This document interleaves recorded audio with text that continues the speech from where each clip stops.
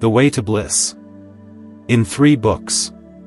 Published by Elias Ashmole, Esq. The English Lover of Hermes. A God has granted us this ease. London, printed by John Grismond for Nathaniel Brooke, at the Angel in Cornhill, 1658. To the Reader. It is now a little over 5 years since I published the first part of my Theatrum Chemicum Britannicum, immediately after which my studies of that nature suffered most unfortunate interruptions from the commencement of several vexatious suits against me. But God not only enabled me to endure those violent, repeated storms, He was also pleased a few months ago to sweeten my long sufferings with a fair and peaceful outcome. And because my studies in Hermetic philosophy would not tolerate the aforesaid troublesome obstacles, she requires a serene mind, quiet thoughts, unwearied efforts, indeed, the whole person. I was, very unwillingly, forced to lay them aside. Yet, so that I might not entirely quit Minerva's company, which had so indulgently nurtured me, I betook myself to such other studies as could better endure disturbances and allow themselves, when unfortunately broken off, to be resumed with less difficulty, where variety, too, might beget some appetite and delight. All this while I hoped to meet with one or another who, inclined to advance the honor of Hermes's family, would take the pains to add a second volume to my said Theatrum, since those successive troubles, hanging so long and heavily upon me, had denied me the leisure.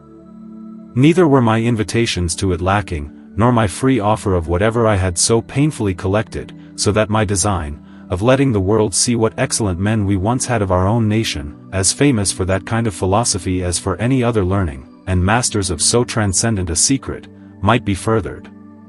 Notwithstanding this, I hear of nothing, thus far, done, nothing attempted. Instead, I lately met with a pretended copy of the following discourse, ready fitted for the press, which, upon perusal, I found mutilated with many imperfections and much injured by several incongruous additions, confessed to be made up only of some scattered shreds and fragments collected from the whole work, and, besides, intended so that the world should take it for the child of one Eugenius Theodidactus, being, by rebaptizing, called the Wise Man's Crown, or Rosie-Crucian Physic, under which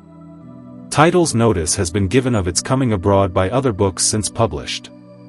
All which considered, together with the zeal I have for this noble science and my regret to see so able a champion thereof thus boldly, thus nefariously, robbed and despoiled of his honor, I was loath any longer to keep my perfect copy by me, and thereupon resolved rather to venture it abroad, though unaccompanied, to prevent the injury that would otherwise be done to our dead author and to the world.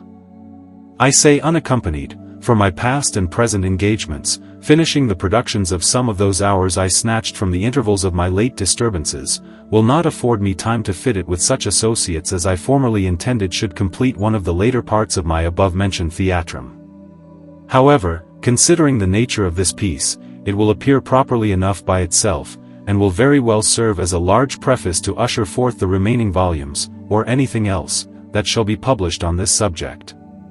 As for our author, he was without doubt an Englishman, but he has hitherto passed among us as anonymous, and the book, his offspring, shows itself sufficiently legitimate, though the true father thereof is as yet unknown. I have heard some notable stories, backed with persuasive circumstances enough to make an easy faith think the providence very remarkable, which not only furnished a laborious searcher into this mysterious learning with the original itself, but most fortunately directed him to 3 grains of the powder, closed up between 2 leaves thereof, with which he made projection. But I do not care to blow such tales into my readers' ears.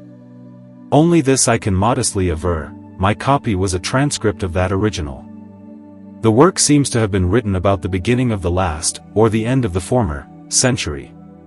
The author's main aim, by weighty and serious arguments and examples, is to prove the possibility of such a thing as the philosopher's stone, whereby it is amply shown that nature has exhibited greater wonders to the view of the world, and that as great things have been, and therefore may be, performed by other weaker and lesser means, when a due, friendly, and philosophical conjunction of art and nature is fully understood, yet, although such things are familiar to and common among us, we do not consider them. It is a discourse full of excellent rational matter, fitted to the learned as well as to meaner capacities, indeed, such as I boldly persuade myself will fully satisfy both beyond anything yet extant of this nature. I believe many captious arguments heretofore used and urged against the truth of this so infallible a science will here meet with satisfactory solutions, and henceforth find no further place in any discourse that savours of sobriety. I must also acquaint my reader that this piece was of so high a value to the industrious Dr. Everard that it invited him to bestow his pains on marginal notes, wherein, like a skilful philosopher, whose first operation is to make hidden things manifest, he drew out and discovered what our author's magisterial pen thought fit to conceal. Having obtained those notes, added to a transcript of this work, both fairly written in the doctor's hand, from a very intimate friend, one extraordinarily learned, and a great ornament of our nation, I was willing to make them public as well. And now, I confess, despite all this, I do not expect what I publish here to please every palate, for the fate of men's writings is much like that of money. Sometimes it passes current, and at other times it is cried down or called in. I consider also that we are not born with tastes and appetites that relish everything alike, and that it is as possible to tailor a coat for the moon as to print a book that can please every mind, so various are our inclinations. Besides, I have often observed that men, both wise and learned, dislike or take no pleasure in some parts of learning, yet by a secret willingness or natural bent are carried on in admiration and love of other branches. This, I suppose, partly grows from neglecting a strict and unbiased examination of their choice, which, if made, would appear to proceed more from affection than judgment. But if any, whose ignorance of, or disaffection to, this divine and commendable science leads them to think no better of the work than of a spider's web, fit only to be swept away, I shall nevertheless confidently hope it will fall into other hands, which may consider the curiosity of the weave and deem it worthy of contemplation, to observe how our author, like that ingenious creature, travelling with her industry, has composed a discourse whose excellencies will not reveal themselves to satisfy a superficial eye, but only the intent and serious inquirer. And that such may reap all possible advantage by their labour is the hearty desire of Elias Ashmole. April 16, 1658. The Way to Bliss. The First Book. Chapter 1. What Bliss and Happiness Are. If, in all orderly discourse and matters of learning, it first of all behooves us to agree upon the thing in hand, what it is, and what the reason and bounds, that is, the definition, of it are, then it seems very needful, in this discourse of the way to bliss, to show first what bliss is, because it is much doubted and disputed among the learned. He who is accustomed to behold and examine the reason and nature of things may easily perceive, from both the outward form and inward gifts of man, unlike and surpassing all other creatures, that he was made for some notable end and purpose above the rest, and therefore not for pleasure, honor, health, or a sufficiency of outward necessities, which they call riches, nor for any other pursuits that creatures lacking wit and reason seek and follow. Therefore a man ought not to make any such thing his end in happiness, unless he thinks it reasonable that the master and better workman should learn from the servant and the worse. For what other pattern and end have we in the world to follow? None at all, for we are the best creatures in the world. Then it lies outside the world, you say, among the blessed minds, or spirits, above and beyond all. Not even so, for they are our fellow servants and subjects under one Almighty King. Therefore nothing remains but God and His happiness to be sought and set before us, not with the hope of overtaking and reaching it, that would be madness, but with the desire to attain so much of it as the proportion between Him and us will allow. Or, if the immeasurable and boundless, that is, infinite, blessedness of God admits no comparison, it is best, and so the best men have done, to set the bounds of our bliss at so much of God's bliss as our whole power and nature can hold and carry. Now then, if we knew that divine pattern, the bliss of God, all were well. And this, like almost all other truth, especially in matters of life and morals, for which it was chiefly written, would be best known and proved by the testimony of Holy Writ, were that not too remote from our present purpose, which, as you see, is set to run through the midst of nature, reason, and philosophy. Wherefore, since in this and all other matters I do not mean to lean too much on my own device, because a man, especially a young man, is apt to swerve, I will call others to counsel with me, and they can be no more than men, at best endowed with ripe and sound reason and judgment in the course of nature and philosophy, yet we will take care, as far as we can, that they be kept square by the rule of truth and reason. Then, to find this happiness of heaven among men, to whom is it best to go? To the poets, do you think? No, because they still aim at a vain mark, the people's liking, as we may see in Pindar, one of the best among them, for I will not dip from the dregs, when he says, if a man be rich, and have his health with a contented mind, and honor, let him not care to be a god. A vain and worldly bliss, God knows, far from a divine nature. Nor need we go to the lower and lesser schools of philosophy, for, as they are tainted and unsound in other parts of learning, so in matters of conduct they do ill to place our bliss in honor, pleasure, health, or such outward things, nor even to set it in the good life and virtue alone.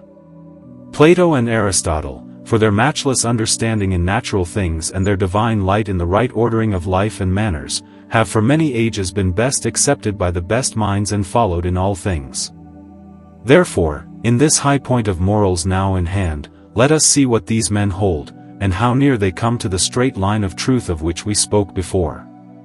To begin with Plato, the fountain of this philosophy, his bliss, as he argues in the Philebus, so far as I can gather from so large and scattered a discourse, is nothing but pleasure.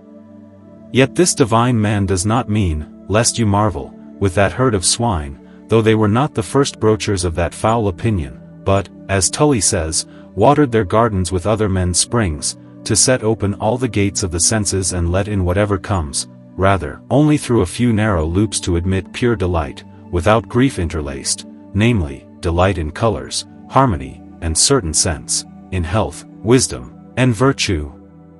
And again, he says in the Theaetetus that justice and holiness, together with wisdom, make us like unto God. Let these two passages serve for him, and come we to Aristotle. As there are two sorts of men, one disposed to deal with others, the so-called men of the world, and another, quite contrary, inclined to live alone and seek knowledge, the philosophers, so, in his book of morals he appoints two corresponding ends and kinds of bliss. For the first, virtue, I mean active, not idle, virtue, adorned and guarded with outward helps and gifts of body and fortune. For the second, knowledge of the highest things. And he sets this latter before the former, for many reasons alleged toward the end of that book, especially because God, whom we ought to follow, lives that very life. These are the best foundations of bliss that any philosopher has ever laid at any time, for none has fully built it up. Let us see how they square. If the stall-fed Epicurean may again be justly reproved and counted impious, never touched by any heavenly thought, for bringing in an idol god, neither ruling the world nor regarding it, how can Aristotle seem wrongfully accused of impiety, and for the same cause banished from the Academy, if there were no other proof against him than that he says in that place that God leads no other life than this life of beholding and gazing? Is it not an idle life, and, as it were, a covetous and envious one, turned back upon itself and estranged from all outward action applied to others, yes, and that in his own and in all other men's understanding? Then, to meet him with his worthy master Plato, if that were the best life, or the life of God, why did God make the world? He lived so before, if that had been the best life. But because he was good, he would have others enjoy his goodness, and therefore he was busy in making and is yet in ruling the world. And yet indeed it is no business, as we reckon it, that is, no care and trouble, but an outward deed and action, quite contrary to the inward deed of a musing mind that only shoots at its own good estate, which is wisdom and knowledge.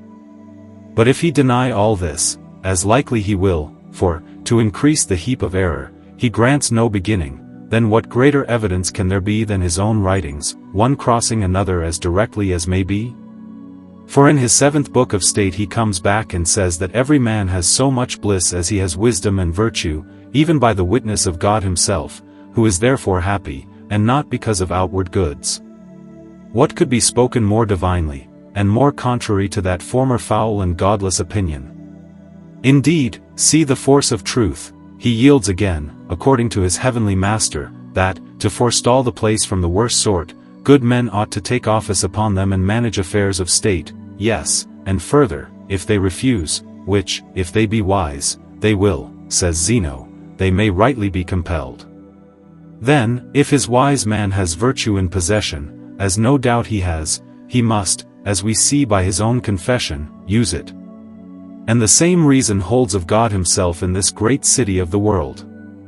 And Plato by name thinks these two so nearly tied and akin that he dares openly deny happiness to that commonwealth where they are dislinked and stand asunder. Then we see that, in the judgment of these two great philosophers, when they are best advised, and indeed in truth, the divine pattern of bliss which we ought to strive for is neither more nor less than that worthy pair, wisdom and virtue, knit together in a fellowship that may never be parted. But you may say, we have raised our bliss aloft and made it a fair and goodly work, more fit for the dwelling of those single and pure minds above, which they call messengers, or angels, than for us men, buried here below in these earthly bodies, scarcely able to look up to it. And therefore Aristotle, both in his book of manners and of state, with good advice often receives in a sufficiency of bodily and outward goods to help in this matter, though not as another cause of bliss than the instrument is of music, and so Plato, we see, names his servants and helpers.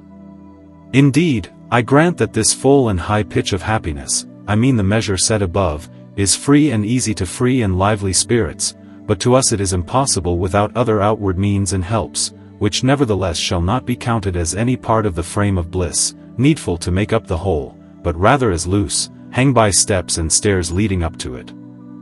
Then, if these be so needful as they are, it is just as needful to set them down in true account, which those philosophers do not, lest, if there be too few, our happiness should halt, or, if too many, the idle parts might in time infect and mar the rest, as we may fear in Plato's first three delights, although they are not harmful in themselves.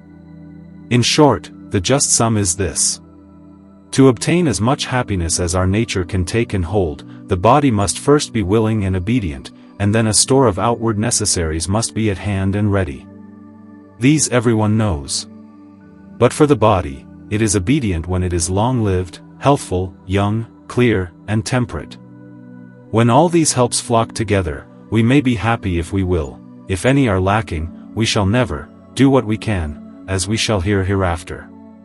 Then let us marshal these things at last in order, and, comparing bliss to a household, make that loving couple wisdom and virtue the man and wife, the heads of the house, the five properties of the body their children, and riches the servants. These again, if the heads of the household allow them to marry, will beget two bond children to beautify the same house, honor and pleasure. But the wise and good householder will by no means allow it, lest his household be troubled with more than may be ruled.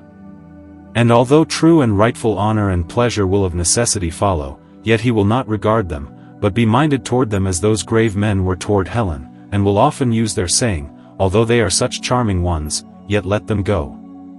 Chapter 2. A reproof of the common and lighter sort of arguments cast against the way to bliss. Now that we know what bliss and happiness are, we may, when we will, go into the way and show how all men may be blessed.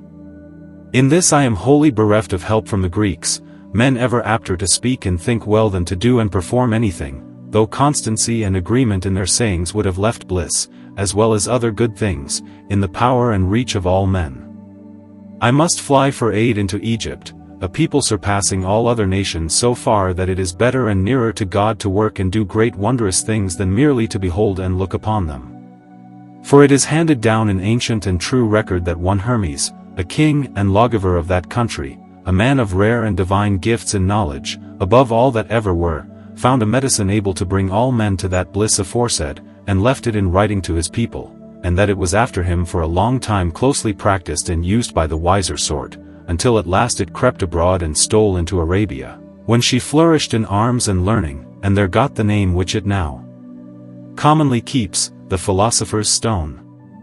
And from thence, in the same secret and disguised manner, for such is its custom, has become so deep a secret, it has traveled and spread itself over all nations, now and then opening and discovering itself to a few of the better and wiser company. This, then, is the way to bliss which I mean to take, and withal to prove it no pleasant dream and happy tale if it were true, as the common proverb goes, but, as it is in nature, heroic and almost divine deed, scarcely to be reached or matched with any words, and so I avow it a true and certain story, a thing often done, and to be done again as often. I grant I am unfit and unable to bear so great a burden, save that the great desire I have both to defend the truth from slander and to do good to those who love it makes it light and easy. And again, this hope upholds me, that if I chance to stumble or faint at any time, they will as gently and willingly lend their hand to steady me, or at least bear with the fall and mischance. As for the common and baser sort, who, either for lack of good nature or of good manners, wrangle about words or pluck at things, I care not, and because I know them not, I will pass them by as unknown men. For neither was Hercules able, as they say, to match the many-headed hydra, nor yet the awkward and crooked crab. So, to turn my speech, which way is it best to set forward? Straight to the matter? No. Because there is such outcry against the possibility of the good works our medicine promises, and that awkward prejudgment of the matter has been the chief cause that has hitherto buried this divine art from the sight of good and learned men. I take it the best way, before I come to the point itself, is to fetch a little compass and show the possibility of these effects, and the way to work them, by other and weaker means as well as by Hermes's medicine. For although it be not so natural, when marching forward, to move the left and weaker part, yet I think it quite artful, and so it will agree with good method first to set aside a few of the light objections laid against this blessed science. For although they are gathered only by guesswork, outside all grounds and rules of certainty, yet they have so wholly possessed the common people, yes, and some of the better and wiser sort likewise, that, without any further search or hearing of the matter, they have straightway cast it off as false, and condemned it. For as, when sleep has once taken the fortress of the body, the senses yield and can do nothing, so, if wrong belief once gets possession of the soul, reason is laid to rest and cannot move again until that belief is loosened, put to flight, and scattered. First, they say, since there are seen, in all places and times, so many hundreds who, with great pains, care, and skill, study this art and put its recipes into practice, surely, if they were true and faultless, as others are, some should be seen to hit the mark and gather the fruit of their labor, and not to live, as they all do, the most miserable of men. Or at least, because it is so ancient an art, it would have been recorded in some public or private writing besides their own, which, be it bound with never so deep oaths, as it is yet insufficient proof and witness in their own cause. These are the most saleable reasons, best approved among the people, with which they batter this exchanging science. But mark how light and weak they are, and how easily wiped away. For how could the acts and deeds of these philosophers come into men's writings and records, to begin there, whose fame, nay, whose company, they have ever shunned? And when their own records, if they chance to leave any, were not sown abroad and published to the world, as worldlings used to do, but left like precious heirlooms to some friend of secret trust, counted as an adopted son, on condition to keep it still within the house and stock of Hermes, from the eyes and hands of the world and of strangers, running evermore, like the wise stars, a contrary course to the world, no marvel they are, in like sort, crossed by the world and miscalled wanderers. Or planets, when in truth they go better. Now, when they judge that credit is to be denied to the men's own report and witness, it is a sign that either their own report and witness are light and of little weight, by which they judge of others, or else that their thoughts are vain and fantastical, puffed up, I mean, with that new kind of self-love and overweening wisdom that sets up themselves and pulls down authorities. Of such it most commonly falls out in proof that, while they strive to avoid the lake of superstition, they run headlong unawares down the rock of impiety. For if such a wild breach and entry be suffered to be made into the credit and authority of writers, who are the life of antiquity and the light of memory, great darkness and confusion will soon come in and overcast the world, yes, and at length so far that nothing will be believed and judged true that is not seen, that even those who dwell on the mainland shall not grant a see. A thing not only foolish and childish among all men, but also, ill be to me if I speak not as I think, wicked and godless among us Christians, whose whole religion, as St. Augustine says, stands upon that ground. Wherefore, if we must needs believe recorders of acts and stories, yes, though they be sometimes lewd men, foolish and unlearned, as if they were as whole and harmless as Xenocrates, and especially although they had great cause to lie and to speak more or less than the truth, who can, in any common reason, refuse the solemn oaths of so many good, wise, and learned men? For he that is good, for the love of virtue itself, and he that is wise, to avoid the shame of lying, will speak the truth. What should I say of the learned, whose whole care and practice, aim and study, are nothing else but to find and set down the truth? But all is well and clear of suspicion if these oaths and protestations may be thought to have sprung from themselves, of mere goodwill and desire to persuade the lovers of wisdom and virtue, and not wrung out by fear or flattery. This may easily be judged in such men as were either kings, who needed not, or Diogenists, who cared not, as is clear to all who are conversant in these studies. Wherefore, such men as are so bold, without sure ground of reason, to deny, and still deny, everything that comes, are, in my opinion, greatly to be looked into. For although they, like Xerxes, do not pull down religion with hands openly, yet they are another sort no less dangerous, who undermine it closely with wrong opinions. If our men avowed plain untruths that could be reproved by common sense and daily experience, as when Anaxagoras said snow was black, and Xenophanes, that the moon was inhabited and full of hills and cities, and Nistes of old, with some of late, that the earth, the only unmovable thing in the world, alone moves, and such like ugly, ill-shapen lies wherewith Greece overswarmed, then you had reason to use them with ill words and thoughts as you do. But when they maintain that, by a heavenly medicine, they have made many great and wonderful changes, turned all metals into gold, folly into wisdom, vice into virtue, weakness into long life, and all diseases into sound health, and age into lustiness and youth again, how can you disprove them? When did you see the contrary? You scarcely know the nature of the deeds and effects, for they require great knowledge, but the doing, cause, and workman, that is, this medicine, you have never seen, nor can you imagine what it is, much less conceive its reason, strength, and nature. Nay, you see nothing, but grope and blunder in the dark like blindfolded men at all things. Else, how could these exchanges have escaped and been hid from you, in a world so full of all kinds of changes?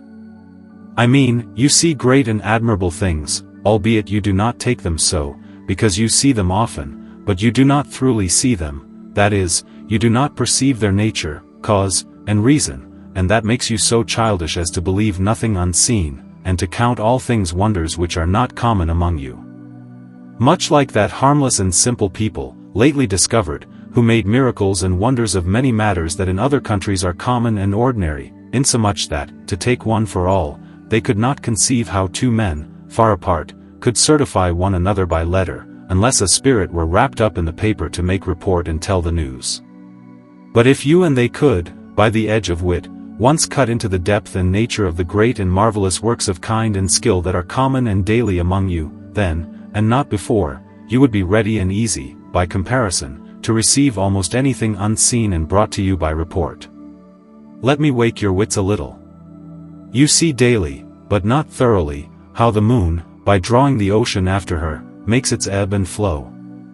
It is likewise commonly, though I know not how truly, reported that the lodestone roof of Mahomet's church draws up his iron tomb from the ground and holds it hanging in the midst, just as the miners in Germany, by chance, found their tools, left in such a vault, hanging in the morning, which was accounted a miracle until the cause was seen and declared to them by the skillful. What more shall I say of this stone? It is not unknown that there are whole rocks of it in India, drawing ships that pass by, laden with iron, unto them, and yet we see that this mighty stone, in the presence of the diamond, the king of stones, is put out of office and can do nothing. To come abroad, it has often been seen at sea that the little stay fish, remora, cleaving to the foreship, has stopped its full course. I should now pass over to that other side of skill and craft, and call to mind many great and wondrous works there done and performed, the curious work of that Italian ring which held a clock, besides a dial, within it, and those three common feats found out of late, surpassing all the inventions of antiquity, the gun, the card, compass, and printing, and many other dainty devices of man's wit and art, if this short and narrow speech now allotted would suffer any such outridings. Let these few serve to wake you and call your wits together. You see these things, I say, and are never moved, but had you never seen them, and only heard the tales reported, what would you have thought and said? And because no one judges himself so well as he does another, suppose a plain and harmless people, such as those Indians were, had from the beginning lived in a dark cave underground, let it be the center, if you will, and at last, one odd man, more hardy and wise than the rest, had, by stealth, crept out into the light and, by long travel and trade with our people, had seen and learned the course and nature of things I have rehearsed to you. Then, returning home, he suddenly starts up and begins to recount the wonders he has seen and learned, first, that he found the earth hanging round in the middle of the air, and, in like sort, a bright and goodly cover compassing it far off, this cover set and sprinkled with infinite moving lights and candles, and among the rest, one, to be short, of a foot in size, without any touching or other perceptible means or instruments, hauling and pulling huge heaps of water after her as she passes up and down continually. Would they not shout, lift up their hands, and begin to suspect the man was infected with strange, wandering manners? But suppose, when the noise was done and all hushed, he went on and told them of such a church and vault where other things, as well and even more strangely than the earth, for that cannot be otherwise, unless heavy things fly upward against nature, hung in the air alone, and of such hills that, as the moon moves waters, so they drew ships out of their full courses without any visible force or means. Furthermore, if he laid out the wonderful might of a little fish, about half a foot long, able to stop the main course of a ship under sail, do you not think with what sour countenances, reviling words, and reproaches they would bait him and drive him from their company? But if the good and painstaking man, burning with desire to reform the estate of his rude and deformed country, would not be so stayed, but, spying a calmer time, dared come again into their presence and step forth before them, and say that by his travel he had learned to make such a ring as I spoke of, such warlike engines as should fall as fearfully as thunder and strike as hurtfully as any ram upon a wall, planted a mile off, such a kind of writing whereby 4 men might record as much in the same time as 4,000 of the common clerks, such a card by which a countryman who never saw the sea may sit in the bottom of a ship and direct its course throughout the world without missing, is it not likely they would apprehend him for a deceiver and adjudge him to punishment? Then put the case that you stood by and saw the matter. I appeal to your own conscience. Would you not think the traveler worthy of pity and praise, and the people of reformation? Well then, let us return to our purpose.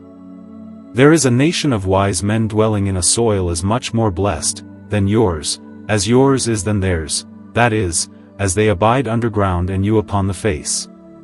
thereof, so these men inhabit the edge and skirt of heaven. They daily see and work many wondrous things which you have never seen nor made, because you have never mounted so high as to come among them. If any one chances to fly away from you to those heavenly places and, after like experience, return and make the like reports, you give him like rewards.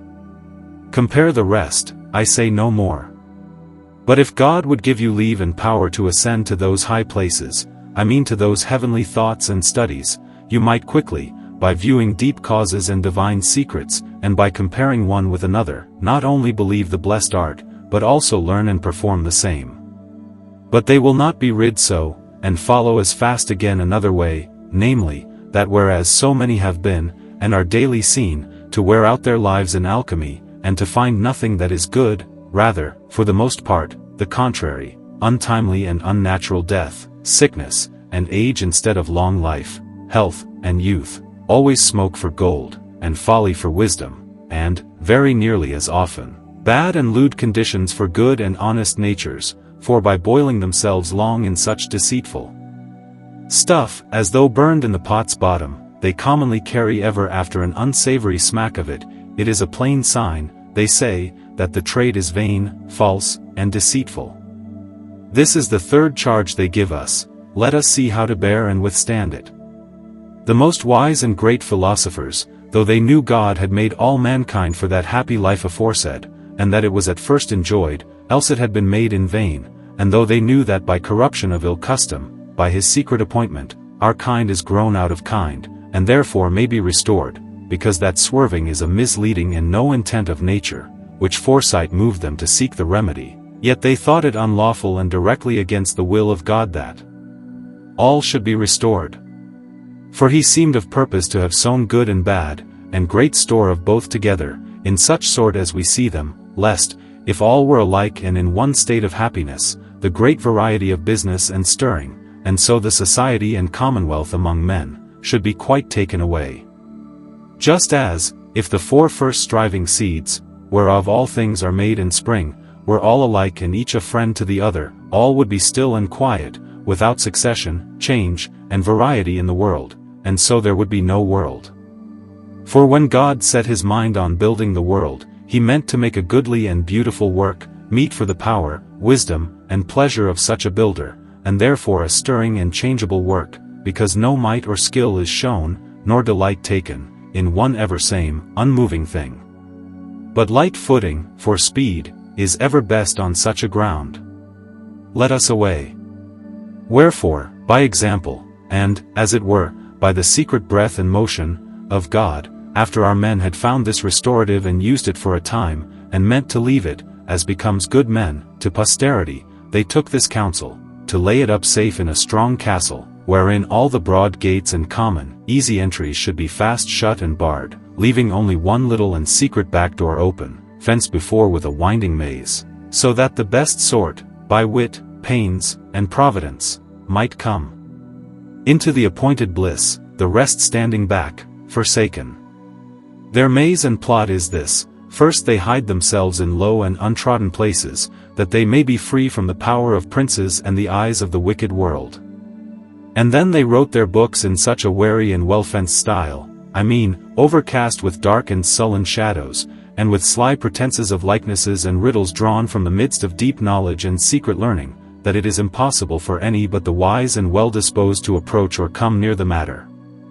And therefore, when godless and unlearned men, hovering over gain and honor, presume, against Minerva's will, to handle their words, when the things rather should be handled, they wrest and wring them 100 ways, for nothing is so soft and pliant as speech, especially when so thoroughly tempered, and yet all beside the secret meaning thrust up in deep knowledge. Then, if these ways and fantasies they practice and set on work as fast as their fingers itch, and miss as fast as they needs must, shall they say they followed our rules and precepts, and put our work in practice, and found them false?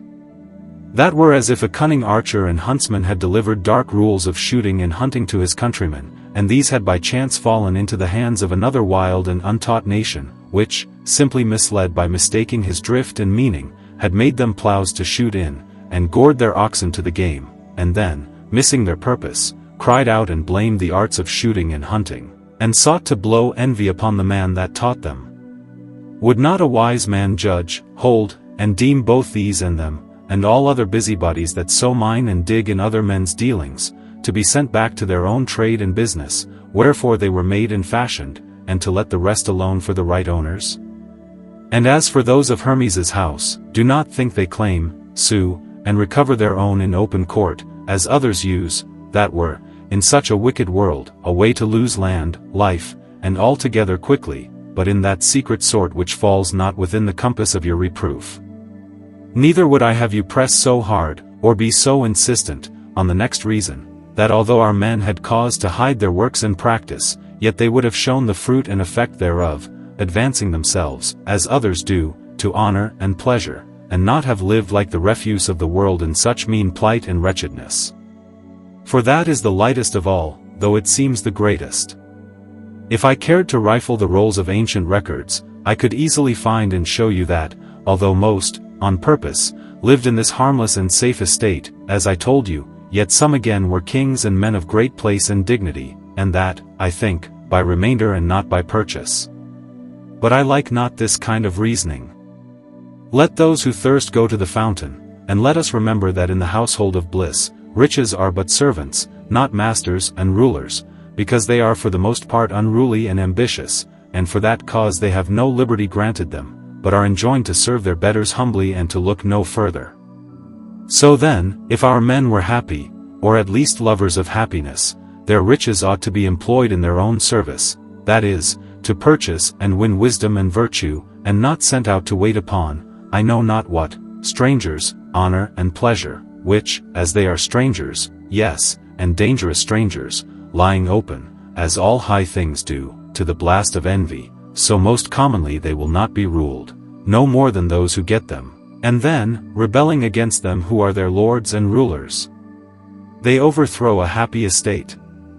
Wherefore, what marvel if our men did thus, when they did no more than wisdom requires, nor any more than all wise men have ever taught and followed, calling it a heavenly life because it sunders the heavenly mind from the earthly body, not, as Pliny writes of Hermolinus, by sending the mind out of the body to gather and bring home news, but by a high contempt of earthly matters and flight to divine thoughts, not with the golden feathers of Euripides, but with the heavenly wings of Plato. And therefore this same divine man makes the mind alone the whole man, the body a thing that is his and belongs to him, but riches, honor, and such outward goods none of his own matters nor belonging to him, but to his, that is, the body, and, as I may term them, his men servants. And this thing also Bias, before him, performed as well, when, at the sacking of the city, having leave to take his baggage, he did not, and, answering his friend's rebuke, said that he carried all his own things with him, which was nothing but a naked body. Aristotle is of the same mind with Plato, as appears notably in his last book of Manners, where he lays down many sound reasons why this life is best, and so, by wise men, is, and ought to be, preferred, because, says he, it is the most quiet life and fullest of true delight, and with all things needful best furnished, for indeed it lacks nothing. For as a mind is divine in respect of a body, so is the life of the mind, which is that we speak of, in regard of a civil and worldly life. And again, if our minds are ourselves, it is meet to lead our own life before a stranger's. But last of all, which is worth all, because God, our only pattern, leads no other life but this. I might be very large if I cared to range about and traverse this matter, but here is enough to show the purpose and reason our men of Egypt had, if it was in their choice, to choose this kind of life which the world so despises. But what if I could bring them in bereft of all choice and free will, and driven by force of necessity to do the same? Would not that stop the widest mouths, think you, in all this lavish company? Know first that the mind of man, being come from that high city of heaven, desires of itself to live still that heavenly life, that is, the blessed life above described. And if there be any hindrance, as there commonly is, it lies in the weight and grossness of our bodies, overweighing our mind down to the ground and to all our own muddy matters. Then note that our men, after they have gotten this golden stone, so famous in the world, do not, as you think and would do, straightway run to their coffers, but first and chiefly gild their bodies with it. Wherefore, after they have, by that mighty, fine, temperate medicine, scoured out all grossness and distemper of the body, the only lets to understanding and good manners, as we shall hear hereafter, and thereby left the mind at large and almost at her first freedom, she, and so they together, laying aside and, as it were, casting down all earthly matters, must needs return to their former life again, so far, I mean, as the condition and state of man will suffer.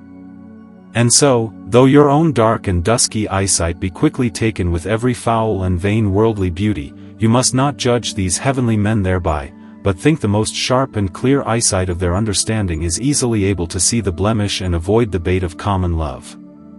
Wherefore, to close this point at last, since this happy craft and way to bliss of Hermes, for aught they know, may be true and honorable, let the common and unlearned sort stay their judgment, and leave the trial and sifting of any further matter to the wise and learned. And therein all Diocletians, if they have none of themselves, might learn better advice, before, for the fault of some, they run to any raging counsel and bend the edge of authority against all. I grant that, as in all good arts, so in this, because it is sweetest, there be some drones crept in among the swarm. What then?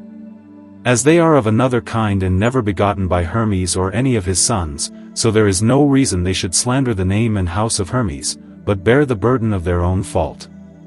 They may be sorted out and known from the holy, stinging, and profitable be, first, by their bigness in words and brags, then, as follows by the course of kind, by their stingless, unarmed weakness in all defense of learning, and, thirdly, by their sloth and idleness.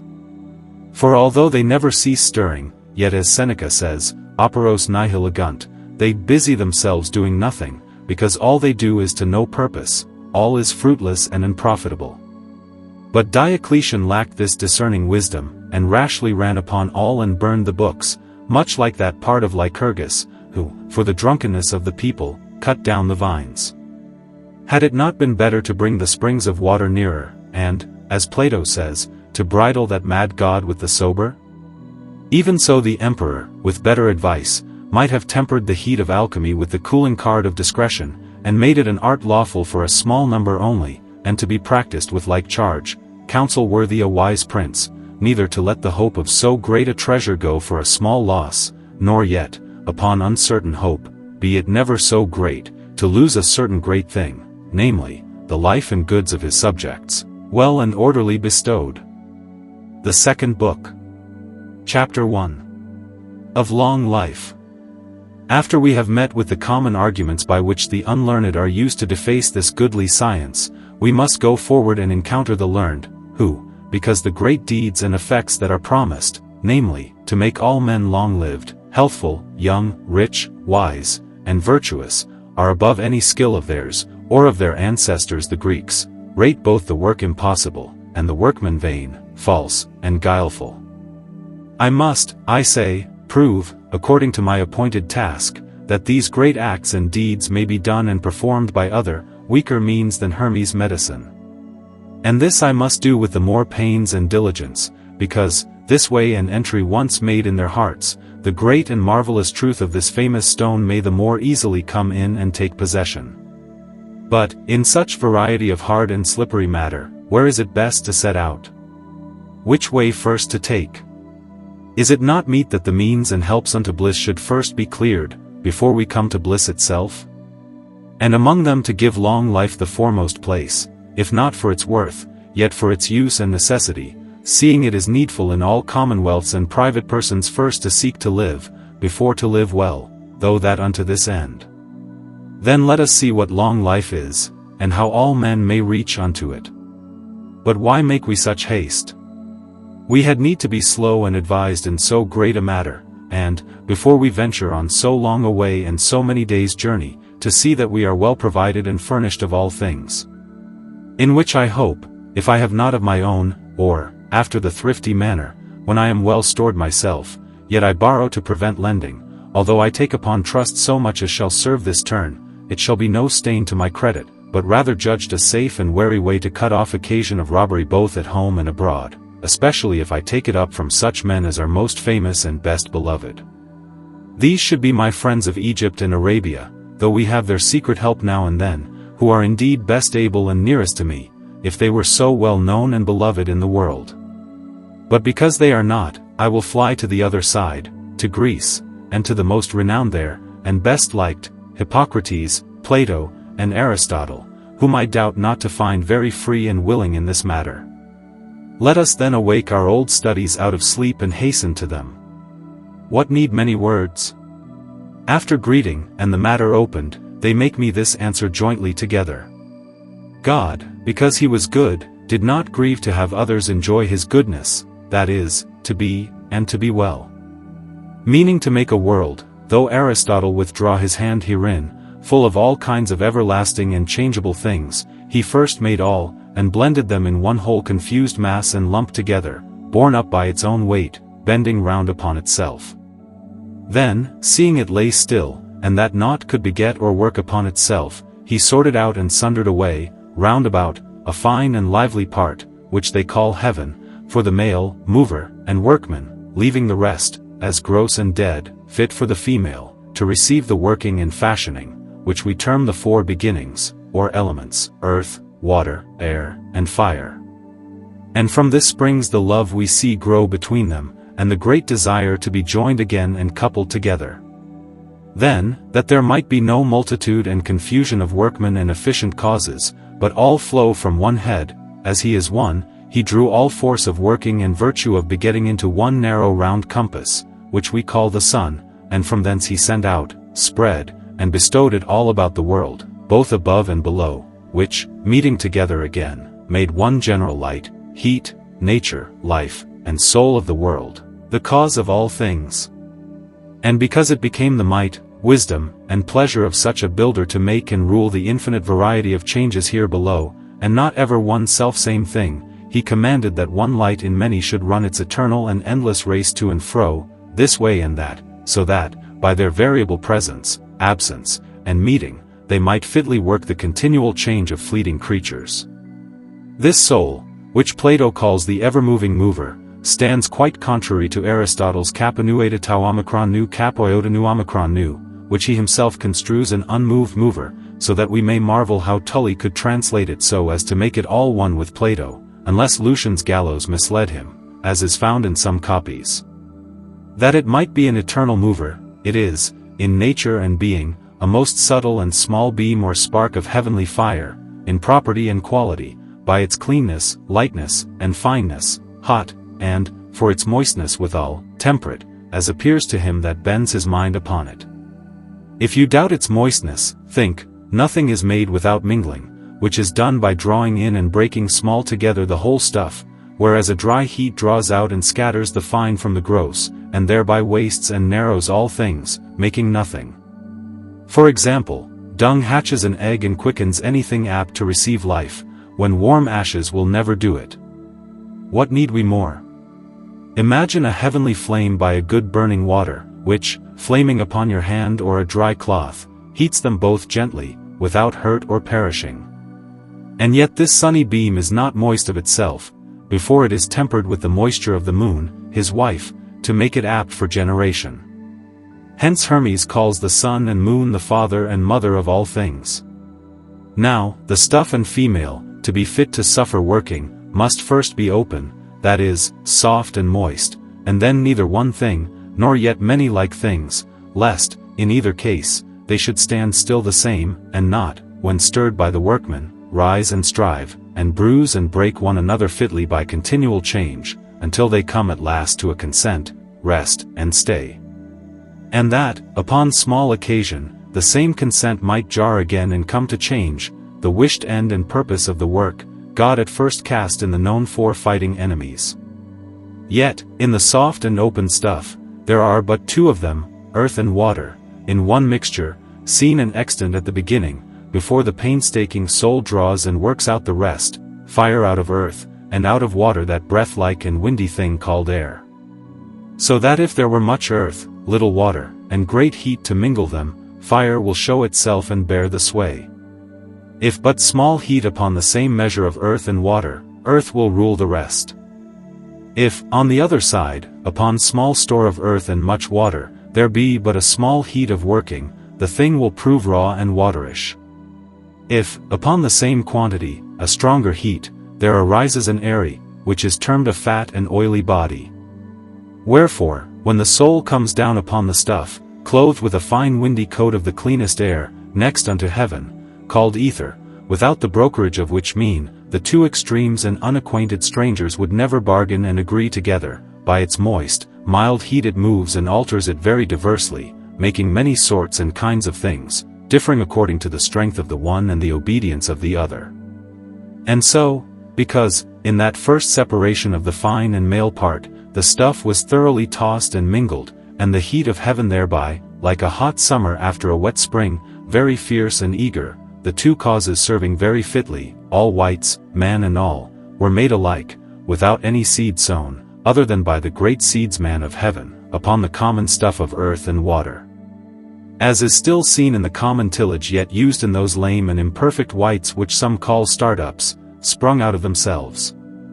As we may be easily led to think, if we consider how, not only all kinds of plants, without any setting or sowing, grow up by themselves in some places, and some kinds of fish in the sea are only female, but also what plenty of fish there abounds in the frozen countries, for the great heat and fatness of the waters, and chiefly that upon the slimy and hot land of Egypt there are yet some bloody and perfect land whites, as hares and goats, and see, so made and fashioned. But because afterward the well-mingled and rich, fine stuff, and the strong working heat, failed, as it must in time, and yet the great Lord would have continual shifting, change, and succession hold, the same two fit causes were duly kept, by continual succession within the bodies of perfect whites, the stuff in the she, and the heat in both, yes, and, as far as need required, in seeded plants also. Now we must also understand that this heavenly soul, which, when it is so clothed with that windy body, is called spirit, not only moves and works by its heat, but also for food wastes the stuff, for nothing that is made can maintain its state and being without its proper and like food and sustenance. Then, as our gross fire here below feeds upon weather and wind, called air, as upon its likest meat, and as that, in its proper place, is too thin and scattered, spreading the fire as far as it follows its food, until at last it vanishes to nothing unless it be plentifully heaped and crowded up together, and so kept in a narrow shell of water, which is called oil or fatness. Even so it is between the fine starry fire and its like food, the fine fat of ether.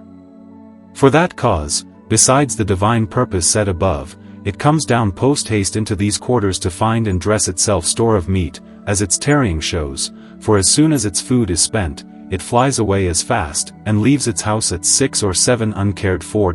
I was about to tell you the cause of the diverse sorts and sweets of these lower creatures, but a great puff of matter came between and swept me away, which, now being past, I will go forward.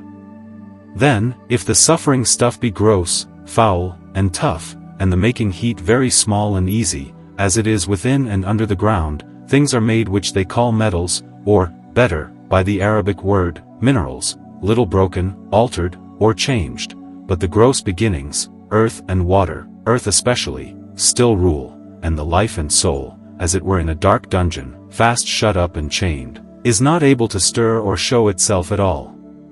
When the stuff is finer and softer, with greater heat upon it, there will arise a rooted and growing thing called a plant, better mingled, and smaller and further broken from the low and foul beginnings, and the life of heaven shall have more scope, because wind, air, and water, and yet water chiefly, sway the matter. But if the soul be yet more mighty, and the stuff yet finer, it is able, air and fire, but that above this exalted, to show itself a quicker workman, and to make yet a finer piece of work, moving forward, and by mighty sense perceiving. And because these two causes, passing by those degrees, rise at last so high, there is contrived an excellent and fiery kind, even our kind, I mean, most thoroughly, fairly, and finely wrought, so fat indeed that it may not easily seem made at all of these all-making seeds, the 4 beginnings. Whence it is that, when a corpse is consumed with fire, there are found scarce 6 ounces of clean earth remaining, which fineness of body gives occasion to the greatest freedom and quickness of the soul, and ability to perform, as its duty of life, moving and perceiving, yes, and shall I add understanding also? For albeit God has inbreathed into us another, more fine and clean mover, called mind, for a special and divine purpose, yet that mind, as well as the soul above, is of itself one and the same in all places, and works diversely according to those diverse places, as we shall see more at large hereafter. Then you see all the differences of the 4 great heads or kinds which contain all things, yes, and of many lesser degrees and steps lying within each of these, which I named not before, as also of sundry sorts, not worth the naming, of doubtful and middle things, touching and partaking on each side of the 4 great ones, as, between the first 2, stones budding like herbs in the Scottish sea, between plants and beasts, the sponge, apes, or rather hairy wild men, between beasts and us. If you cannot quickly perceive the matter, behold at once the outward shapes and fashions, as they here go down a short pair of stairs before you. Do you not see man alone, through his exceeding fine and light body carried up and mounted with a mighty heat of heaven, of an upright stature and carriage of himself, so that this divine wit might be free from the clog of flesh? When other wights, from the contrary cause, which the gross and earthly leavings or excrements of hair, horn, hoof, and such like declare, are quite otherwise disposed, as we see, toward the ground, their like companion, and so the less hot and fine they are, that is, the liker the earth, the nearer they bend unto her, being less of stature still, and after that many-footed to support them, but at length footless and groveling, until it comes to their heads downward, and there it stays not, but passes quite over and degenerates from wights to plants. And from thence, if I might linger on it, I would send them down still, through all the steps of them and minerals, until they came to the main rest and stay whence they all sprang, clean earth and water.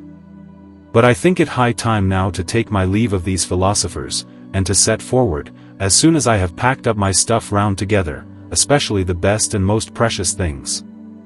Then, by that enlarged speech, we gather one chief and notable rule in learning, that the shape, nature, being, perfection, and all the difference in all things here below spring from the mixture and temper of the stuff and beginnings, the doing, making, and working cause, that makes, mingles, broaches, and sets all a running, being a piece of the finer part of the whole, parted and packed up together in the sun. Of which finer part, some remains still in the raw and rude stuff, secretly hidden and placed, some more freely in the half-made stuff called seed, and in finer seed yet more lively, and in man most at liberty, except where I said it was free indeed from all kind of body. And yet all these are but one and the self-same thing, called soul, life, heavenly and natural heat, and sea. This meant divine Hippocrates, when he says, "Nothing is made, and nothing perishes, but all are altered and changed up and down by mingling." And again, that no wight can die unless all fall, wherein he most agrees, and jumps even with these grounds and rules, and with the whole web of our philosophy. If any man doubt of the other two, Plato and Aristotle, let him read their books with heed, and he shall find them, where they speak naturally and by the light of human reason, to draw still toward this one head and point of truth, though they seem sometimes to stray to the infinite variety of divers natured and conditioned stars above, causing the like endless odds and difference of all things. Let us now, I say, set forward in our first day's journey to long life, unfolding first what it is, and the cause thereof, and lastly the common and high way to it. It seems hard for a man to appoint what bounds of life are large and long enough for bliss, unless God, who knows best both the measure of happiness fit for us and the race of time meet for it, had first set and marked them. So that the greatest age and furthest time that the lustiest men and best disposed bodies, both by kind and diet, have at any time reached and lived, may well, by the grant and goodwill of our great landlord, be set as the bounds, stint, and end of life, large enough to hold all the bliss meet for mankind, and the mark which we may all aim and level our endeavors at, yes, and with sure hope to hit and reach it, and no further, is about 150 years, as you shall hear anon. Now, if three causes meet to the making up of things, and on them leans all their being, the stuff, the mover, and the meat of the mover, which is the fatness of the stuff, then surely the cause of their long being and continuance in their estate can be nothing else but the favor and goodness of those three causes. The soul and heat of heaven are good and favorable to whites, to let the rest go, far darker, and further from my purpose, when she pours herself plentifully upon them, for there can be no other odds in one and the selfsame thing in all places. But the fat food of life, which they call the first moisture, and the finest piece of all the seed lying hid and unseen in the sound parts of whites, and yet by skill to be fetched out and set before us, must not only be plentiful and great in store, to match the feeding soul, but also fast and fine, that, by its fineness, it may be both friendly and like to life, and airy, or rather ethereal. We must wear these words with handling, to keep itself flowing both in cold and in heat, and that, through its fastness or closeness, which they call in Latin densum or solidum, that is, much stuff in a narrow room, it may be more lasting and fit to continue. Now the stuff and body are best when they are fast and fine also, the one to hold and hang long together, the other to give free scope, without stopping or let, to the continual and swift race of life. Then, to sum up all, the cause of long life is a fast, fine body, sprinkled and seasoned with much first moisture and a store of heavenly heat. If this needed any further proof, I could, by anatomizing the nature of things, lay it so open before you that your own eyes would witness the same, but if any still need it, they shall see something, and enough to content them. For the first, Aristotle says, and we find it true by experience, that people live longest in hot countries, for their dry, sound, fast, and fine bodies, but chiefly for their fineness, which yields free passage to life. For age and kindly death come of rottenness, which flows from the idleness of heat and its slackness to salt, season, and refresh the parts. As for the rest, namely, that much heat and much good fatness are a cause of long life, note the short life of those whites that either lack them by kind, the maimed and imperfect, or waste them by motion, as the male greyhound of Lacedaemon was, against the course of kind, shorter lived than the bitch, for his pains in hunting, and the cock-sparrow lives but half so long as the hen, and even that only 3 years, for their venery. The world is full of such examples. And behold, on the other side, the elephant, for the great help and favor of all the causes above the rest, as appears by their great fruits and effects in him, strength, bigness, and stomach, being able to be the groundwork of a castle of 15 armed men, to eat 9 bushels at a time, and to drink 14 tons, endures and holds out much longer than the rest, and lives, Aristotle is my author, 300 years in all. Now that we know what long life is and its cause, let us see whether all men reach it or no, and then which way they may reach it. At first all mankind, by the will and appointment of nature, was sound and lusty and lived long, and all the failure and corruption nowadays, which falsely seems a weakness of our nature, crept in through disorder in ourselves by little and little, and, by sowing still the like children, spread at last, deeply rooted over all, and made it, as it were, a settled state, nature, and kind of man. Wherefore, by good order in ourselves, it may be reformed and brought back again to the ancient state. But how prove this? If God and nature have ordained man to a divine end and bliss above the rest, and yet some beasts, as Theophrastus, in wonder, complains, live longer than our common rate, yes, and longer than any bounds above set, certainly we ought to do as much and more, by the rule of nature and of right reason, and so we did at first, before we fell by our own fault, which may be amended. But lest I deal with some who will neither grant the justice of God nor yield to the end of man, with some, I say, who have so far put off all humanity, I will bring them to natural causes. I will lay before them the sorts and suits of wights, men and beasts, that they, being a monstrous and doubtful kind between both, beasts within, clothed only with the outward shape of men, may the better judge of both, as, in like case, they feign of like misshapen monsters. The poets know my meaning, it is not worth the flourish of a chaste and modest pen, which had by kind the greater cause to live long, so that, seeing at last the worse wights overgo us in life and run to the very goal, yet having received less cause from nature, they may be driven by force of reason to yield that we have a better kind and worse custom, and that we did, and might, live long but for our own fault, which may be reformed. To begin with the soul and natural heat, for its worth, let us see which is endowed with more store of it, the chief cause of long life. If we recall a little, we remember that man walks upright, when the rest are thrown to the ground, because they lack the force of this ascending heat to bear up the weight of their bodies, which we have abundantly.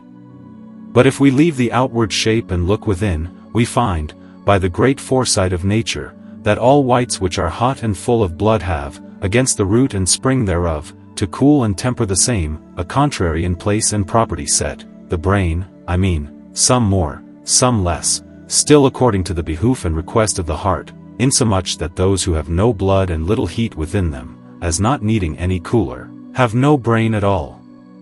Then, by the course of kind, if it be true, as all philosophers and physicians hold, that man has the greatest brain of all wights, it must follow that he has the greatest store of heat also. Enter further, and you shall see that, by how much man goes beyond a beast in wit, by so much he burns in heat above him, for wit springs out of the clearness of the body, and that out of heat, as I will prove in its place hereafter. Now, if this first point be granted, the next is quickly made, match answering match. It stands with the justice of nature, which makes nothing in vain, to match this greedy heat with store of good meat, that is, fast and fine first moisture, suitably, or else, says Heraclitus, the officers of justice, the Furies, would soon apprehend her. In short, both this and that, and the third likewise, to wit, a close, fine body, are cleared, if it be so that man, in his making, is the most far and finely mixed and broken of all the lower creatures, as we heard decreed even now in the council of the best philosophers. For, if nothing makes but heat, then nothing makes well but much heat, if there be no other odds and souls, as said above. And if the beginnings be well and firmly mingled, and concoction hold, they must needs gather in close together also, to make another cause, yes, the last. For what is fast, fine oil and fatness but water, with which we abound, as our brain declares, thoroughly mingled and raised into an airy, or rather an ethereal, close substance. But if you will not stand to this decree, then once for all consider and weigh but this one example, that although man is more given to lust than any other wight, and thereby, by drying the body, plainly pares away more than any other, and weakens all the helps of long life together, both the moisture that knits and holds the frame, and that which feeds our heat, and this and all, and so pays before his day to his own wantonness that some of life which was still due to nature, yet he lives and holds out longer than almost any other. Whence we may easily see that, if he lived as chastely, and in other points as orderly, as the rest, he might far surpass and overrun them all in this race of life and continuance. But methinks I hear them whisper that I forget myself and the bounds of my long life, when I make men able to live as long, and longer, than any beast. For, to let pass the hart and camel, which overtake the longest life of our old men, surely the elephant, as we have heard, goes far beyond the very bounds of age, especially the raven, whom Euripides will have to live 9 of our ages. These may seem sore matters, chiefly the last, uncrossable, and yet they are indeed light and easy, and the last most of all, I mean the raven. For if there was never yet a man of sound judgment and knowledge in the ways of nature who allowed the story, and Aristotle, by name, condemns it when he gives the elephant the longest life of all, and man next to him, what should we reckon of a poet's record? Besides, does not one among them confess they are not to be believed and held as witnesses? Does not Plato, once a poet, then a wise philosopher, chase them up and down in all places? And, in one, say they are beside themselves when they sit on their muse's stool, and run like a spring, pouring out all that comes? Are they not, in all wise men's account, the greatest enemies to God, good manners, and all right and true knowledge that ever the world, or the devil, bred? But I slide too far unawares, and if we must, of force, receive this aged raven, yet perhaps no great harm will be done, and I cannot see why we may not match him with Methuselah, and some other aged fathers in Holy Writ, reported to have lived as many years as 9 of our lives with advantage. It is not enough to say, as some do, that those years are meant for months, and not as we account them. For though I know the Egyptians reckon so, as we may see in Pliny, where some of them are said to live 1,000 years apiece, that is, so many months, yet it is agreed among the divines, men best skilled in these matters, that the Jews' account was otherwise, even as ours, and as almost all other nations make it. But if this ancient story of our old holy man be in doubt, or certainly untrue, and to be meant of months, yet our aged raven may go with it, and the father of that tale together, and we may, when we will, pass to the elephant. Aristotle indeed is the author of this story, that the elephant lives 300 years. How then? Shall we in like manner dislike this man and refuse his witness? I cannot tell what to say. It is a very hard saying. And again, I know that when, by the power and purse of his king and pupil Alexander, who gave him 800 talents of silver, a huge sum, for that use, he heaped up a rabble of all kinds of reports and hearsays into those books, therefore by some called, some false and untrue tales might creep in among them. Yet I owe much to that man's worth, and again, the books have ever held the place of a true record. Besides, this matter of the elephant, both for the forealleged causes and for his wit and manners, somewhat near our nature, may reasonably well agree with the sound of reason. How then? I say again, methinks I feel my mind ebb and flow within me, and yet suppose it true that the beast lives so many years. The islanders of Zeal near Calecut, and the inhabitants of the hill Atho, both of them commonly and usually reach our appointed span of 150 years, by favor of the air only and the soil where they dwell, taking, besides, so far as I can learn, the common course of the world. So we may lawfully judge that, if they lived as chastely as the elephant, who comes but once in 2 years to venery, and followed his other good orders of life as well, they might easily draw out their age longer and come to the days of the elephant. For as we, in our less happy soils, by our own ill diet and crooked custom, have cut off and lost the better half of our time, so it may be of them. We must not think, in this world's disorder, that any man fulfills the time of nature, all are swept away by the blast of untimely death. But it may be that the long race of life which the author assigns the beast was no common and ordinary course in that kind, but some odd and rare example. And then, no doubt, as there are among us some who, by diligence and I know not what good hap, double the common term, so they are not wanting in those places who sometimes prove aged men and live twice as long as the common sort, that is, as long as the elephant. Wherefore, for all this, or aught else that can be cast against us, let us conclude that man, if he kept the good and kindly diet and order of life which other wights void of reason, by nature's true and certain guide, keep, having more helps and means thereto, might live longer than any of them, yea, and with ease reach the bounds of long life appointed, and perhaps further also. But we have stopped in the midst and mean, as it were, both to seem to obey the secret will of God the better, and yet withal to fulfill the whole desire of nature. Then you say, it were good to learn the order of life which beasts keep and follow, if it were meet and seemly for men to lead a beastly life. Do not so take the meaning of a good thing with the snare of a foul word. A man is not one and single, as they are, but double, partly a wight, nay, a beast, spoken with reverence, and partly a more divine thing. Therefore, although according to his divine part and reason he ought to follow the divine pattern and form of life said above, yet as he is a wight and an earthly creature also, it is not uncomely nay, necessary, to do as they do, after a sort. And if it were altogether so, it were better and more agreeable to the will of nature, who knows best what belongs to life, that is, to herself. For kind leads them still after one due and orderly manner, whereas great variety of wit and device guides us, against Minerva's will, as they say, quite beside nature's way, into 1,000 by and foreign customs, which is the only cause of our degeneration from our ancient, first, whole, and sound estate.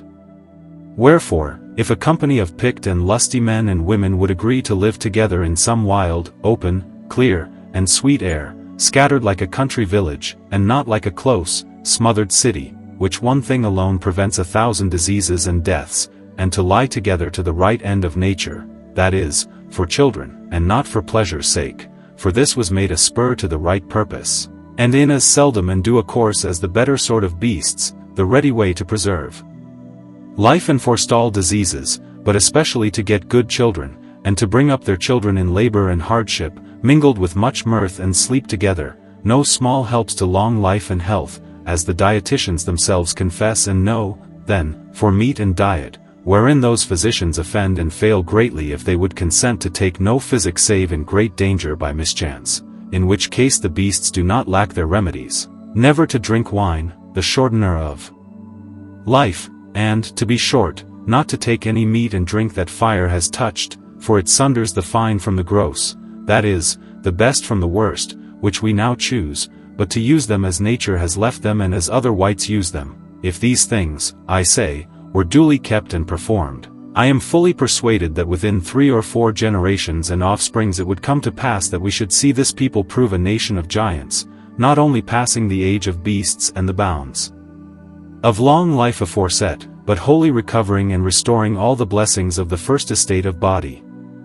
And this I gather, not only by our own contrary customs, taking contrary effects, but chiefly by the life and usage of giants and lusty people in times past, and some yet in our day, whose very race and course were as I have described.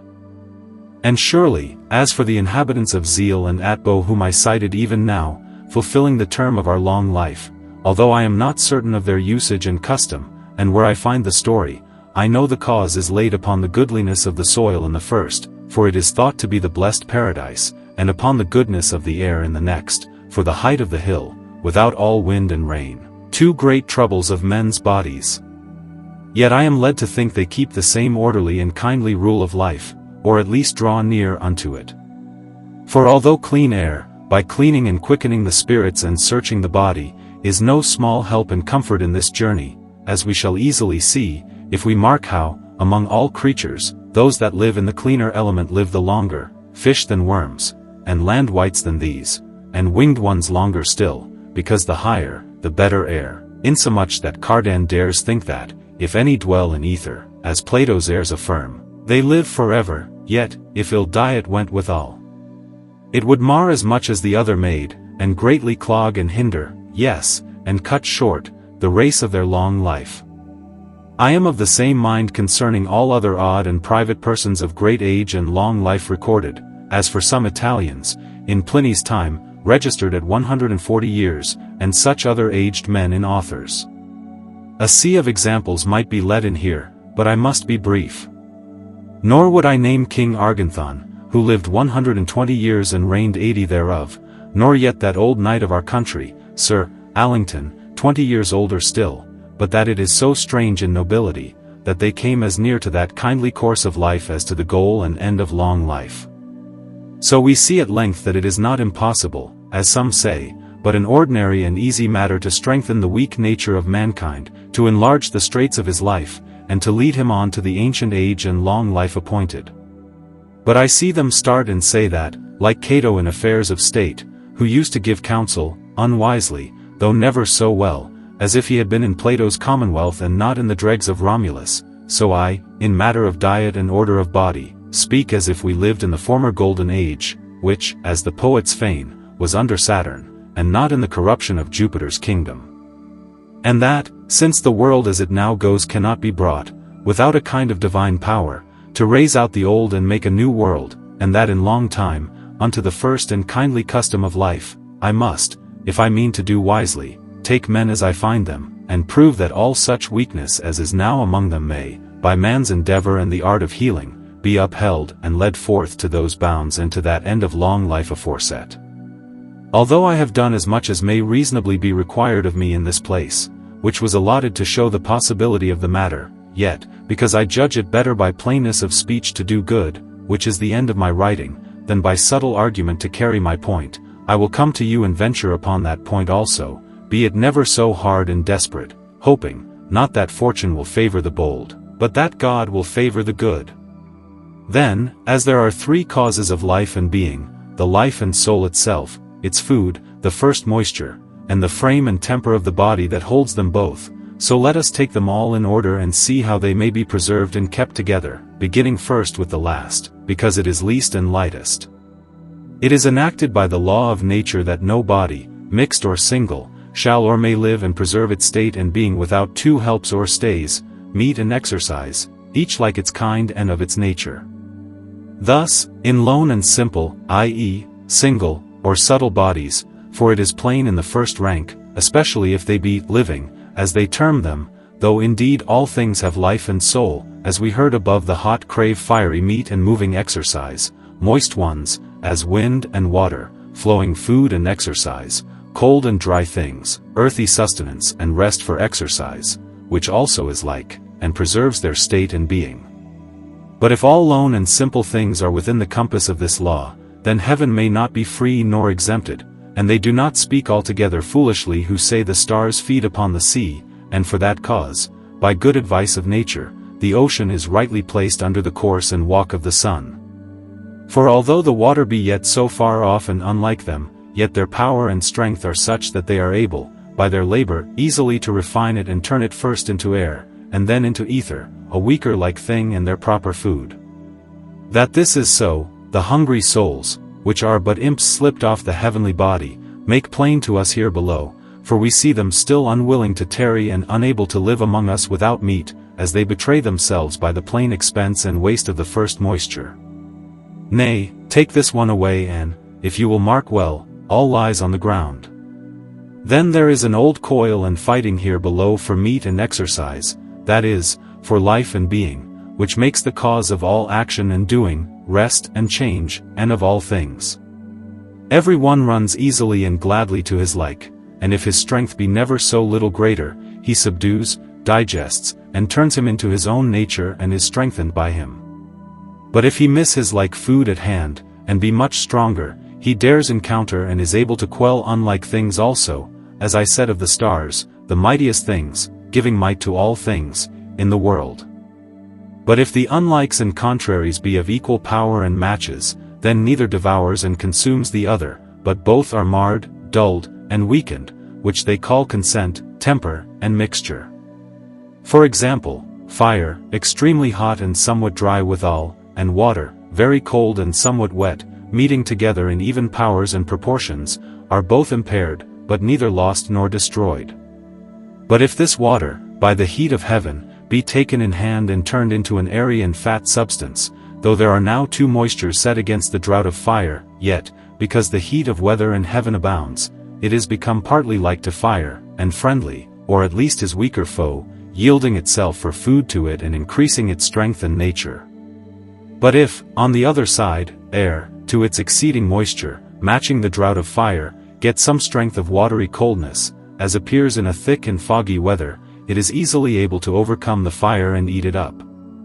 Now, for a mixed body, which is a consent and dulling of the four first famous enemies, made and kept in tune and awe by the force and skill of a heavenly and natural heat upon them, it is the same reason. For when, either for lack of meat or driven by violence, this heat departs, the friends begin to stir and fight for food and freedom, until some one stands out above the rest and recovers some part of his former power, which puts those that can feel to pain and breeds diseases, and at last gets the whole lordship and rule over all, and turns them all into his own nature. Then the old consent, knot, and body is broken, lost, and spoiled, and a new made and gotten, still going downward, until they return to earth, from whence they all came. For example, and that near home, in the fiery frame of man's body, when the soul, for want of food, fails and flits away, they straight retire and run back in order. First fire waxes moist and lukewarm, sucked up by air, and this, soon after, thick and cold, that is, waterish, and water muddy, still more and more thick and dry, till at last it be moist, dry, and heavy, and all be devoured and brought to earth, from whence they all set forth before. And this is natural dissolution and death of our bodies. Forcible death and destruction is by diseases, to bar out other force, which no man can warrant, when either breath or meat, distempered in some quality, feed and nourish some one of their like beginnings above the rest and make him strong and able to vanquish them, and bring in the jar of that musical consent aforesaid. As when, by waterish meat and air, all the beginnings are changed into water, the hot and dry into a fiery temper, and so forth. Or else when the body wants exercise, which is owing and due to it, that is, quick motion, to preserve the air and fire in the fine frame and temper of man from the sloth and idleness of the slow and rusty beginnings. By which grounds laid, we see the way to uphold the temper of our body made plain and easy, no more than to feed and cherish it with clean and tempered air and meat continually, so that all the beginnings, being served and fed alike, one may not be more proud, strong, and able than another to subdue the rest and overthrow the state. And from this it is that poison kills, because it is extreme cold and dry, for we may shut out all rotten, as also fiery and watery tempers from the name of poison, feeding and strengthening the dregs, but devouring the fine liquor of the body wherein the life stands. Yet the same poison nourishes and maintains a like framed and so tempered body, as venomous juices do the like plants, and these noisome beasts as one of these another. Nay, which is very strange, I have read of such natured men of India that used to eat toads and vipers, and Albertus says he saw a girl of 3 years old that fed greedily upon spiders, and was never hurt, but much pleased with it. Do not count it any discord that I said above fast fineness, and now temperateness, upholds the body, all is one. It cannot be fast unless earth and water be well and evenly mixed, nor fine unless fire and air bear as good a stroke of rule among them. But you will say that nature has given her creatures a walk of course, not to stand still in one stay and place forever, but to move and walk up and down, to and fro, from one side to another, that is, as was said before, God has made a changeable world. Therefore this frame and building of man's body cannot ever hold and hang together, but must needs one day be loosened and fall asunder. I grant it must be so by the course of nature, because, to fulfill the will of her Lord, she has appointed a stronger means and cause to work it, either the want and absence of the inward friendship and keeping of the soul in those which the common sort call living things, or, in the rest, the presence of some ravenous and spoiling enemy. But if cunning art and skill, which, by the help of nature, is above the course of nature, by knowledge of the due food for life and defense against the enemy, be able to defend the one and keep off the other, then, no doubt, the frame and temper of both dead and quick may last forever. The way is found already, and known, by certain and often proof, for the one. I mean, Art has often, by keeping off the spoiling enemy with a strong contrary, preserved and upheld a dead thing of slippery state and soon decay forever, as a corpse by balm or water of salt, timber by the oil of brimstone, and such like. Why then should the next prove impossible, namely, by giving store of fit food still to life and natural heat, for the other two helps, meat and exercise, are easy, to undershore and keep upright our weak and falling frame forever?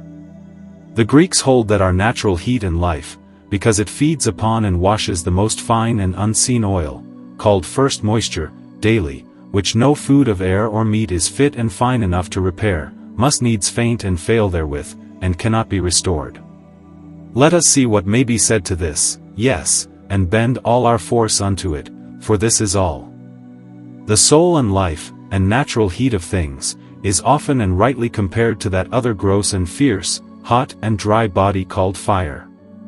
To feed and maintain this, its weaker like, that is, air, cannot be lacking, and because air, in its proper place, is too thin and scattered, dividing the fire to nothing in the chase after its food and sustenance, it must needs be heaped up in a shell of water, called oil or fat, as we heard before.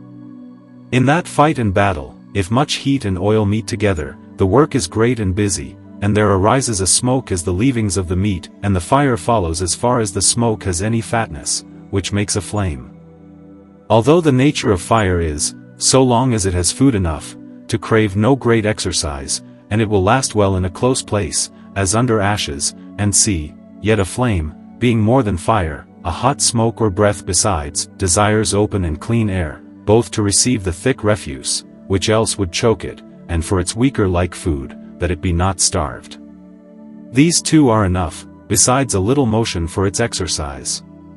We may then marvel at those who bring in cooling as another needful thing in this business, whereas the kind of fire and air abhor cooling as their contrary, for it is graven in the nature of all things to flee from that which hurts them.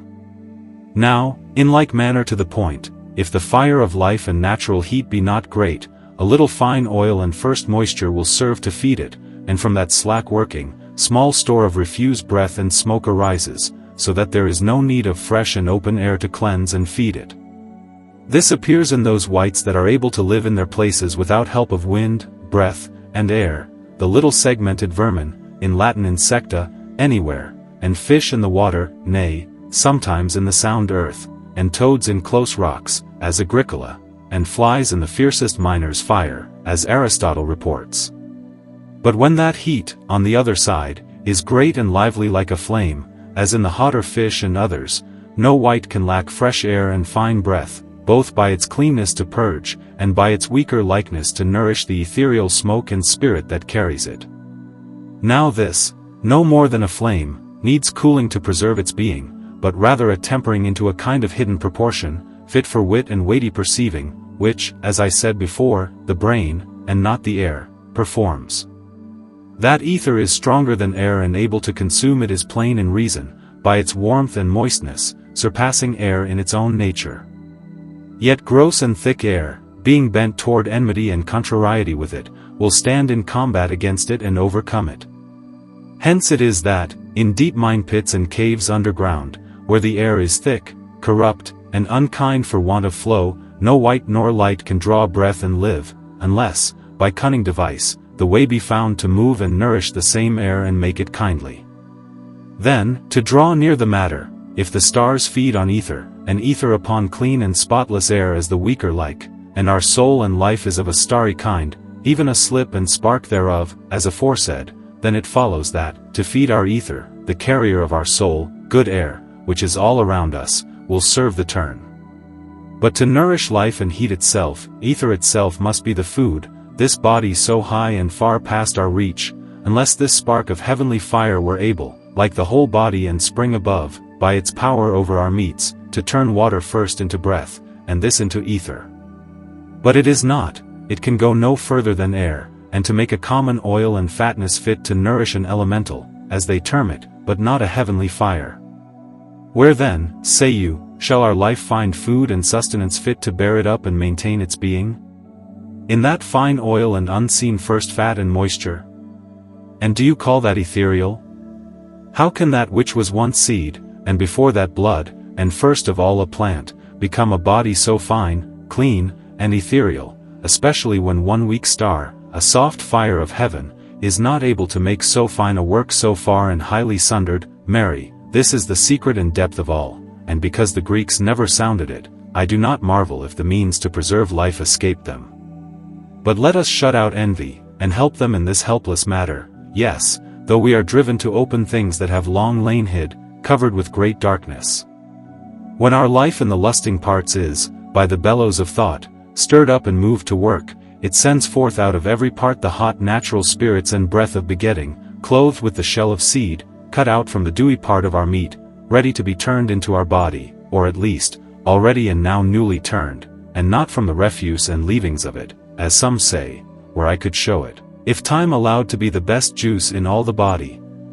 This is the furthest and finest workmanship of our meat and food of body, the very beginning and first stuff of that fine oil, the food of life, after that remaining 40 days in heat before it comes to perfection, being wrought, as we know, with the double natural heat of the begetting breath and womb, 40 days before it is fully framed and fashioned into the form and shape of a man, ready to draw food and nourishment, be it milk or menstruum, received by mouth or navel, I cannot stand to argue. From the mother, to the increase of the tougher or sounder parts. But the first moisture is now at its full growth and perfection, and from thence feeds life, being unfed itself, and wastes daily, against the grounds and rules of physic. For the child has now received all that the workman can give, and is put over, for the rest, which is his nourishment, to his mother's payment. But what has she to give to the food of life? Nothing, as I showed, else we might live forever. Then we see what the first moisture is, and how it excels the food of the body, and why it cannot be maintained by it, because it is the most fine and airy piece, the rest going each his own way to make his own part, from whence he came, of all the seed, mingled, wrought, purged, raised, and refined, and then closely thickened and driven up close together, 40 times more and above our daily meat, which in one day is ended and ready to be turned. Therefore it is unfit to increase and cleave to our first moisture, the food of life, as unmeet, in all the world, as water is to other oil and fatness. And by this, coming to the point, we have a plain pattern, if we be wise and careful, and a way to work the great mystery of adjournment of life. For if it be so, as I proved above, that all the moisture of the matter lies in maintaining our natural heat, and that it, as our men and all reason teach, follows the steps of common fire, waxing and waning, quick and faint, according to the store of its food and first moisture, then surely if we can make an oil as fine and close as this, nay, in all points the same, it will easily mingle and join with our first moisture, and so feed, nourish, and increase it, and life withal, even by as good and plain reason as the same oil, dropped still into a fire, augments both food and flame together. Yea, put the case that the same natural fire of ours should not only pare its strength for lack of meat and slacken its force, but abate of bigness also, as some physicians hold, yet there were no great hurt done, for this second spark and slip of the great and common fire of nature, being a piece of the finer part of the whole, which is one and the same in all things, and fellow to its like in us, when it is made free and loose in this fine and ethereal medicine, would restore the heap and mend the matter. But how shall we get the like fine oil and first moisture? The matter is driven so far, there lies all the hardness. I showed you the pattern, even as nature got it before you, by the like stuff and seed, and by the like heat and moving workmen. This, by certain proof of all our men, is easy to be found, any gentle, continual, equal, and moist heat, that is, any rotting heat. But the seed seems hard and unable to be matched, because a kind of strange and hidden proportion and temper of our body, which no man, by conception and knowledge, much less by hand and workmanship, can reach and counterfeit, no, not if he boiled all mixtures in all heats that all the wits in the world could devise, made it thus, after its own fashion. Then how, if we take the same frame and temper, not by us, but by kind proportioned, I mean, the same blood, flesh, and seed, if we will, which the man of Germany chooses and commends above all, and calls it mummia? Would it not be very natural? For if the physicians hold it good, when any part about us fails in its duty, to correct and help it with the like part of some beast passing in that property, as, to mend fainting lust with the yard of a lusty beast, the womb that cannot hold with the womb of a quick conceiver, narrow breathing with the lungs of a long-winded wight, and so forth. Then consider with how much more kindly consent we might, with our own parts, finely dressed, help ourselves in our diseases. But for my part, I cannot unwind the bottom of this great German secret, for we do not mean to make a man, which is to be feared in that course, if his rule be true, but only a first moisture. And then, since all things are made of the same stuff by the same workman, and differ only by mingling, it matters not where we begin and upon what stuff, in place of that seed, if we give it the same mingling and form at the last, which art is able, in time, to do, because what nature is forced to do at once, she may do often, and so reach the end of nature. What need I say more? Is not the matter clear enough, that another fast, fine oil and first moisture may be made in all points like to our own, and able to maintain or repair it, and the natural heat together? And then that by the same, though other easy means would serve, because it is so temperate, the body may be brought and held in just temper?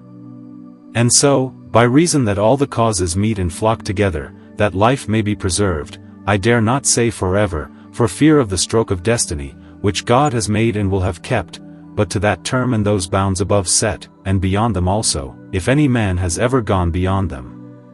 But if it should chance that any of our chosen children, to use the phrase of our family, be unable yet, for all this teaching, to take and digest this food of learning, what is to be done? Shall we cast them off for untoward changelings, as foolish women think? Or else for bears and apes, as Galen did the Germans? No, that were inhumanity.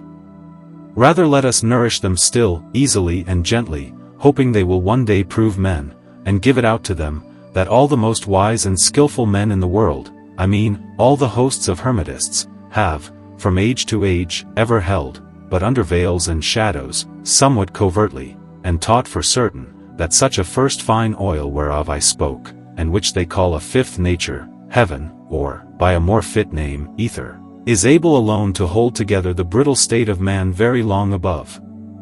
the wonted course, both in life, health, and lustiness.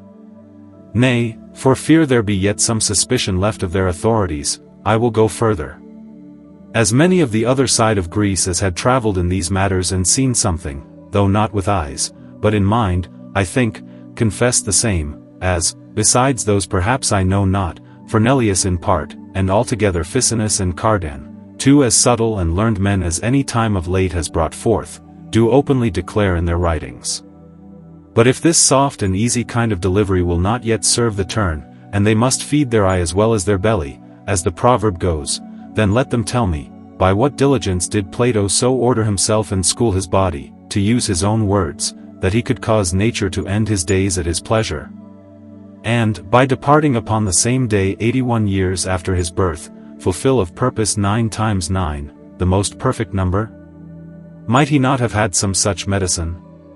Nay, is it not likely he had, when he was in Egypt among the priests and wise men, and brought home learning from them? And when he speaks so much and often in disgrace of his own country physic, though Hippocrates himself then reigned? But it is for certain written in divers of our records, that many of those wise Egyptians, the springs of this water of life, have, before and since Plato, by the selfsame water kept themselves twice as long as Plato, if I might bring in their witness, or if this whole proof, which I like full ill, were not counted, by the art of proof, unskilful. Then let this one example, told by Cardan, a man allowed among them, serve for all, that one Gallus, of late, physician to Charles V, by this our heaven, set with stars, as some term it, that is, increased with the spirits of herbs, by an easy feat put into her, preserved himself, in lusty sort, to 124 years. Neither think that mixture better than our single oil, though Lully, Rupicissa, Paracelsus, and some others allow it so, but rather worse in reason, for too much heat in a weak and loose body, worse, I mean, for long life, by its overgreediness in eating up too fast its own and our first moisture. It may be better, because it is stronger against diseases, even as physicians judge between a dunghill and a garden herb, for the same cause. But I judge the device not good in either, nor agreeable to the justice of nature, which more evenly weighs her works, nor yet to the kindly skill of Hermes, who, to the great heat of his medicine, has a most fast, tough, and lasting stuff, according as we shall show in that which follows. Now it is time to rest, we have made the first a long day's journey. Chapter 2. Of Health. After a man has satisfied his desire to live, he begins to wish for health, without which no life is sweet and savory. Then let us bend ourselves that way next, and endeavor to show the means, besides the way of Hermes, how every man may get and keep his health, that is, as I partly told you before, the consent and equal, I mean, agreeable to nature, temper and dulling of the four first beginnings, the stuff of our bodies. For if this not be broken, and they be let loose toward their former liberty, they wax proud and strong, and fight, as their nature is, together, and they put us to pain and hinder the rule of nature, which they call disease. Then, to handle one at once, as we did before and will still do, to keep our health and body in temper seems no such matter to me as the world would make it, indeed, plainly not impossible, when I know that all the ways and entries to let in diseases and distemper the same may, by small heed, be stopped and fenced. We must needs draw breath and eat meat, for the causes before alleged, and as this is not all clean and agreeable, so nature has her leavings. And again, labor and rest are needful, and perhaps we cannot choose but be moved in mind with joy, grief, fear, hope, and such like passions, though the Stoics deny necessity. By so many ways and gates diseases may enter, if they be not well watched and looked unto, which may be done in reason, and has been done often, for they assure us that have lived long without all diseases and sickness, as Pliny writes of a musician called Xenophilus, who so continued for the space of 105 years together, and such like stories are to be found enough, if we might stay to seek them. Some are contented to allow for all but air and meat, but these, they say, often have seeds of diseases hidden in them, unable to be foreseen or prevented. And as we find those meats that make the finest show, as wine and sugar, and such enticing baits, to have hidden in them most hurtful dross and dregs in the bottom, so the air, when it seems the best and lightest, is sometimes infected and poisoned with a venomous breath, sent and thrust into it either from below or from the stars of heaven, and, as the cause is hidden and unknown to us, so the hurt impossible to be warded and prevented. If I chose to let my speech run out at large, especially in other men's grounds, I could find that division false, first, to come to meat anon, and then, if it were true, yet the cause of that infection not unable to be foreseen and warded. But I am so sorry for the fault above that I can the better take heed hereafter. Yet, methinks, it is a grief to hear the harmless and glorious divine things above so defamed with slander, and no man make answer for them. Then, by your leave, a little. If the stars have no light and so no power, but from the sun, that most wholesome and prosperous creature, then they wrong him most in charging hurt upon him, and rightly reprove themselves. And again, if they be but a piece of the finer part and first nature of the world, as was declared above, then they are the wholesomest things in the world, far from poison slander. And so, let their lights be never so crossly mingled in their meetings, and thereby the state of the weather suddenly changed, and from thence our bodies troubled and tumbled into diseases because they were not prepared and made ready for it, yet the things are good and prosperous, and, by knowledge of the stars and their course, we may prepare ourselves and prevent all. Now for the lower infection, it is not worth answering, when there is so much waste ground in the work. Then let us pass over to that other branch. May we not shun the luring baits of our diet, and take such meat as is most temperate and near our nature? And then dress the same after the most kindly and wholesome manner, seasoning it well with labor, mirth, and sleep? And, to be plain, did I not show before what a jewel of health it were to use all raw and temperate meats? Or, because we are wise and virtuous, and this diet perhaps would change our nature and bring it down toward the ground and a beastly kind, we may, by skill, dress our meat if we will and use the fire, but not as cooks do, for I told you the nature of fire, but like philosophers, a quite contrary way, taking the best, which is now last, and leaving that which we now take, which is the worst, away, I say, to strip off all grossness and foulness of bodies, the only hurt of themselves and us, and The seeds of all diseases. I will tell you another way, which you will think strange, and yet you will find it true. If the food is temperate, as I bid you choose it, no harm can come thereby, if you keep measure in yourselves, save from the leavings. These, in so clean a diet, will at first be very few, but if you would be ruled by my counsel, which nature taught me, those few should never hurt you. Of all the leavings in the body, there are 3 which the liver makes most troublesome to us, for the rest are easily dispatched, a light and easy, or rather fiery, scum called choler, a cold, heavy mud called melancholy, and a 3rd is urine, but those 2 are the worse. And the fault is not in themselves, but wholly in the needless and harmful bowels in our bodies, as the sower is wont to scatter good and bad seed together, which, being of the same kind and quality as those humours, keep hauling and pulling them to themselves, as all parts do, for their food and nourishment, and thus, through the narrow passages to and fro, their greed in drawing and holding, and 100 such like chances, have brought in as many mischiefs. Whereas nature, the great expeller of her unlikes and enemies, if she had free choice and liberty, would otherwise, with ease and without hurt, expel those leavings, especially so small a number of the better sort in so clean a diet. Nay, see the malice of those parts. The parts are spleen, gall, and reins/kidneys. If there is not sufficient store of other foul matter at hand, then, like a poison-purging medicine, they draw good juices and make food of them. Wherefore Aristotle, the wily spy of nature, as if he had been made for this matter, showing the need and use of the greater entrails and bowels of creatures, says very truly and wisely that the heart and liver, as the spring of life and food, are needful for all creatures, adding to the hotter ones the brain to cool, and the lungs to cleanse the heat. There he stops, as if he thought the other 3 unprofitable.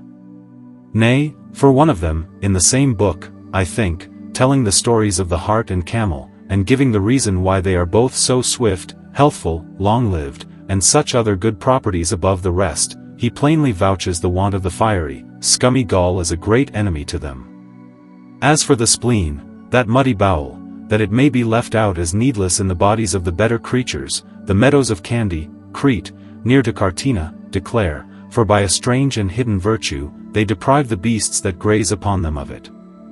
Nay, that the spleen is not only idle but hurtful as well, experience even in ourselves has taught, in the Turks' light-foot men, I mean, I know not by what example, unless it were the want of the same in the camel, making that beast able to travel 100 miles a day, and likewise to go without drink 15 days together. Being, in their childhood, gelded of their spleen, they prove thereby the lightest, swiftest, soundest, and fastingest footmen in the world. As for the reins, kidneys, the urine drawers, just as drinkless beasts have none at all, so some men have but one of them, as if nature cared not to make any. And if we could forbear our drink, as those beasts do by kind, and some men by custom, we might the better spare them and avoid many mischiefs in our bodies. Therefore that odd man, Paracelsus, I know not by what light, cast in, I think, from above, not only sees these faults, but also finds ways to amend them and to cut off the mischief of all 3 noisome parts, not by any gelding craft, but by his divine kind of healing. So, to avoid all diseases that spring from the leavings, my counsel is, either with the knife in childhood, or rather with this man's, gelding, medicines, you know where to find them, I need not show you, to put out the sway and power of those idle bowels. Or, perhaps, it would not be needed, in a stock that uses our clean diet, nature herself, as she does in those meadows, would quite raise and dispatch them within a few generations. But I will go further. Hear a new and unheard of opinion, and yet let not your judgment run before you see good ground of reason. What if we could fast forever, and live without all food? Might not all hurt and danger from meat be forestalled then? If other creatures, whose life hangs upon the same hold, by the sufferance, nay, by the command, of nature, do fast forever, there is no reason but that the same common nature will at least suffer it in us. Let us see that, and to step over the chameleon, because it is a cold and bloodless creature, what may we say to a bird, which is a hot and perfect one? A bird in the Moluccas, Manucodiata, bird of paradise, by name, which, because she has such large wings upon so small a body, her wings are almost as large as an eagle's, when her body is no bigger than a swallow, is borne up by force of wind with more ease than Arcturus' dove, and hovers and hangs in the air continually, taking no other food, for alas, how can she? Then what is there found? Nay, have you not heard of the little dog in the West Indies, which sings so sweetly all the night long, neither night nor day eating anything? But if there are examples in our kind as well, then it is certain and above control. Pliny says there is a mouthless, and so meatless, kind of men about the head of the Ganges, which lives by the breath of their nostrils, except that when they take a far journey they mend their diet with the smell of flowers. And lest you think I lean on bare authorities without the stay of reason, all the matter rests upon this. I told you before that our life lay in the hands, besides a little exercise, of two like meats, one for the soul and natural heat within us, the first moisture in the body, the other from without, any food of the same temper with our bodies, as near as may be, to uphold the frame and building of the same, which I said to be a fine airy and fiery frame. Then the air itself, especially when it is always, as the wet sunbeams show, sprinkled with some fine foreign fatness, may seem sufficient food to nourish the fine part of our frame, whereon the temper of mankind and his life, touching that point, stand. That is as much as any meat can do for life, for it is not fed by common food, as I said above, though it is not enough for strength, because the grosser, sounder, and tougher parts, whereon strength lies, will want food on this diet and fail, no doubt, greatly, yet life will still hang on, as long as air and first moisture hold, in my opinion. Or, if we think that to spare a diet, we may mend it, as the mouthless people do with the smell of flowers. Or rather, as we know nature can draw air and other food she desires through the skin in all parts of the body, so, if she had meat applied to the stomach, she would, no doubt, satisfy herself that way most finely, without the heap of hurts admitted at the broad common gates. As we see by example for drink, all the while we sit in water, we shall never thirst. And for meat, Paracelsus reports a man of his acquaintance who, by applying fresh sods, a bare food, God knows, in this sort, fasted without all hunger for half a year together. But if all that would not serve the turn, and we must needs receive meat at the common gate, yet we may let it pass no further than the gate and make the stomach in the mouth, which was the use of some holy men, as he bears witness, and so provide enough, both for life and strength, and a great deal better for our health than we do, because the cleaner part alone will be received, and moreover, as he says, for the clean dispatch of that our ordinary trouble and annoyance, which your reverence will not let me name, although I might among physicians, but they know my meaning. But it will not need to seek shifts and holes if we believe the German, that we may easily fast all our life, though it be many years together, without all kind of meat, and so cut off all doubts and dangers of diseases springing thereof. For he says, in the first book of his High Opinions, that he knew some holy men who had fasted and lived without all food for 20 years together. What need I say more? If you are both so hard of belief and dull of sight that neither the reports of good authors will sink into you, nor can you see the light of reason shining before you, take here a few ordinary matters in the life and use of men, and weigh one with another. Is it not as common in use, and indeed as needful, to spit, and to avoid another nameless leaving, and to drink, but especially to sleep? If some of these, nay, all, may be spared, why not our meat as well? Let us see a little, and by example, because reason is both too long and too open to cavil. To leave drink, which many have left all their lives, Antonia, the wife of Drusus the Roman, never spat, no, nor the whole Indian nation. Fernel says he knew one who kept that nameless matter 40 days together, and although this does not answer the question, yet it shows the truth of the former holy story. For if he, in so foul and gross a diet as the common diet is, could so long want it, why not those men forever, in so clean and fine a diet, almost empty and void of all leavings? For the grosser sort, which make up this foul and shameless one, were left before, as you heard, and the finer, in that passage from the stomach through the former guts, were all drawn away to the liver, as the like is ever in us, and voided other ways.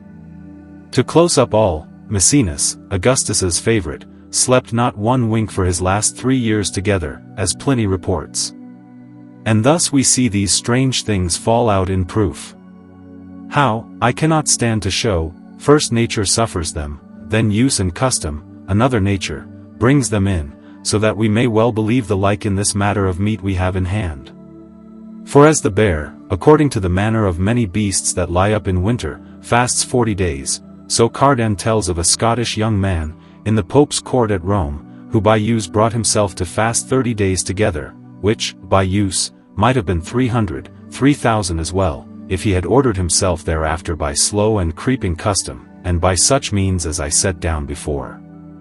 So we see, I say, great worldly wonders prove plain and easy truths in the sight of wisdom, and that, by the means aforesaid, there are more than one. If this does not please them, they may take another. It is possible for all men, by nature and custom, to keep their health forever. Let us come to the next point, that it is as well to be recovered, if it were lost, and that all diseases may be cured. This is a point much harder than the first, so beset and stopped with all kinds of lets and encumbrances that a man can scarcely tell which way to set a foot forwards. First appear Aesculapius, Hippocrates, and Plato, the chiefs among the Greeks, carrying before them various diseases of both kinds, both inherited and acquired, declared hopeless and past recovery, and they give up the men who have them as burdens both to themselves and to the commonwealth. Then you may see Galen and his smooth, refined company with him, those with a long train of caterers and cooks after them, laden with every sort of dainty drug, step forth and cry, that for many ages they have devoured heaps of books and taken endless pains in searching out the natures of single medicines and in making mixtures of the same, and yet could hardly cure even some fevers and other lesser diseases. But as for the 4 old campaigners, gout, leprosy, dropsy, and falling sickness, epilepsy, they never could heal them, and have set them down as incurable, like oracles. What is best to do in this matter? What shall we set against the weight of so many great men's authorities? Why, put them in the balance, as we have done thus far, and weigh them with truth and reason. But where shall we find it, say they? As it is everywhere, as Democritus said, drowned in the deep, so in this matter it is scattered on all sides and widely spread, for there are 3 things, each with many offshoots, belonging to this art and way of healing: first, knowledge of the diseases; second, the remedies against them; and third, the application of remedies. All of these should be traversed in this discourse.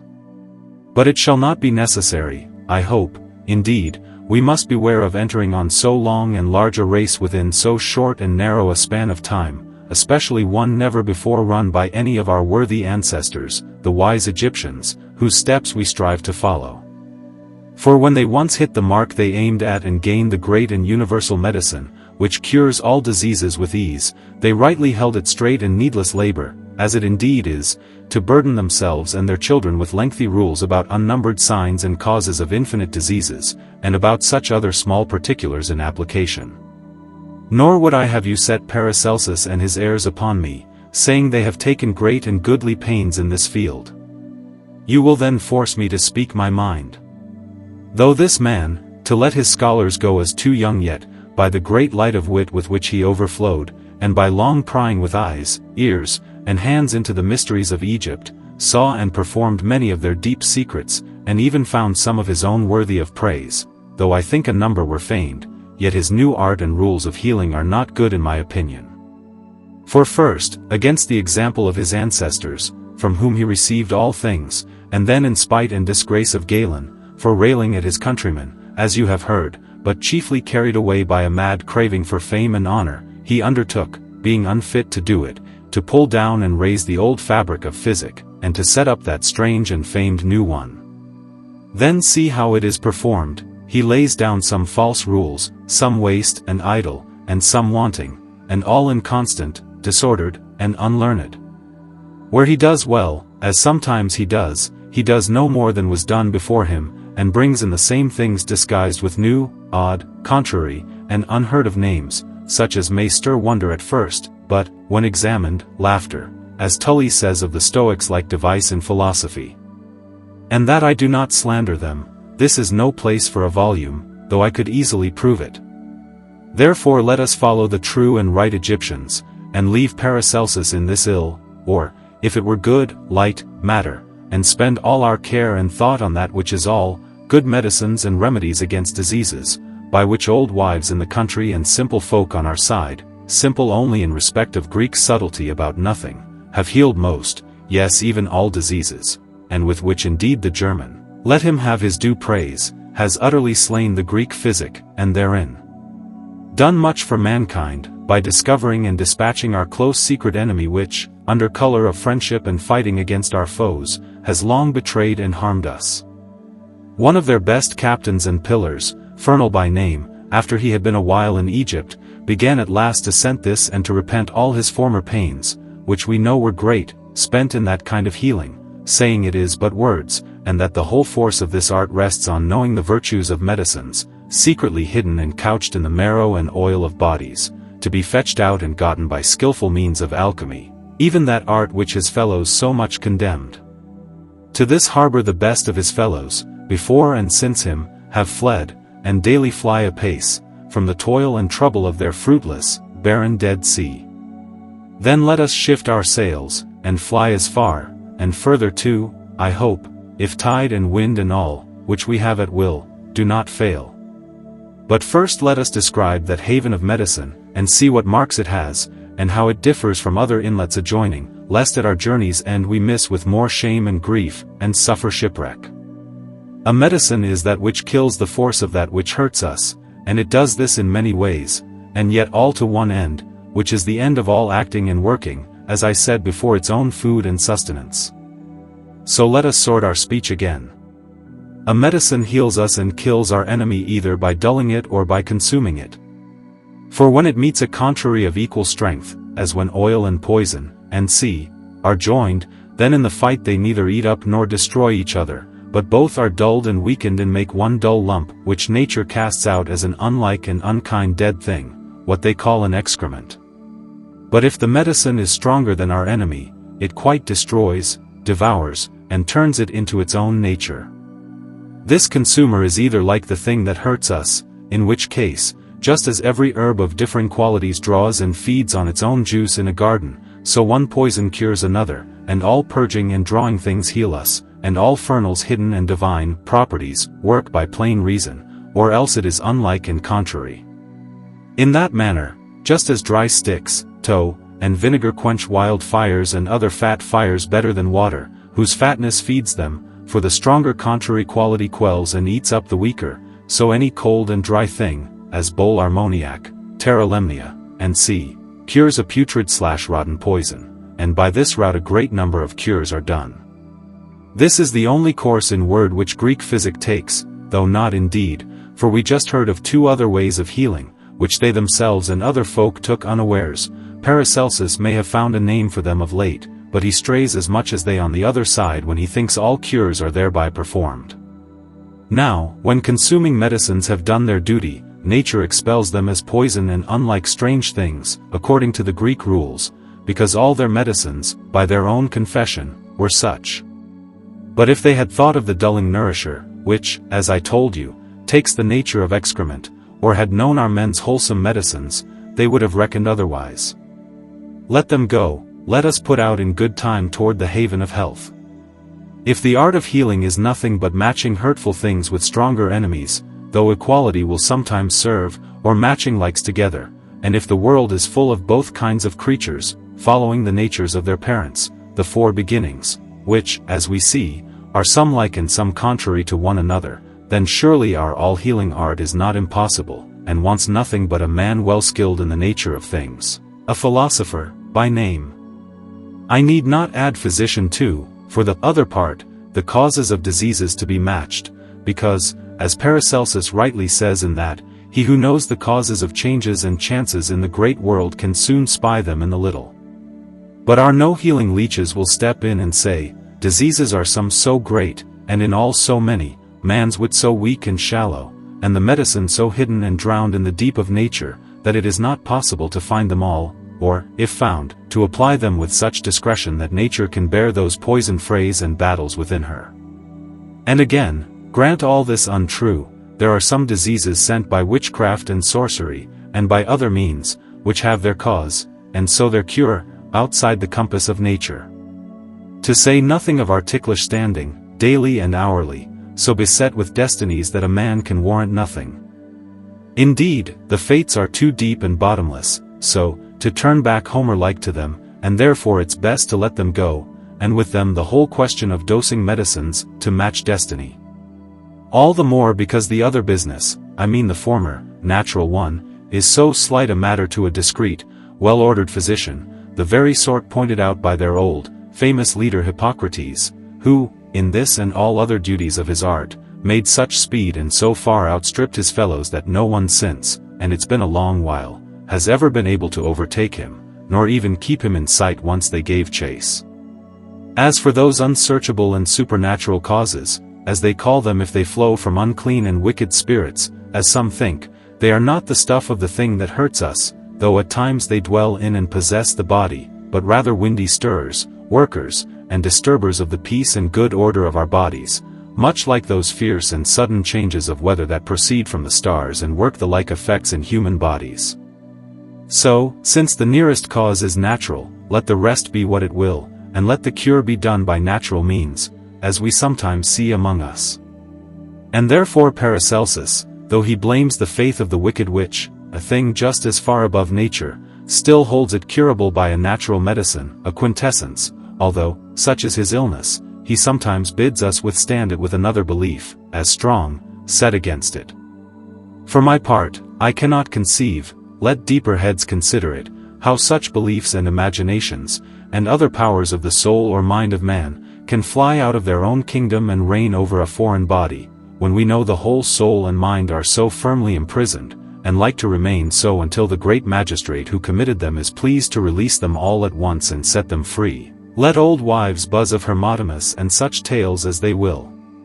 But if those diseases spring, as some learned men reasonably hold, from a foul and venomous breath, sent out from a poisoned temperament of the witch's body through the windows of hateful eyes, for thought fashions the blood and spirits almost at its pleasure, then, since all the causes are ordinary and within the course of nature, they may be cured and routed by the same natural course and means.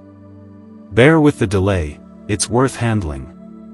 This opinion leans on reasons like these. Good authors witness that some beasts of rancor venom bewitch and herd in the same manner, as an old toad, by a steadfast look, not only stuns and benumbs a weasel, but also kills a young child, and likewise the benumber, torpedo, hurts the little fish and takes its prey, but most fiercely of all creatures, the two monstrous kinds, the cockatrice and the catoblepas. Again, the eye of a menstruous woman, so all report, stains the very glass she looks upon. Moreover Pliny, out of Tully, in books now lost, it seems, and many other good authors, tells of many people who, by a poisonous prerogative given them by a monstrous mark of a double-sided eye, were able to bewitch to death all those on whom that eye was angrily and fixedly set. But chiefly we see that those who use this wicked trade, by a muddy, earth-like temperament and complexion, brought on by age, as they most commonly are, lonely life, and foul diet, arrive at the pitch of melancholy, that is, at the cold and dry temperament, the most poison and venomous in the world. For certain proof of which, take one of them out of that beastly life into merry company and full, dainty diet, and within 20 days, as has been found true by the report of a good author, the whole state of her body will be so changed that she will no longer be able to bewitch or hurt. To the next, and chiefest, point, let us not say, to our shame, that the helps and remedies lie hid in nature too far for man's wit to find, unless we're willing to accuse our own sloth and dullness. For nature has brought them forth and laid them open as well as the poisons and hurtful things, else she'd be very cross and ill-willed toward him for whose sake, it seems, she does all things. Nay further, her goodwill is such that she has not only laid them open, but given us ways to come by them, and means, speech, hands, and wit, far above all other creatures. And she has not left us even there, lest by chance we should still miss them, to show her motherly love, she has guided many witless beasts, by mere common sense, to their speedy remedies in their diseases, so that by the plainness, and shame, of their example we might be moved to seek and find help for ourselves in the like diseases. As, to name a few worth naming, she makes the hippopotamus in his fullness and fatness go to a reed and, by rubbing a vein against a knot, bleed himself, and then stop it with mud. A sick dog seeks an herb to purge himself, and the bear does the same after his long winter fast. She leads the panther, when poisoned, to our foul and nameless leavings, and the tortoise, after eating a viper, to summer savory. Many such examples nature has set before us for our instruction. By these means at last, wise and painstaking Greeks, as they themselves report, be it Apollo, or his son, or whoever, and by adding reason and further proof, first made the art and rules of healing, to know whence diseases come and how to remove them. Then, searching everywhere for remedies to serve each turn, little by little they matched most of the lesser sort with single medicines, and for the greater ones they doubled and coupled many together, until at last, in Hippocrates' time, they could heal all except 4 of the greatest and deepest diseases, the gout, dropsy, leprosy, and falling sickness. This race they have run ever since, in Greece and through the world, thus much, with much ado, they could, and no more, leaving the rest, with one consent, incurable.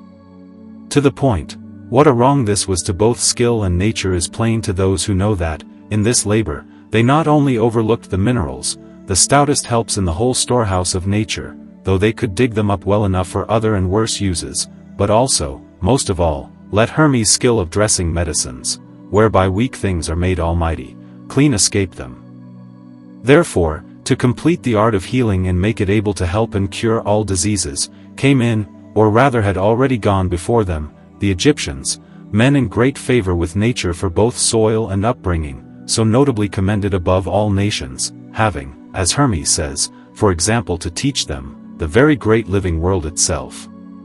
They had wits to devise and bodies to put in practice. In short order they untied the knot why minerals are of greatest force against diseases. Soon after, a divine light and insight, they perceived the huge toil in hunting an infinite stock of simples and mixtures to be vain, empty, and pitiful among wise men. Because, first, there is nothing hurtful and disease-breeding but has its help and remedy about it. For as the wings and feet of cantharides, the fruit of the bezoar root, the ashes of scorpions, toads, and vipers, and various other stronger poisons, both by nature and by art dressed and prepared, cure their own and all other poisons, indeed, as all stronger likes cure likes throughout the whole world of diseases even so, once a man has found the very thing that hurts him, he may by easy skill heighten and work its temper further, that is, make it stronger, so that it is able to eat up and consume itself just as easily, without further doubt, toil, or labor. But especially because there is no single thing in the world, take what you will, that does not have within itself all the virtues of heaven and its qualities, that is as good as all, may stand in place of all, and is able to cure all diseases. This weighed and fully reached by discourse of wit and reason, they set to practice, and by the same sharpness of wit soon found the kindly and ready way to dress those 3 kinds of medicines aforesaid, which contain all the art of healing. All the rest are but waste words and grievous toil to tire a world of wits about a bootless matter. Especially they rested in that one last kind, which is enough alone, and not without great foresight to choose one of the best, indeed, the very best of all, for ease in dressing, though Paracelsus, of late, was not content with this, but ran through the rest as well, to spite his enemy, as I said, and to make himself known and famous, against the rule of wisdom and virtue, and the example of all his ancestors. But how has everything all the virtues of heaven and earth, that is, all the curing power of all things in the world? Very well. Remember, I proved above that all the virtue and power of heaven poured down upon these lower creatures is nothing but one and the same life, soul, and heavenly heat in all things.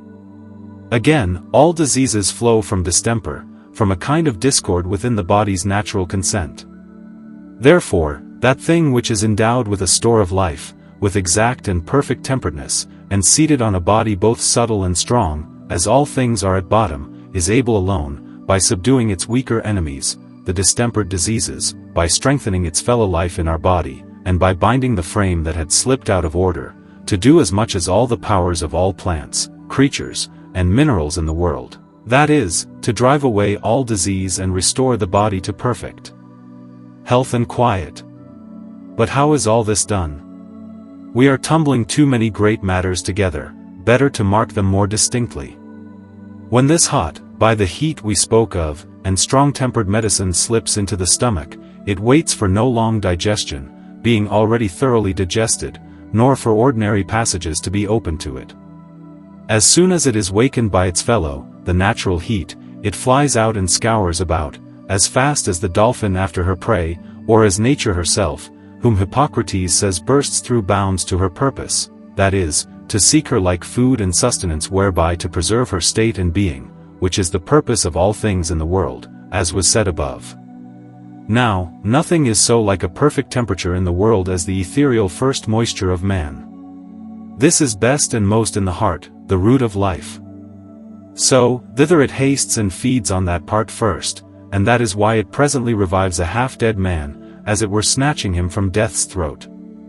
Then it runs to the rest, all about, increasing thereby the natural heat and first moisture of every part of the body. When this is done, it turns back upon the parts themselves and, by meeting them in the same sort, feeds upon them in proportion to its might and brings them some way toward its own nature, just so far as we will, by our usage, allow.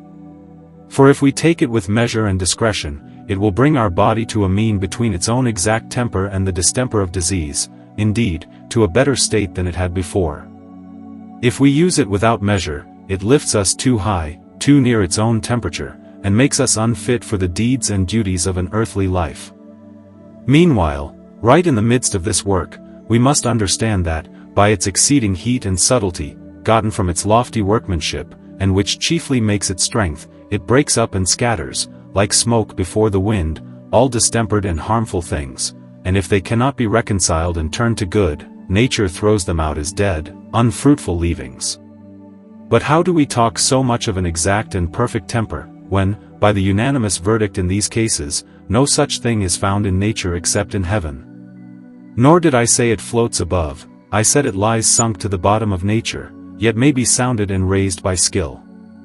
For just as heaven was once a gross, distempered lump, and by the divine art of God was refined and separated away to the place and nature where it now stands, even so one of our gross bodies here below, being a piece of that same lump, the very stuff heaven once was, may by like art and craft be refined, parted from all its distempered, gross, foul dross, and brought to a heavenly nature, indeed, to the nature of the best and fairest thing in heaven. And yet, do not take me to mean that the mind and wit of man, which is but a spark of the divine mind, can reach the full excellency of his work, and match such perfection.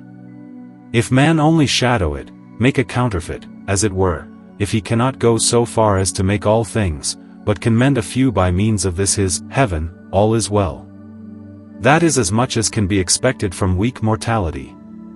Then this heaven, nay, this sun of ours, is nothing else but an oil full of heavenly spirits, and yet, as to the quality of its body, just, even, temperate, fine and piercing, close and lasting, able to rule this little world as the great sun rules the greater. But who, say they, can see the divine art and way by which God made his mighty work, or, seeing it, learn and match it by imitation? None but the one whom God enlightens and unseals. Then he will easily spy the way lying open everywhere and in every kindly change, he will see things pass and travel, I say, always by that course which Hermes calls soft and witty, that is, kindly separation. And if he is not hasty and rash, but has sober patience, his own skill and labor will be little, and nature herself, very kindly, in due time, will perform all, even that heavenly workmanship. Yet I do not mean that art may be idle. Art must accompany and attend upon nature, with no great pains, but still in both the forward and the backward part of the journey, some know my meaning, until she comes to her desired rest and the height of perfection. If you do not perceive this, recall how in the former chapter we made our ether and matched our first moisture, a thing ethereal, I say, and almost temperate. Note me well, there is a further end. Hold to the same means by which you came so far, this is the return I speak of, and you may reach it. Then you see the way to cure all diseases by the third way of Egyptian healing, which they practice, and we may rightly call it the Egyptian heaven. And yet it lies far beneath Hermes' medicine, as we shall hear later. But if they will not yet yield to reason, if they mutter and blurt out, country fashion, that this heavenly medicine is too high for men's silly wits, strewn here below for lesser uses, and that no man since the first has ever been known to find and work it, I will not beat reason into such hard heads. I will turn to the other two, lower and weaker, ways of healing, which the Egyptians also found but did not use. The first they called mineral medicines, and the next mysteries and secrets, as appears in Paracelsus. Since that second name is too broad, we may, if it be lawful, as it is for learned men when a fit word is lacking, call it cure itself, a way of healing whereby each self-same thing, further broken, cures itself, the inward and hidden thing cures the outward and apparent, by the course of kind, because, in the trial, the stronger like eats up and consumes the weaker. If that leave be granted, we'll borrow a little more for the other two as well, since their titles still don't fit our purpose. Let the heaven be called cure-all, because it does so, and the mineral way cure the great, because the Paracelsian's rule is always to match the greater, more stubborn diseases with stout and mighty minerals, leaving the rest to those hidden cure themselves, or, at least for lighter diseases, to their likes used raw, as the Greeks do, without curious dressing.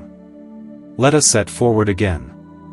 Since even the Greeks can, when things go well, cure the lighter sort, all but the 4 stagers, we will leave those to them, and so we'll set aside the second kind, the hidden cure themselves, and turn all our battery against those 4 which they could never shake, gout, leprosy, dropsy, and the falling sickness, and see how, by the force of mineral medicines, they may be won, beaten down, and utterly raised out of being. We see how the poisoned spirits and breaths of venomous things come upon our bodies with force, things contrary to us in nature and quality, and how they spoil, waste, and consume us. If you cannot picture it, nor recall those above named that kill by sight, then here too that work as violently by touch. The harefish a most cold and dry creature, and, to pass over that it makes a man's head ache by sight, if you touch it only at a distance with a stick, so that its venomous breath may go straight and round upon you, you die at once. The root baram in Palestine, so Josephus writes, kills the man that handles it, and therefore they make a dog pull it up, who dies immediately. To come within the body, that costly poison of Nubia in 1 grain's weight, kills a man outright, or wait but a quarter hour, and that single grain, divided, will overcome 10 men.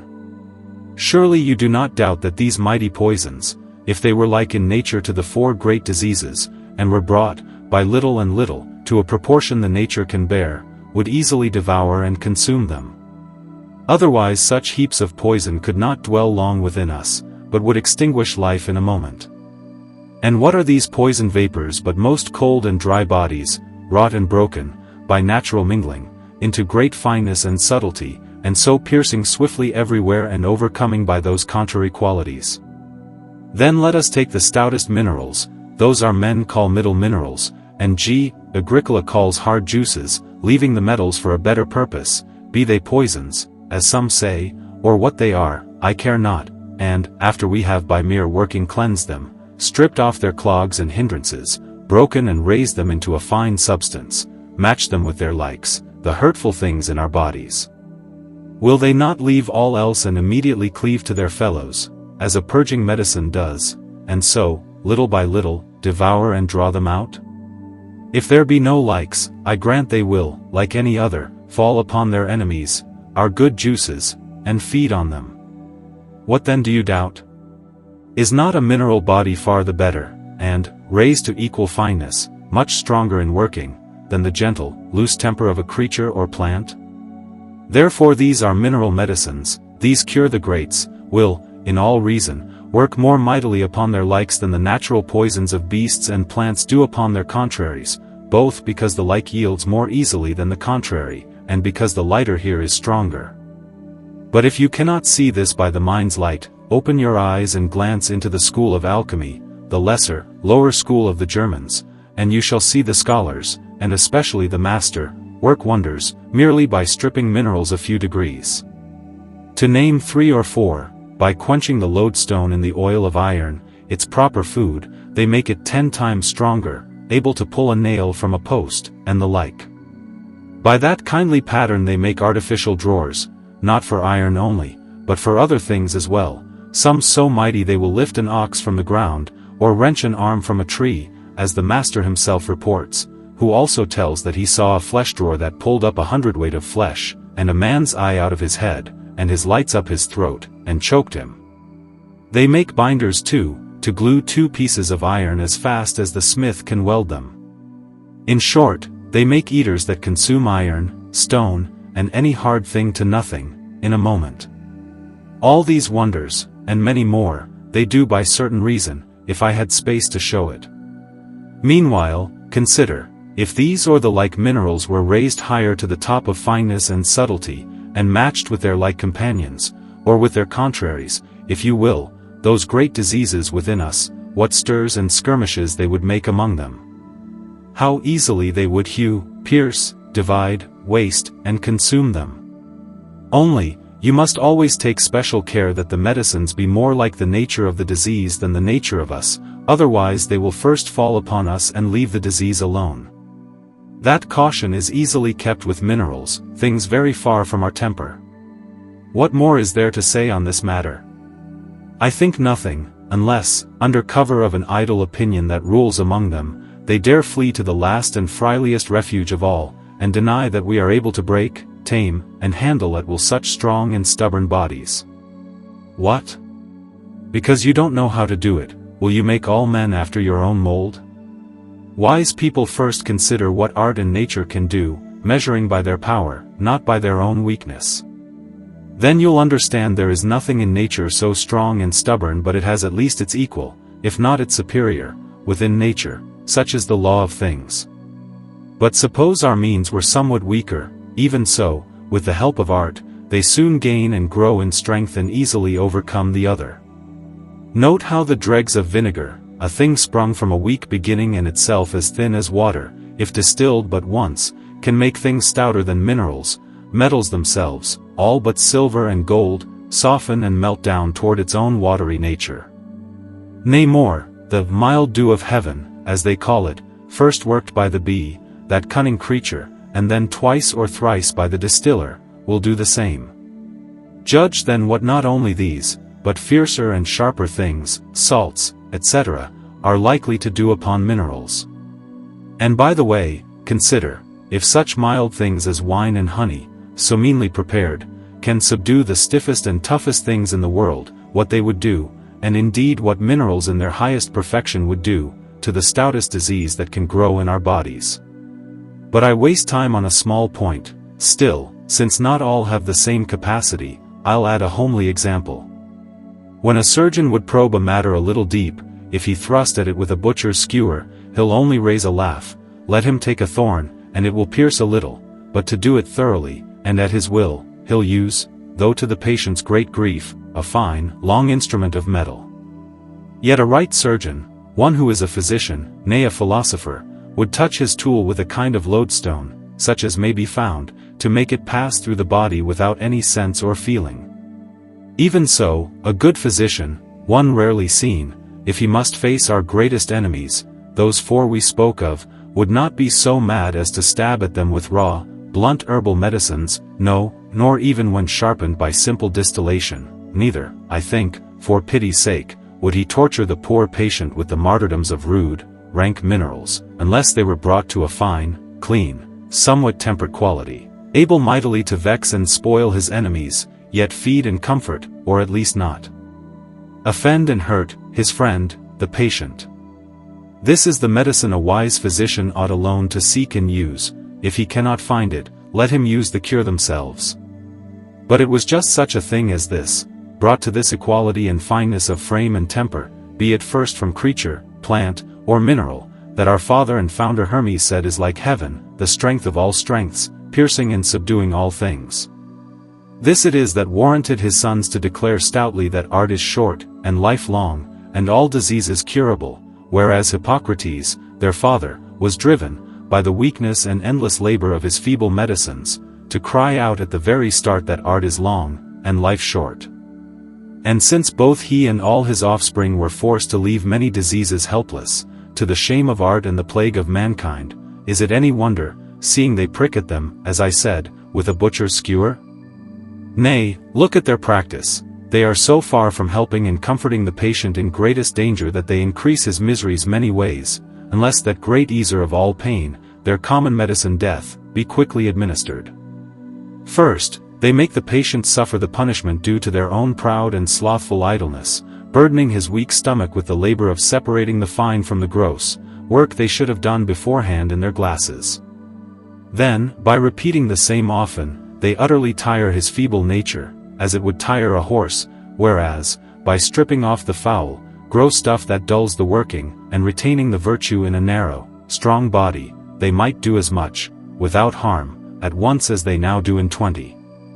Lastly, because their medicines are weaker than the things that hurt us, they feed, nourish, and strengthen the disease.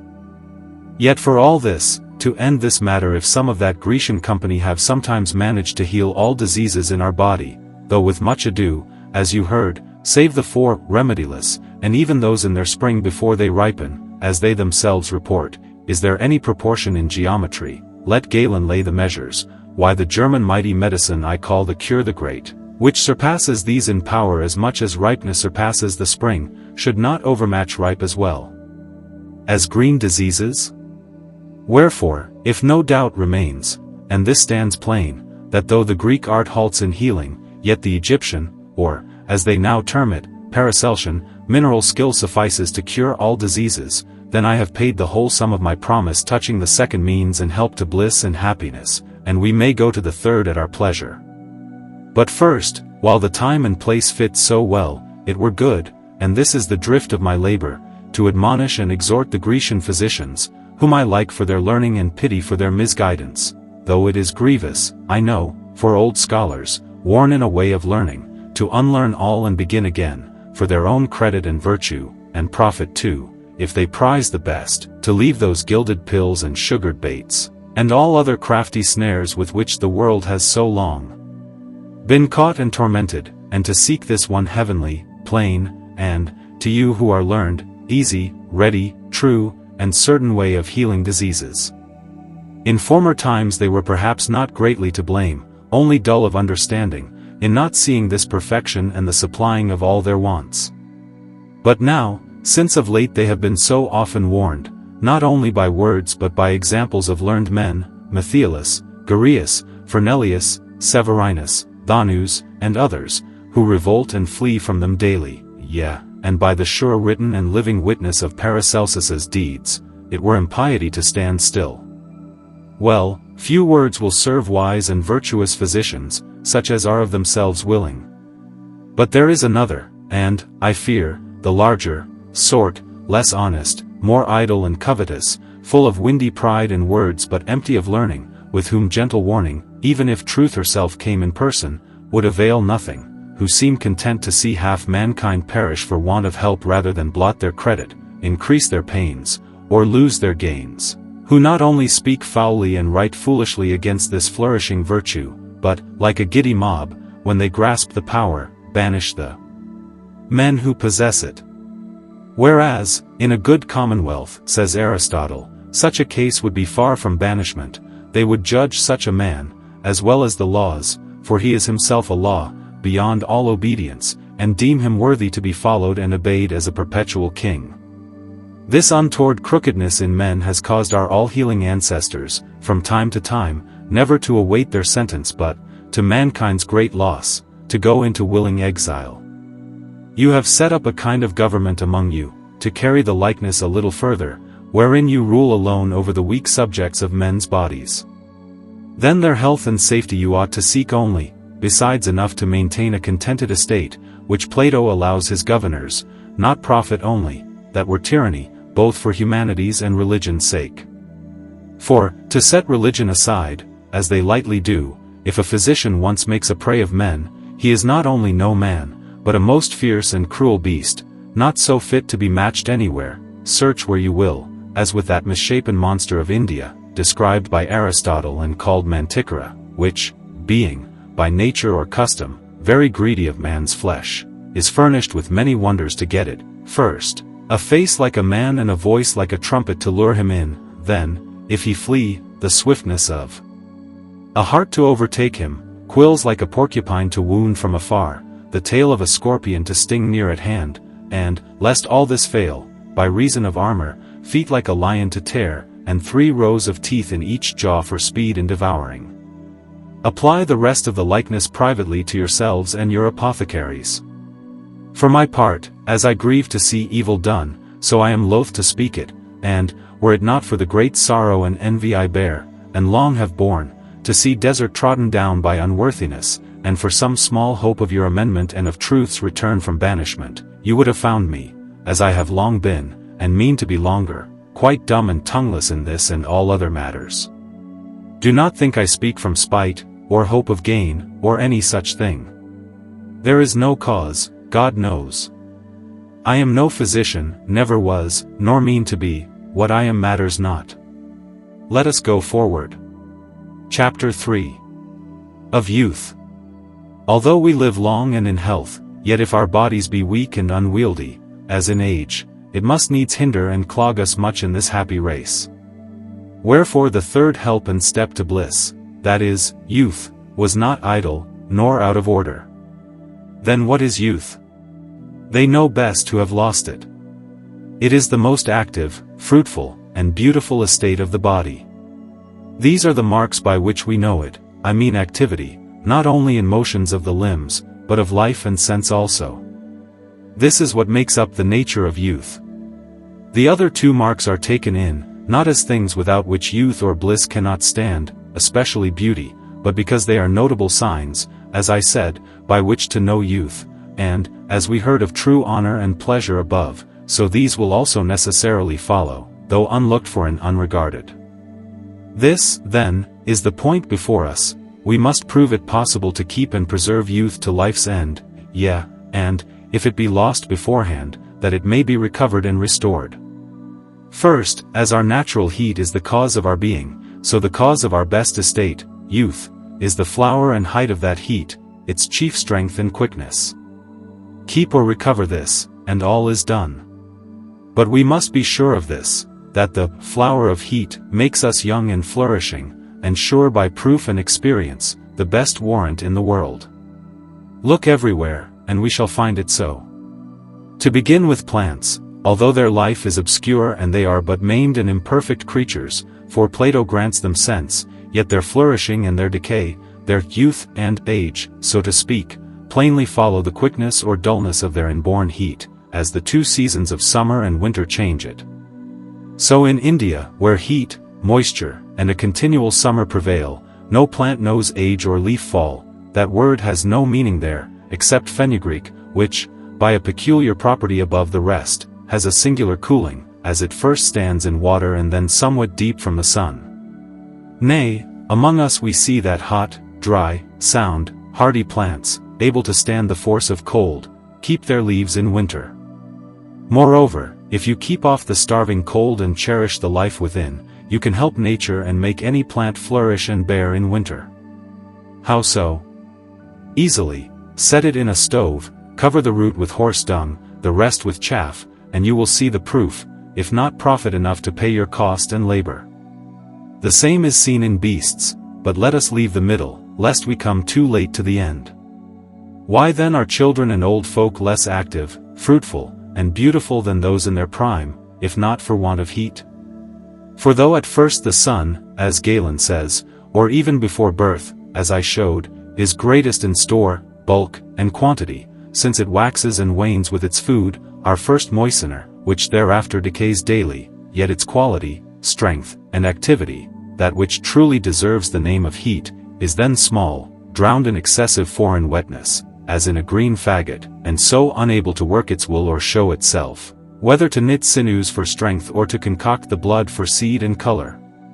Until that foreign moisture be spent, which is not for a long time. As for old folk, what is clearer than this? By the daily waste of life's food, the fainting heat lets the strong knot of vigor slacken and loosen again, and the good concoction and color of blood, which once made seed and beauty, decline and grow watery. The same holds for the sick, for the same cause. And though women have their seed, yet it is not a hot, quickening seed, but a dead material, fit only to receive life and form. And even if they are sometimes more fair and smooth than men, who are hotter, that happens by accident. Manly heat drives foul leavings, the blemishes of beauty, outward, the slacker heat of women lets them sit within and turn into the menses, a thing more grievous and noisome in truth than beauty is delightful. Hence Aristotle aptly calls her an imperfect male, which our tongue more fitly names a wombed man, and he makes the male in every kind the one able to concoct the blood, and the one that cannot, the female. If then it is beyond doubt that the chief strength of heat causes the flower of age and youth, and nothing else, let us take and hold to that point, and see first how it may be maintained, then how restored. I will not press the plant-keeping tricks above, nor cite the German, who claims means for the same in plants and animals, as he teaches in his high opinions, nor lean on those examples which, by nature's course and good regimen, drew near this matter, like Lucia the player, who spoke on Rome's stage for 100 years, or Cornelia, who bore Saturninus the consul at 62, or King Massinissa, who at about 90 got a child and traveled bareheaded in frost and snow, nor other such as are notably marked for long-continued life and vigor. I will come straight to the point. Pliny, such an author, reports that the whole nation of India lives long, nearly free from all diseases and bodily grief, untouched by ache of head, teeth, or eyes, and not troubled with spitting, the great companions, as we see, of age, so that we may reasonably infer that where the companions are unknown, the thing itself is unknown. But what need of inference, when the same writer plainly assures us that in that part of India where, the sun being right overhead, they cast no shadow, the men are 5 cubits and 2 handfuls high, live 130 years, never grow old, and at death are as in their middle age and chief strength? What more is needed? If this report be true, as we should not lightly doubt such a witness, then surely the matter is not impossible, as some would have it, and all men, if they lived in such an air and took the sound course of life I described, I must still fly to that refuge, might preserve their youth and never grow old until the appointed limit. Or, if this way of teaching now seems stale and threadbare, perhaps another means may be found in the storehouse of art and skill. Let us see, more briefly than before, for this part is nearly dispatched, the links of these helps are so tight that one can hardly be loosened without the rest, and all must go together. What means then may we find? What preserves this natural and heavenly heat of ours? Common practice takes hot meats and drinks, thinking these preserve heat in nature, as simply as if one should put lime to the root of a cherished tree, for as lime hastens fruit by heat, yet kills the stalk by drought, soaking up the living juice and moisture, so their out-of-kind hot meats, laid to life's root, quicken and stir the spirits, the fruit of life, for a season, but secretly drink up and waste the first moisture, the whole stock of nature. So, by softening the hardness of age, as iron in the fire, they make it seem youthful and lively for a time, but it is a vain shadow. And as iron, once out of the fire, is the harder for it, so they make age more unwieldy and draw it on the faster. This is the very cause, together with care and pleasure, why princes and nobles, by drying their bodies thus, live neither so long nor so healthfully as other folk, and especially depart, if the report be true, when those tufted stars called comets appear. For whether a fixed star or an elemental flame, I will not dispute it here, it is never seen save in very fine, dry weather, which consumes dry bodies and sends them packing, and moreover, though it lies aside from my purpose, turns good humors into scummy choler, the cause of broils and sedition, thus the comet is a sign of both, not a cause. What then does preserve heat?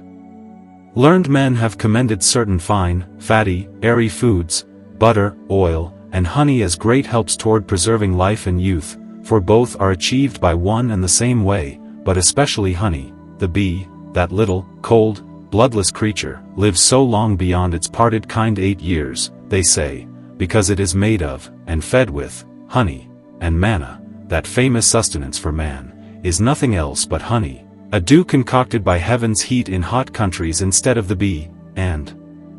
other reasons too long to fit my brief course of speech. But these men err, though not so widely as the former. Remember, when we spoke of preserving life, which is nothing but heat, we found only 2 things serve that use, like food and exercise. And though the finer breaths of outer air, or of meats, may feed the ethereal spirit that carries life, our heavenly heat must have finer food yet, an ethereal body, which is ready to hand nowhere in nature save in our body's first moisture. So this fatty, airy diet may indeed lengthen life and youth, but not directly by feeding life and maintaining the first moisture, rather by a byway, procuring health and soundness, since sickness and disease hurry on age and death. For, by their great cleanness, wrought by nature and art together, they breed no drossy diseases, as many meats do, nor do they block the free course of life and heat. Since, then, nothing in reach can nourish heat, it must needs faint and wane daily with our first moisture. How, you ask, did those Indians keep their youth without growing old? I cannot tell, unless the sun, by long familiarity, favored and blessed them above all peoples and brought down ether to nourish them. For their soil and sustenance, lying right under the sun's track, is not, through extreme heat, uninhabitable, as some once foolishly thought, but of all others the best and most temperate, because that extreme heat of heaven is most evenly answered and justly tempered by the ground's proportional cold and moisture, which they failed to see, looking too high and overlooking the lower, plain course of nature. For God, meaning to make our changeful world below, by wonderful foresight set bounds to the sun, those north and south turnings, the tropics, lest, if he ran round everywhere, he wear and waste it evenly, make it smooth and level in all places, and so either all dry land or a standing pool, both unfit for the variety of change he purposed to behold. But being curbed within those limits, he can wear the earth no farther than his force can reach, nor otherwise than as that force serves. Thus the earth must be most worn and lowest where it lies within his walk, and rise by little and little on both sides beyond the turnings until it come to the topmost height furthest off, under the world's pins, the poles. There, for cold, the earth thickens the air to water, and for the slope and fall, it sends that water down to the widest, lowest part, where, by the strong heat, it is drawn together in heaps and great plenty, and, because of the long night, it cannot scatter and vanish, but thickens apace and falls again abundantly, raining 3 or 4 times a day. Hence we may judge that the middle girdle, where our Indians dwell, cannot be so broiled and unbearable, as some have averred, but is, by all reason, very mild and temperate, and we may think that, as the sun meant to favor all parts as much as may be, so chiefly, and of necessity, that region best known to him. And as this is certain, by report of all authors, in other things, in men, touching many blessings, so we may guess that this one, which we have now in hand, was not left out of so large a charter. But for all this, and in good seriousness, we have only argued so far, it is not good to seek a dispensation against the law of nature, and it were better to discredit Pliny the reporter, though he be never so good an author, than nature herself, the author of all things. For this story stands against the whole course and drift of nature, whose works, being not woven and finished at once, do likewise decay and wear away little by little. Therefore, even if these men of India, by special license from above, do carry their age fresh and young a long time compared with other nations, we must by no means think this endures forever, up to the very moment of death, as Pliny says. Otherwise they would not die and depart as other men do, naturally, when age, creeping on and changing by degrees, is at last made ripe and ready to fall, but rather, by some sudden force, be seized and handed straight over to I know not what hangman among the destinies, to be cut off and put to death by violence. But what force could that be?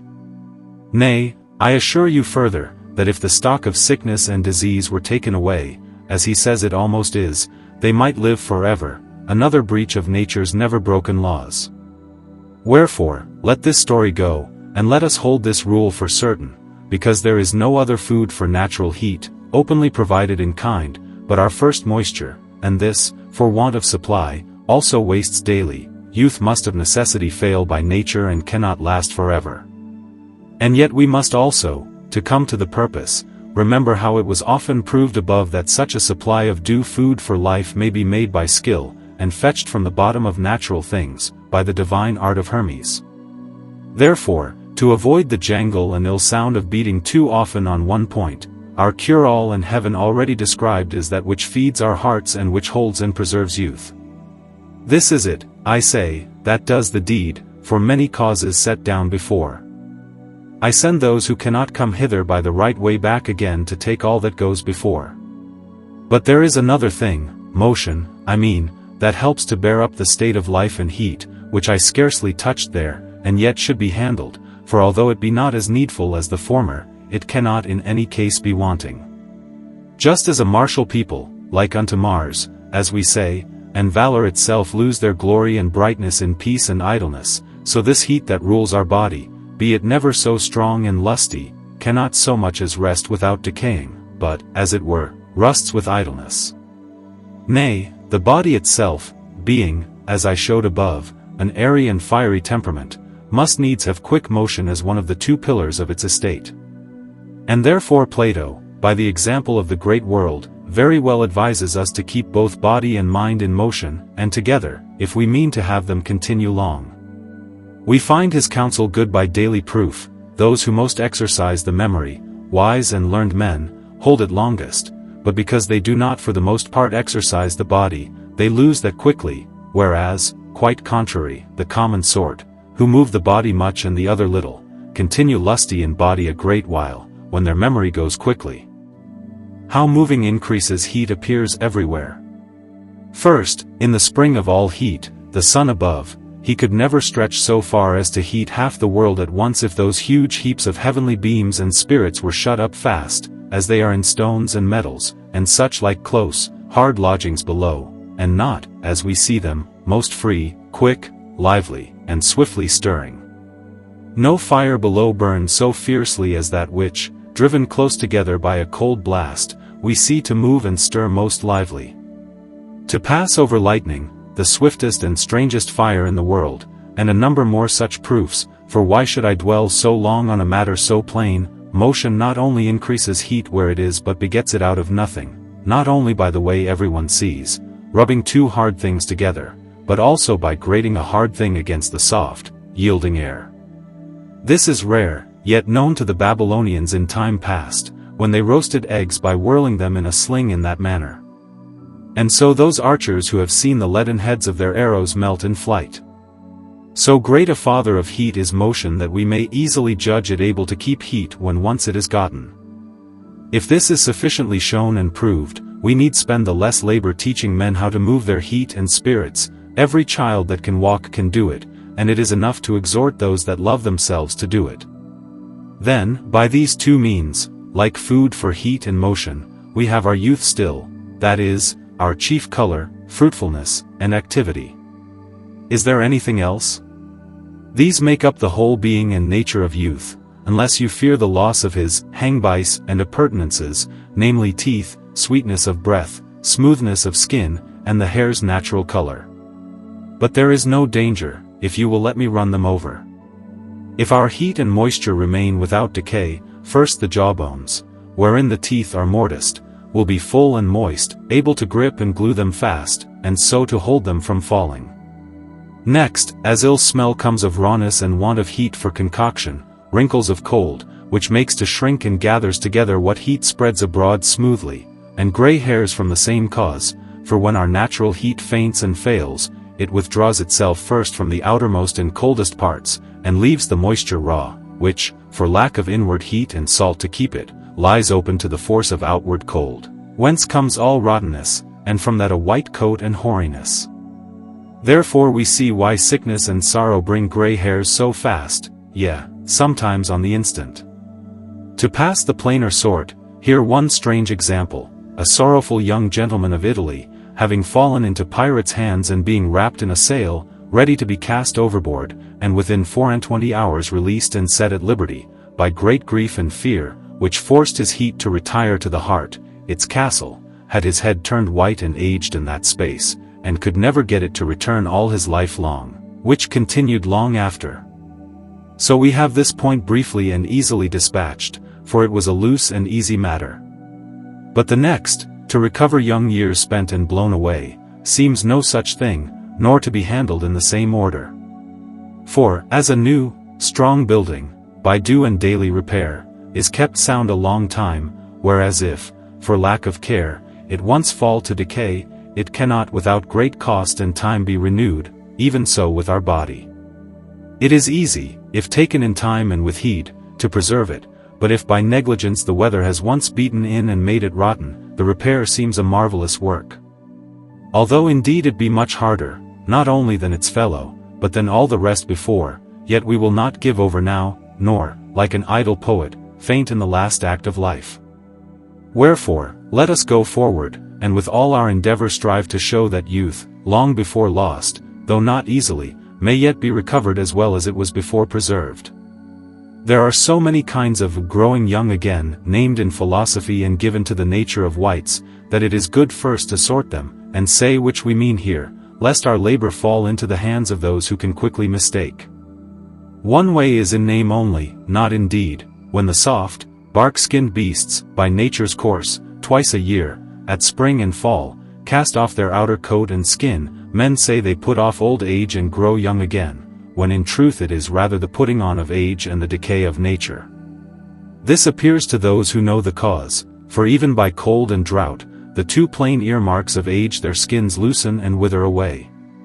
There is another kind, as far to the other extreme and altogether indeed, which Alchemy, so styled, calls joining one's end to his beginning, and says man cannot do, and therefore dies.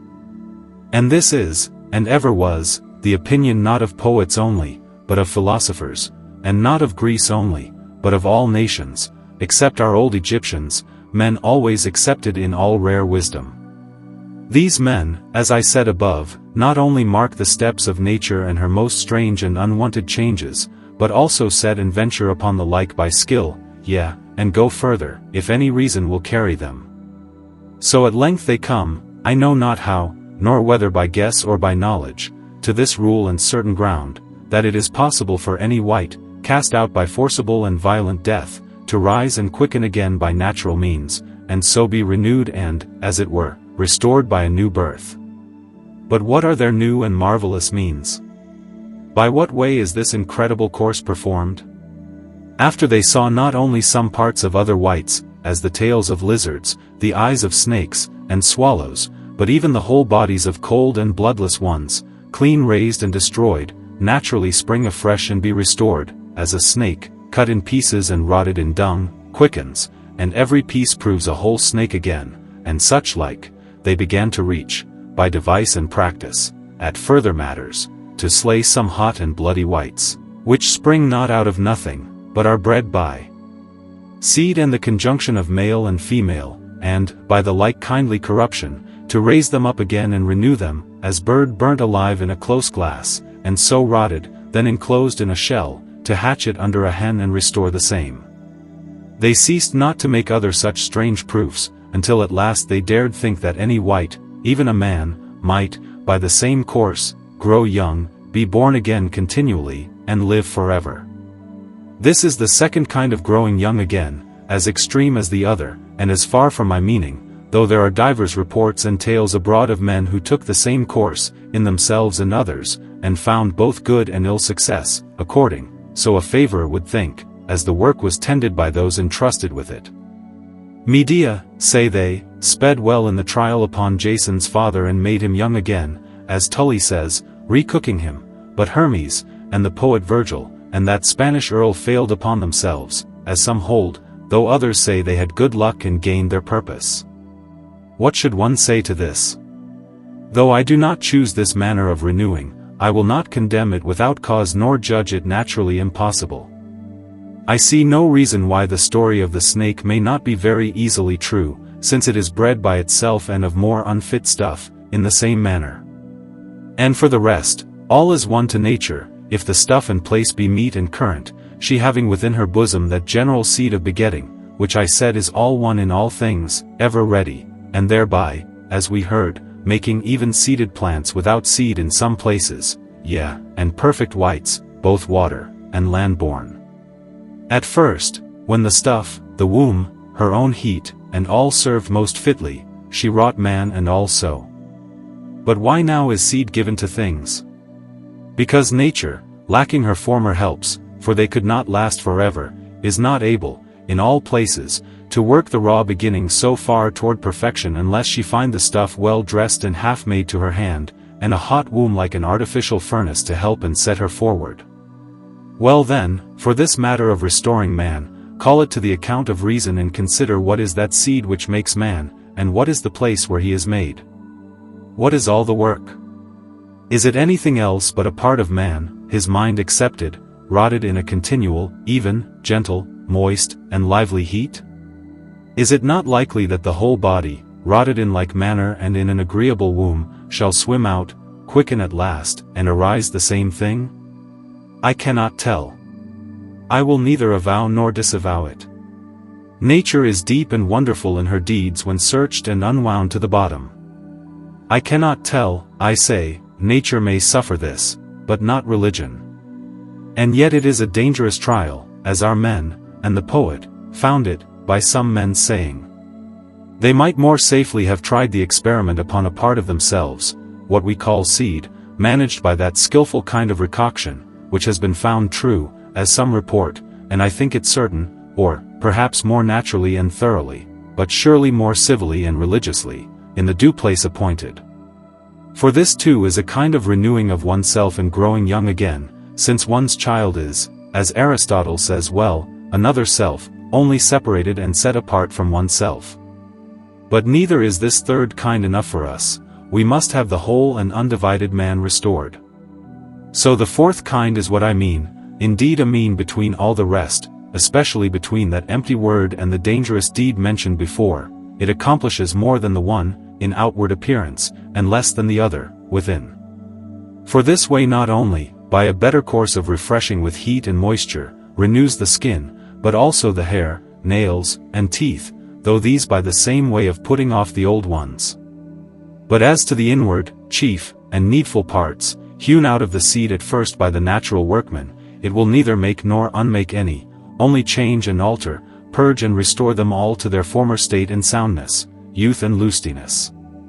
Then let us see how we may be renewed and grow young again in that order, beginning first with those idle and needless things, I cannot call them parts, of the body which, after we were made up and finished, grew and sprang out from the leavings of our meat and nourishment, the teeth, nails, and hair. As for the skin, it is a part of the seed, or the crust that overcast the thing when it was fully baked. And as these keep no certain course of nature in their coming, to omit hair, which comes and goes upon every light occasion, some are born without nails, some with teeth, while others again have none before they grow old, and such like disorders, so, no doubt, by skill, they may come and go again without any hurt or great change to the body. Pliny tells of one whose teeth came again after he was 100 years old and upwards. And I do not well know whether the soldiers in Germanicus's army, who, by drinking of a spring by the river Rhine, had their teeth loosened and shaken out, had them come again or not. But this is certain, there are waters in the world which, by a special quality, make those beasts that drink thereof cast their hair, horns, and hoofs, and so renew them. What need of many more words? This part is easy and of small weight, we may pass it over. But that an old, withered, crooked, feeble, and barren man should be taken from the brink of his grave, as it were, and led back to his former youth and lustiness, is a thing, say they, both in truth false and in reason incredible. Nay, if two such men were set before us, it would seem, to sense, ridiculous. Indeed, it will seem so to men who are either all sense and no reason, or else whose wit is wholly spent on the search of such truth as is not worth searching. Had it been spent on the deep and hidden works of nature, there would have appeared some as great as this, and childish wonders would be silenced. For my part, I am willing enough to supply that want, to unfold the greatest acts of nature and set them before you, were it not that this work grows too fast, proving bigger than I knew or wished, it is planted on so good and fruitful a ground. Yet take one or two of the fittest and nearest examples, and match them with this, that you may see it is at last no jest, nor matter for laughter. I am loath to fall into the mouths of jesters, but a grave and earnest matter. Is it not as hard and wonderful a change to see a woman suddenly become a man as to behold an old man, little by little, grow young again? Compare them. Yes, but the story is doubtful, you say. Pliny is my author still, who reports 3 such several cases, one of which he himself saw, naming both place and person, performed on her marriage day. Cardan doubts nothing of the truth, but ventures a reason for it, which, being both likely and unseemly to tell, I let pass, and he attests the same change again, though in another kind, and yet more strangely than the first, one that no man has ever dared or been able to render a reason for. The same man again says that the hyena, that cruel beast, changes sex every year, by course 1 year male, another female, never ceasing nor missing that strange and marvelous turning. Is not this a far harder and greater natural alteration than the one we speak of? Then we grant nature is able to do this, if she be willing.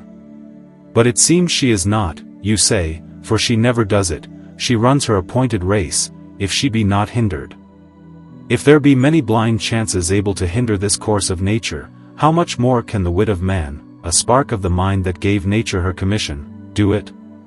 He often stops, lengthens, and turns her course another way. If I had time, I could show it, and yet she is ever willing and consenting. Let us see, then, for this matter in hand, how skill can overrule nature with her own consent and make her willing to return and grow young again. First, let us know that all philosophers hold that life, soul, and natural heat are of themselves always young and lusty, and never old, but seem so because of the failing instruments, the parts. I have often shown it is a kind of fire, waxing and waning according to its meat and motion. Then here is one good help toward the great work of renewing. Likewise, the parts of the body are not destroyed and lost, but, as they say of a rich man that he is decayed when money, the life of the world, has left him, even so, when our natural heat, the life of this little world, is faint and gone, the body shrinks and is defaced. Bring back heat into the parts, as money into the bankrupt's coffer, and both shall be lusty and flourish again as much as ever. But how may this heat be brought again? In few words, even as it is kept and held, by due meat and motion. For if it falls away only for want of these, then give them, and it shall recover itself again. Meat is the bait that draws it down, motion comes after like a gadfly to prick it forward. But the work is performed thus: first, this meat, that fine and ethereal oil so often described, by its exceeding piercing swiftness divides, scatters, and scours away the gross and foul dregs and leavings which, for want of culture by heat, have overgrown our bodies, lying like a clumsy stayfish in the way to hinder the ship of life.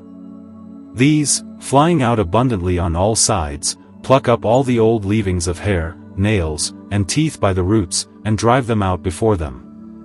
Meanwhile, our medicine not only clears a free course for life, if she list to run her wonted race, which some think enough in this matter, but also strews all about her due and desired meat, the first moisture, to draw her forward. By which means our life, having got both her full strength and liveliness, and returning like the summer sun into all our quarters, begins to work afresh as at the first, for being the same upon the same, she must do the same knitting and binding the weak and loose joints and sinews, watering and concocting all by good digestion, and then the idle parts, like leaves, shall in this hot summer spring and grow forth afresh out of this new and young temper of the body, and the whole face and show shall be young again and flourishing. This is quickly spoken, you say. If it were as soon done, it were a happy medicine. Nay, that were a miracle, and I work no miracles. I only help, as I said, the willing race of nature. Therefore, as a man is long in decaying and wearing away, or rather, in making and waxing to his perfection, so in mending he cannot return all at once, but must creep back little by little, and so be restored. Otherwise, I might at the first dash have told you of that spring in the Isle Bovica which, as P. Martyr witnesses, will, in a few days, restore a man altogether, grey hairs and wrinkles, and make him young again. If I had chosen to delight women and children, and to win credit with the common sort, I could have rifled the legend and fitted many pretty wonders to my purpose. But as I serve nature, and wait upon a wiser mistress, nay, in her inmost and secret places, so I would, if I might, speak nothing that were not pleasing in her sight, and well-sounding in the ears of wisdom. Let these few suffice for this matter. Chapter 4. Of Riches. We are now come at last to that point which the golden world would have had first, the way to riches, because, though it is indeed the last and lowest part, being servants, and to be used as such, yet it is very needful, and not to be spared in this blessed household. For although we have all the helps of long life, health, and youth that may be, yet if we lack the service of riches, poverty will besiege and keep us under, cutting off and hindering many goodly deeds and works of wisdom and virtue. But what are riches? The world and philosophy do not agree in this reckoning, nor philosophy within itself. The world accounts store of gold and silver to be riches, Aristotle, enough of needful things, the Stoics, enough of earth and air. To begin here, these might be stretched large enough, but we know their straightness. Would they have us live by breath alone, and never eat, according to the fashion I set out in the art of healing? Be it possible, as it seems, yet it is somewhat feeble, as I there showed, and so somewhat halting and imperfect, for lack of youth and lustiness, for our first and perfect life appointed, besides the maims and hurts of poverty, which I touched but now. Aristotle is somewhat straight also, for so the beasts are rich as well. Had he said enough of things needful for a good life, the very end for which we were made, he had said much better, yet not all, for so all the bodily means and helps aforesaid would be counted riches, too confusedly. Much less can we rate golden wealth as true riches, because a man may die of hunger for all this, as he that sold a mouse for 200 pence died himself for lack of food, when the buyer lived, and this was done, to let go the feigned Midas, when Hannibal besieged Catiline. Then true riches are enough of outward things needful for a good life, that is, for our bliss set above. But because golden, worldly wealth is a ready and certain means to this, barring violence, which no man can warrant, we will use the cause for the effect here, and strive to show how all men may get enough of gold and silver, and that by weaker means than Hermes' medicine, as the place requires, though by the same way as to the stuff we work on, namely, by turning base metals into silver and gold. This is the hard matter that turns the edge of worldly wits. The brightness of this glorious thing dazzles the eyes of the common and bleary-eyed people, because in their account it is the best, highest, and happiest thing in the world, when indeed and truth, as it is the least and lowest, and worst of all the helps belonging to bliss, so in proof and trial it is the less hard and less troublesome to art and nature, the most ready, and easiest to be gotten and performed. To show this, without long tarrying, it were good first to enter into the way and order nature keeps below in making the metals underground. I hope I shall not run into that part of Socrates' accusation, for searching too deeply the matters underground, for now, by the mighty labors of miners' spades and mattocks, the way is made so plain before me. Otherwise, as they are indeed, I would count them too deep and hard for my pen to dig in. All underground bodies, which the Arabians call minerals, are either stones, or hard juices, which we name middle minerals, or else they be metals. These, as all other perfect things, have one stuff, earth and water, and one workman, the heat of heaven, as I said above. For their womb, because they are but dead things, as men call them, the earth will serve. But because nature meant to make the most perfect things in that kind, which require long time to finish, she chose a most sure and certain place, even the deep and hard rock itself. Not in order that the earth should hide them as hurtful things, and lean on them with all her weight, as Seneca says very severely, or rather finely, for we know how he hunts after fineness like an orator, to whom a small license to shape a story is granted, but for causes more natural and fit. And the orator himself confesses as much. The way minerals are formed is this: first, water, piercing downward, softens and breaks the rock, following the softest paths and so cutting the crooked courses we see, the wombs, we call the veins and pipes of minerals. As the water runs, to take the matter in order, it washes and shaves off small fragments of the rock, and when it pools and settles, it clarifies and refines these by continual draining, until the middle heat of the earth, which is the heat of heaven, arrives and, by long boiling, thickens them and knits them into single bodies of many kinds, according to differences of material and heat. These are the hard juices, or middle minerals, as I said. As this workman continues, though Agricola says the cold and dryness of the rock now seize the material and little by little at last bind it into the hard form of a metal, and Aristotle even gives this cause the whole work from the beginning, out of the heart and best part of these the workman at length wrings out a clean, dense, heavy, raw, watery, running body called quicksilver. Here the mineral work has reached its perfection, unless it happens, as often it does, that, through that same boiling, there is also produced in the place a contrary hot and dry breath. When this meets that raw, watery, unshaped lump, it curdles, thickens, and fashions it into the fixed body of a metal, as rennet does milk or seed does menstruum. Our men, because of its likeness in quality, though the substance differs greatly, call this mineral breath brimstone. Now when this second and earthly heat enters the work, the gentler heat of heaven sets the material, which had halted before, back to work and drives it forward, and these two heats together, by continual boiling and mingling, alter, cleanse, and refine it by degrees, until at last, after many years' labor, it comes to the top of perfection in cleanness, fineness, and closeness, which they call gold. If the heat be gentle and long-suffering, as they say, the degrees are first lead, then tin, thirdly silver, and so on to gold. But if the heat is strong and sudden, it turns the weak work aside, burns it up, and makes nothing but iron, or, if the heat is somewhat better, copper.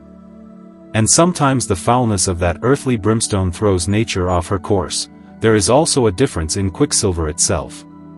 But truly the cause of all difference is the working heat, which makes and disposes the beginning, middle, and end thus or thus, according to its strength and continuance, and this is the main ground here. Quicksilver is the mother of all the metals. When the work is finished, it still lies as it did throughout, in a thick, flowing form, like molten metal, and when the owner comes to take possession, bringing the cold breath of the air upon it, it freezes and hardens in a moment, as coral and other soft, growing sea plants do, and becomes fit for human use, for which it was made and ordained. These are the grounds of the best informed men, those most traveled in such matters, and Cardan, an impartial man, not of our party, yet very learned, agrees with them as closely as may be. Still, lest these dimmer lights seem darkened by the brightness and fame of Aristotle, his scholar Theophrastus, and the later renowned Agricola, who hold stiffly the contrary at times, I will, as far as I can within my narrow bounds, lay out in order the reasons that moved them and held them in that opinion, so that wise readers may weigh reason against reason, and judge which is the weightier, without the vain awe of names and authorities. First, that the mineral stuff springs from those rock shavings above said, all skilled miners can tell you, who, by the nature and grit of the stone, though 20 sorts lie together in one rock, can certainly say which vein will follow. But to pass lightly over lighter matters, which they grant as well as we, the great strife is over quicksilver, the nearest stuff and menstruum or mother of metals. In my opinion there need be no strife, if we mark the consent of all nations that name things, and no fools for the most part by calling it in Greek, Latin, and other tongues, quick or liquid silver, they plainly hint that, if the two hot workmen above named stayed and further purified it, it would be nothing but silver. Indeed, Avicenna and some other learned men, leaving out the middle degrees, hold the very same, and I think it true, if the material and heats be good and faultless, as in hot countries. The disputers will call this kind of argument unskilled and quickly cast it off. Then remove the cold that hardened the metal at last, and to the eye it appears nothing else than such altered quicksilver. Or, if sense be sometimes false and deceitful, come into our school and, by a gentler, more natural way, watch us lead metals back into a true quicksilver, abiding both cold and heat, according to the sound philosophical rule, that everything is made of that into which it is dissolved. If this will not serve, step a little further toward the borders of secrets, and you shall see that, by following nature's steps below, which I traced before, sowing the dissolved seeds and breaths of metals upon quicksilver, we curdle and bring her into whatever metal we will. As for that earthly brimstone, just as nature, to make a perfect living thing, is forced to depart from her first order and take a hot womb and another workman's hand, so to frame a perfect, dead creature, she must use, besides a dead womb, the hand of a lusty fellow workman to fashion and boil it to perfection.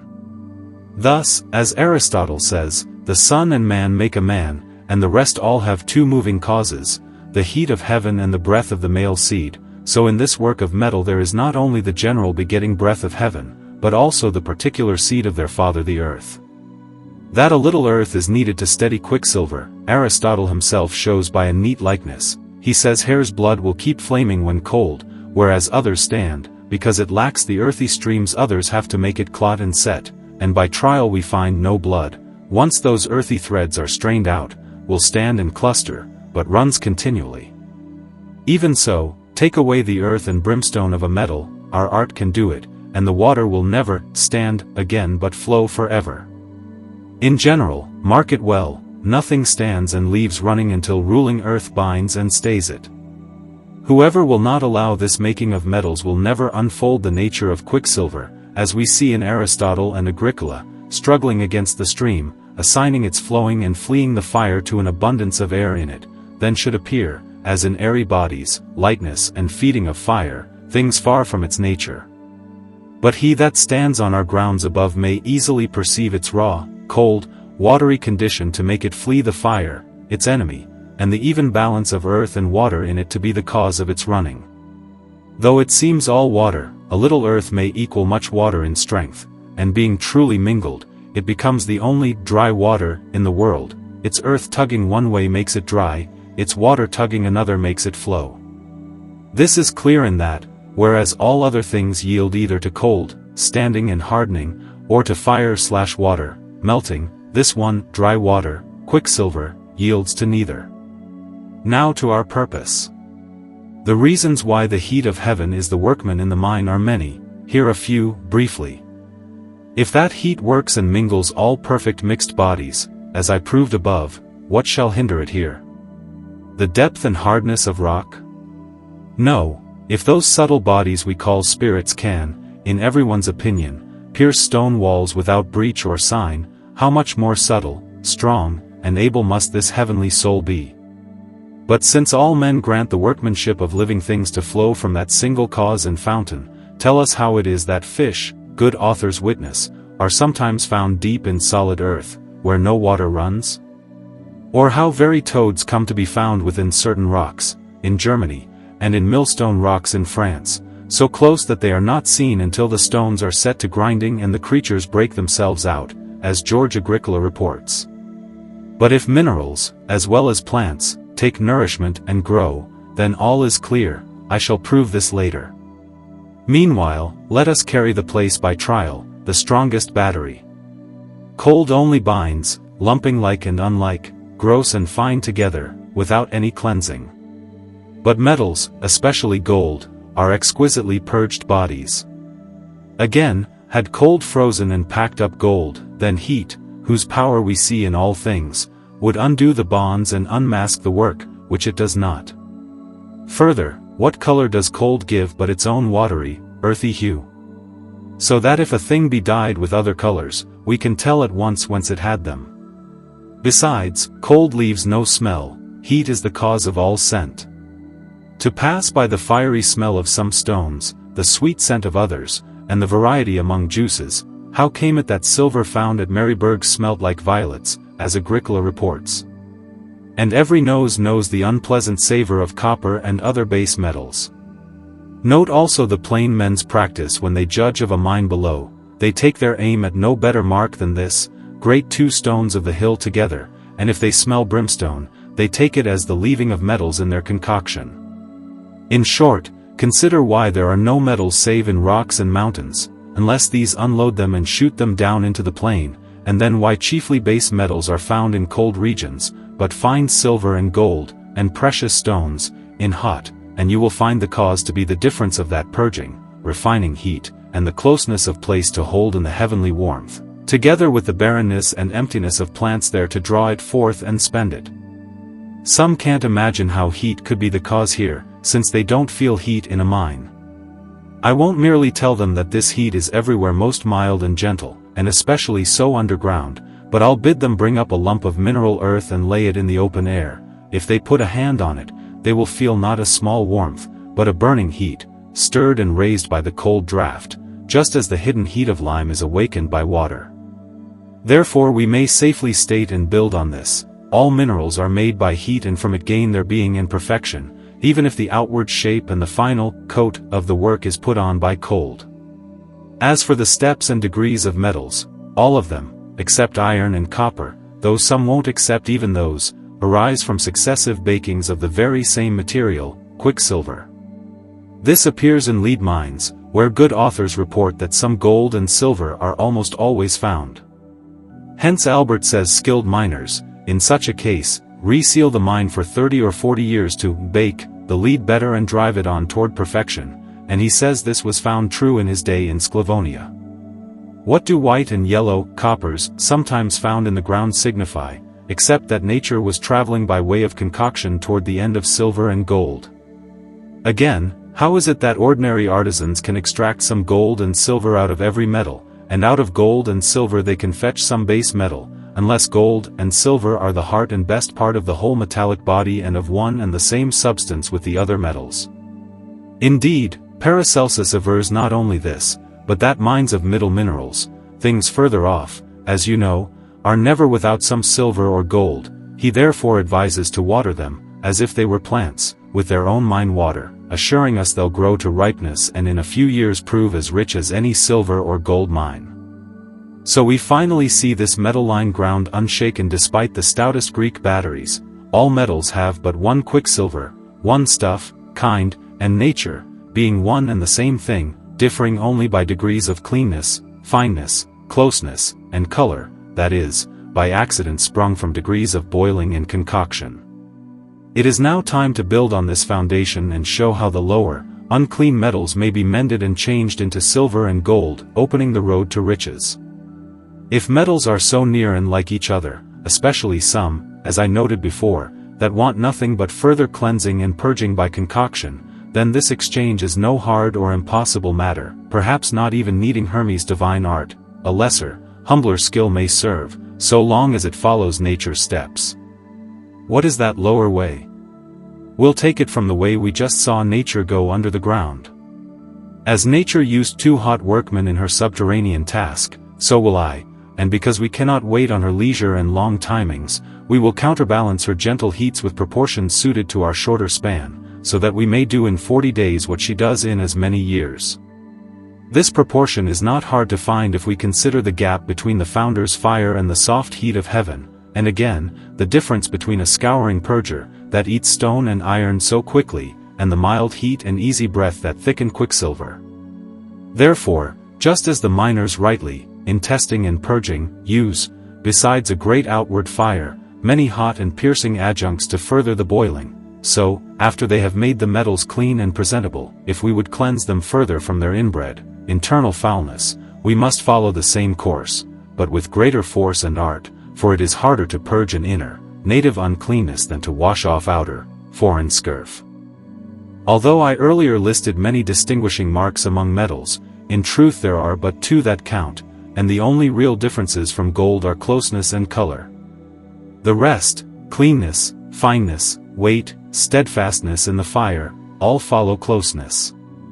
For a thing is close when much stuff is packed into a narrow room, which cannot be unless the stuff is clean and fine beforehand, and when it is so packed, it must needs be heavy, for the mass, and steadfast, for 2 reasons. First, because no entry is left for fire to pierce and divide the substance, and division spoils everything, and second, because there remains no gross or greasy matter, the food of fire.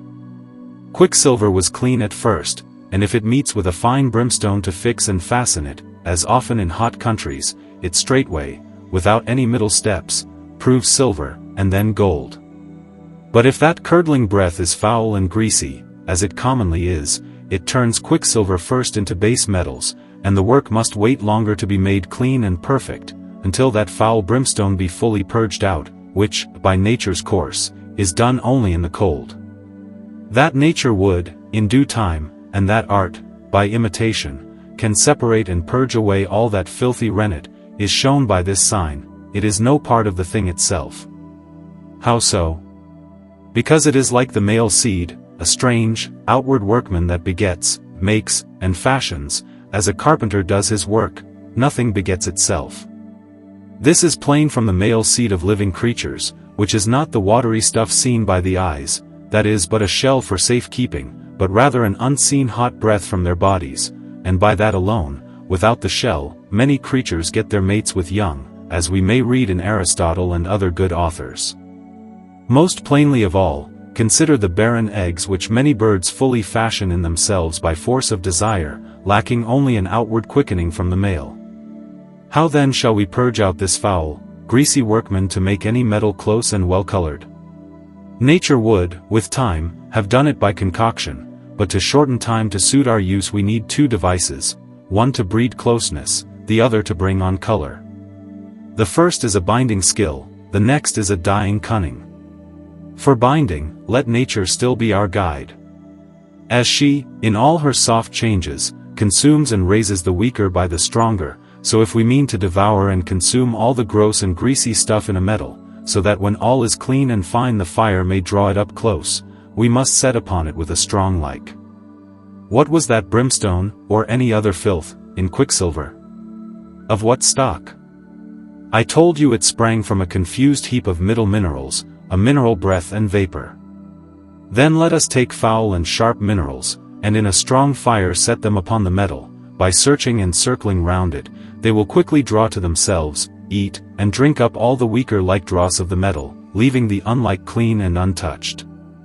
I need not dwell on it. Don't we see how soap, a filthy, strong thing, when it grapples with a foul cloth, takes and eats the filth as its like food, leaving the unlike cloth clean and spotless? Or to come closer, see how antimony, that fierce, foul mineral, when set to cleanse gold, runs all over the metal, taking and consuming its like, the strange, unclean parts, and leaving the rest, as unlike and unfit for it. Let this part pass. Since the metal is now as clean, fine, and heavy as quicksilver, and as close and steadfast as silver, or rather more, let us take up the next point and bring on the color of gold. This has two requirements, fairness and lastingness. The first is easy in common practice. The whole art lies in dyeing the metal through and through with an everlasting color. For that, the dye must both pierce the metal and endure all fire. The first is not hard, but how shall the second be done? Perhaps we don't need to make it steadfast before we lay the color, just as gold will so firmly embrace and hold its maker, quicksilver, if she be somewhat cleansed and made fit to receive him, that no fire can part them, so the closeness of our steadfast metal may defend and preserve the color. But if not, yet if iron and copper, nay, if the middle minerals, can be bound and made fire fast, as our men teach, then their colors may be fixed and made steadfast too. What remains? If you're still not content, go learn to fix flying spirits, as they call them. Cardan, who denies that an open metal can be made close and steadfast, still allows this matter easy. And since we're here and he's so ready, let's talk with him a little. I marvel at him, a man so learned, though untrained in this art, the head of learning, that after speaking well for a while, allowing that all metals are made of one stuff, traveling by one path of concoction toward one end, gold, and differing only by accident, by the chances of those boiling degrees, and thereby yielding that base metals may be mutually transformed, and silver likewise into gold, since silver is but imperfect gold, lacking nothing but color, which is easy, and a little closeness, to be given by purging out fire's greasy food, yet, after all this, he denies it possible to change any lower metal into silver or gold, because sudden heat, as in iron and copper, burns them so that they cannot be brought back to their old quicksilvery cleanness, nor made steadfast in the fire. He would never have said this had he been reared in our craft. He would have seen us easily lead the metals back to their source, and then, by the means already given, fix them there. He himself grants that the whole cause of openness, unsteadfastness, and waste in fire is that fatty brimstone, and that it can be cleansed out of silver. Why not out of the rest as well? Will they not bear the violence? Not at first, but by little and little they will, as gentle and wise men know how to handle them. There are others besides him, Erastus and the like, who deny this art of transmutation. If I thought such men needed refuting, for, ignorant of the points they handle, they blunder in the dark and cross themselves so that they stir pity rather than challenge, I'd answer further, but I'll only exhort them to be better advised by a few plain examples, and so rein in their over-hasty judgments till the trial itself. Lead, as workmen know, is one of the greatest spoilers of its fellow base metals in the world. Save a metal from lead's rage on a shell of ashes, a test, and it's reckoned safe and steadfast against all assays. Cardan tells of a man at Milan who so dressed and armed his face and hands that he could wash them in molten lead. Might not a tougher, harder metal be more easily armed against force? You'll see yet greater wonders by nature's easy skill. Clear crystal saves the cloth wrapped about it from the rage of fire, so too oil defends paper, so that you may boil fish in it without either burning the paper or the oil soaking through, because deadly contraries, by fighting, protect the middle thing between them. Is it then any wonder if iron or copper can, by some neat device or kindly art, be defended from any fire and made safe and steadfast? To come closer, it's well known that base and unripe gold, a kind of mean between silver and gold, lacking full color and closeness, and wasting a lot under trial, can, by some of the lower degrees of binding, be refined and made as good as the best gold in the world. Then what in reason forbids that the rest, especially silver, by stronger and more forceful means, may also be bound and colored and brought to perfection? To conclude, if, by tracing nature's path, which she treads daily, we can turn a plant or animal into stone, and a mineral into a metal, and lead into tin, yes, even lead into copper, as I will prove later, with so great a change and increase of color and closeness, then tell me why, by proportionate means, lead, or rather copper, may not be turned into silver, or either of these, especially silver, into gold. Therefore, to finish the point, Paracelsus reports as certain that in Carinthia they commonly turn copper into silver, and in Hungary this silver into gold.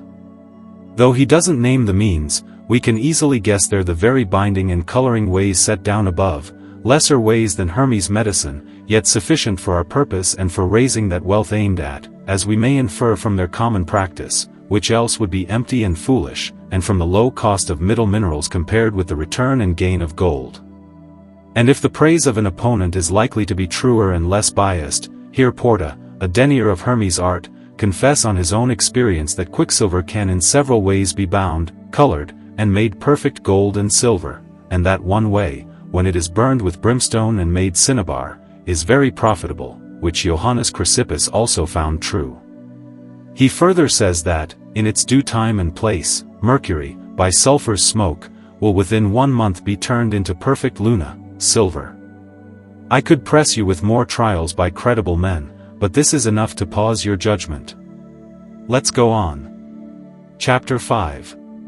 Of Wisdom and Virtue. Since long life, health, youth, and riches are now settled, and we've gained such a goodly choir of helps, instruments, and means to wisdom and virtue, that is, to perfect bliss and happiness, what is lacking but will and diligence to bring all people to it? Unless, as often happens, some are so ill-framed by birth and nature, so far estranged from their kind toward the sort of beasts, that, though they do not lack these helps, nor even goodwill and effort, still nothing will serve to mend them and bring them to wit and goodness. Let us then seek the remedies for these two sores as well, so that we can make happiness whole and perfect at last. Let us show how all foul and vicious persons may be cured and brought to health of mind, which is wit and goodness. No cure can be skillful unless its cause is first known and removed.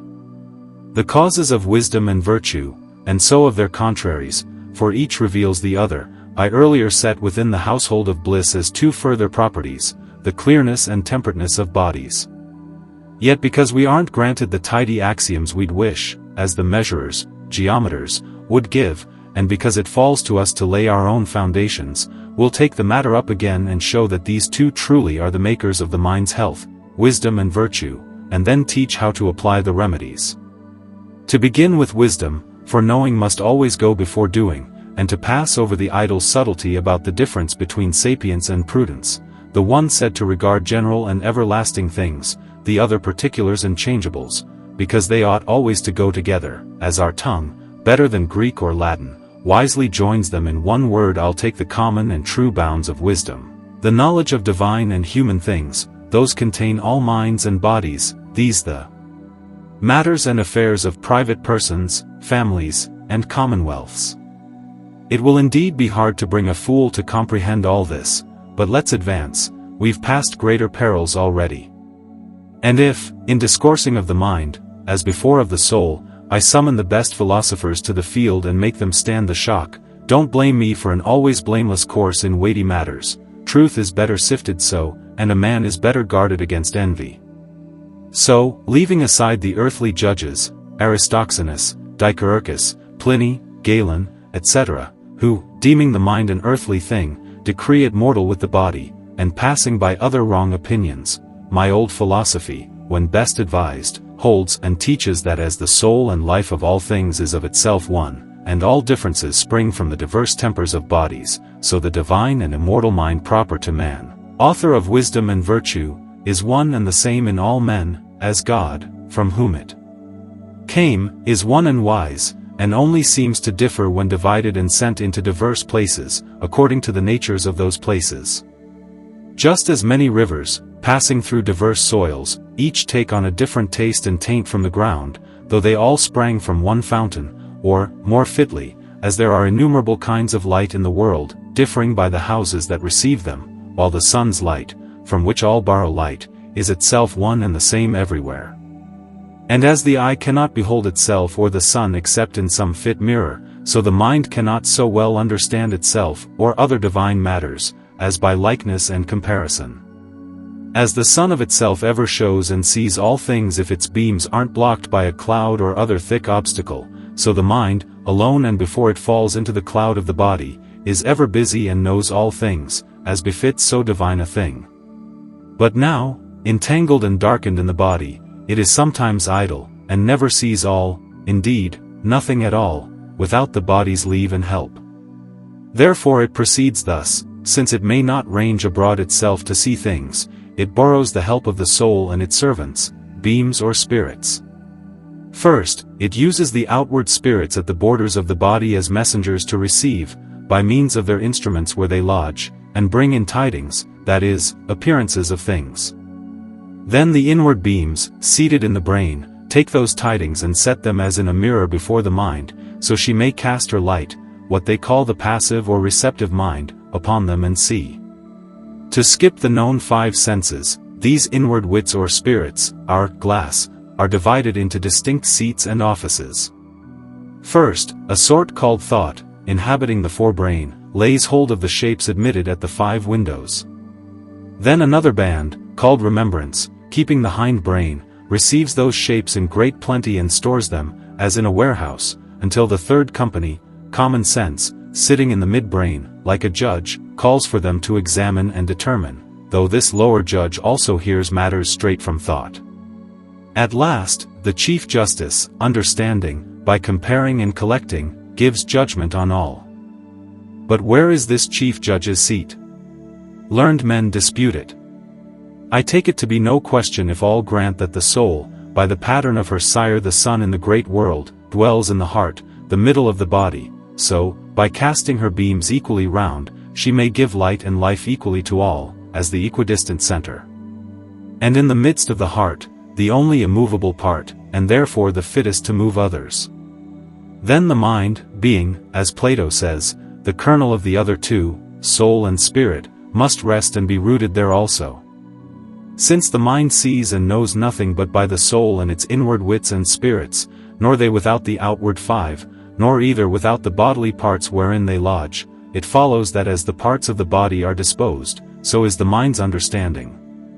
Let's go down more particularly and see what bodily conditions help or hinder understanding.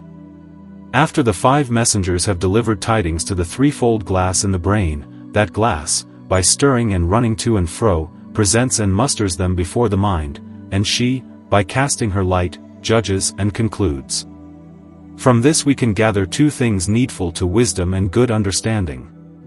First, a glass, that is, inward spirits, able to receive and hold many imprints, which means very clear, clean, and smooth spirits, as in a sound eye or a well-made mirror that readily takes and shows the least spot or shape, whereas, if they be dark, foul, and uneven, they can take nothing, nor represent what they have.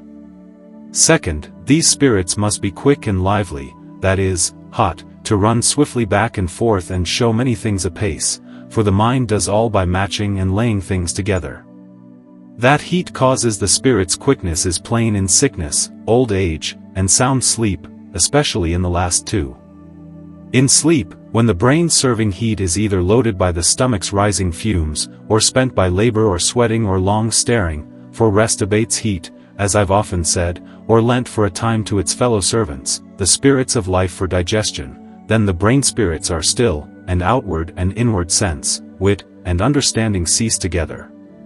But if the meal, to omit the spending of heat, was neither great nor heavy, so it neither belches clogging vapors nor needs much borrowed heat, the perceiving spirits regain their own natural heat and begin to move a little before the mind, she then beholds some old images as they pass, that's dreaming.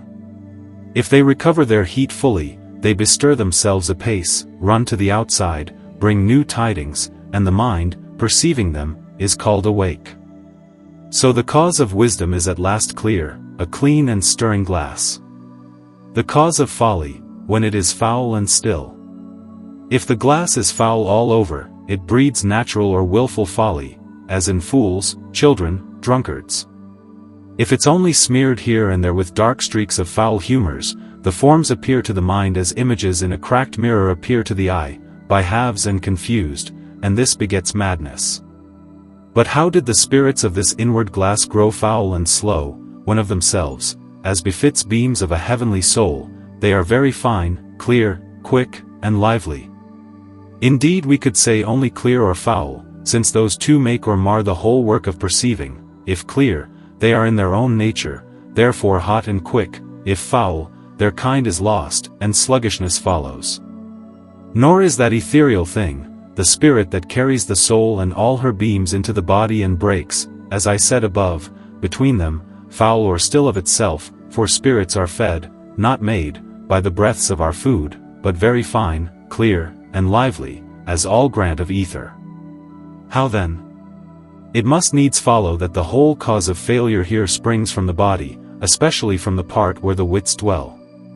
If bare reason won't satisfy you, we'll lead it forth clothed with the proofs of sight and experience, the plainest and most satisfying reasons in the world.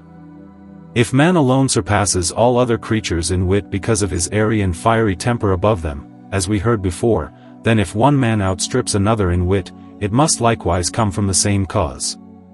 And as air and fire are clear and quick, while earth and water are foul and slow, so are the creatures in whom these elements rule affected in both wit and body, as you see in the difference between the hart and the toad, and between all wholesome and noisome creatures. To go further, why are folk so gross and rude under the two poles, in frozen countries, and so civil and wise in hot ones, as Aristotle rightly notes, if not because outward heat, being a cleanser, dries and so clears the body, whereas cold binds and thickens and, by stopping the venting of gross, foul, watery humors and leavings, makes everything not only dark and cloudy, but also hot and moist, as if drunken, by their boiling together, as Aristotle terms it. Yet, to favor our neighbors a little, he might better have likened those broiled peoples to old men elsewhere, and the aged in frozen lands to youths in hot soils, because the difference between the wisdom of age and of youth flows from the same cause of drought and moisture, that is, the clearness or foulness of bodies. And therefore Plato was not ill-advised in saying that when the eye of the body fails, the eye of understanding begins to see sharply, for when that watery instrument dries up with the rest of the body, though it puts out the sight of sense, it signals that the light of wit increases. For drought, as I said, breeds clearness, if it be not mixed with coldness, for then it brings in earthliness, the foulest and slowest element. Hence the very old and cold grow doting and childish again, but if that drought be seasoned with heat, the more the better, it makes a man very wise and full of understanding, as has always been observed. Caesar is so described, but more strangely, Alexander, whose body, by its great heat and drought, was not only most sweet in his lifetime, but, lying dead above ground in a hot soil and season, without any embalming, was able to keep itself fresh and untainted many days together. I am too long. Therefore prophets are said to be wiser than ordinary men, spirits wiser than they, and the stars wisest of all, for the rising degrees of heat, drought, and clearness of their bodies. Now that we know the cause of this harm and disease, let us apply the medicine, let us clear the idiot's body. In many kinds of foolishness, childhood, drunkenness, sleep, doting diseases, nature herself is the salve, in due time dispersing and scouring out the foul, clogging, cold, and gross humors that overwhelmed the spirits and made them unclean and still, or at least, in the ranker sort of these, as in doting diseases, she may easily be helped by a little skill to do it. From this we may judge that, if great and strong means of art once joined with nature, even the rankest and most deep-rooted of all, natural folly itself, might be rooted out and dispatched. But, you may reply, as some do, the rest, which spring from outward, lighter, incidental causes, may be cured, but this, being rooted in the nature and first mixture of the seed, a mixture as ill as a beast's, can never be mended, unless we grant a beast may likewise be helped and put on manly nature. I must send you back to the degrees of kind marked out above by the philosopher's counsel. Consider well, a beast, standing in a lower kind of mixture, can in no wise be bettered into a man, unless its temper be first marred and remade, its life and being erased. But a foolish man has no such bar, his divine mind, though eclipsed by the body's shadow, stands a degree above beasts, and, in the state of mankind, fire abounds in him, as his shape, like other men's, declares, though not so much, and in the same point and measure. What is the cause then? Not that nature so meant it, but that she was hindered by some cross thing laid in her way within the stuff, whereby she was driven to stray, miss, and fall short of her purpose, just as the mole, Aristotle says, for all her blindness, is of the same kind as other hot and bloody perfect creatures, who should have all their wits and senses, because she has all the parts of an eye whole and perfect, a sign that nature meant to go forward, and was stopped by the bar of a gross, thick skin. So we see nature's failures and errors daily corrected by art. Some even hold the mole's blemish may be washed out and mended too. We may think this case easier than some of those, because it is not a distinct degree and entire kind, as if nature had run that race on purpose, which the mole seems to show, but rather odd and rare monsters in kind, or, more fitly, diseases left by nature, descent, and inheritance, sprung from some ill temper in the parent seed. How then may this disease be cured? All things in kind, by kind's course, have both their highest and lowest turn, like south and north points, from which they return again, to avoid infinity. So these hereditary, left, diseases have their race, which they run out little by little, and when it is all run, and the whole stock of corruption spent, within 9 or 10 generations, they mend and return to health again.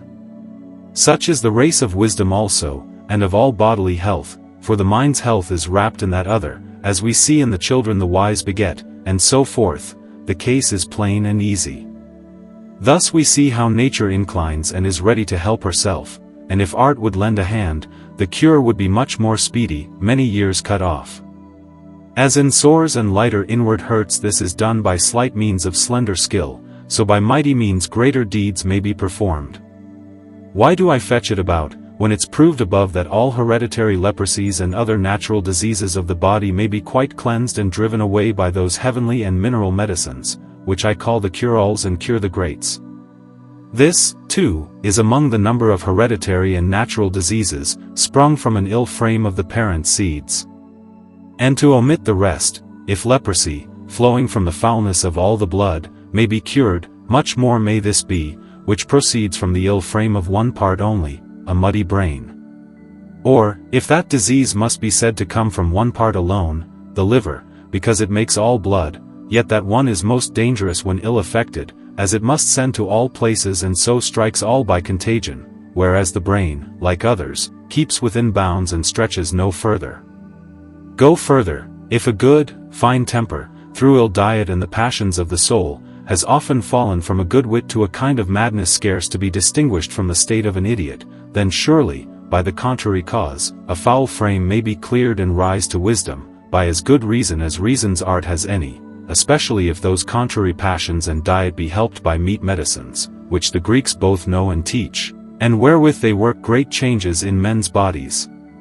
But beyond all doubt, if our most fine, clear, and hot Egyptian cure-all came in to help, for if the mightier enemy in fight overcomes the weaker, which you all grant, and whereon your physic stands, then this passing fineness and clearness, when it arises in the body like the sun at morning, will scatter and put to flight all mists and darkness, mightily clearing and scouring, by by its matchless heat, strength, and swiftness, every part. Nor can you say life will not endure such force, when life itself shall do it, for what made and mingled at first the foolish body but a beam of heavenly fire born on a couch of ether? And what is our heavenly medicine but the same, as was shown above?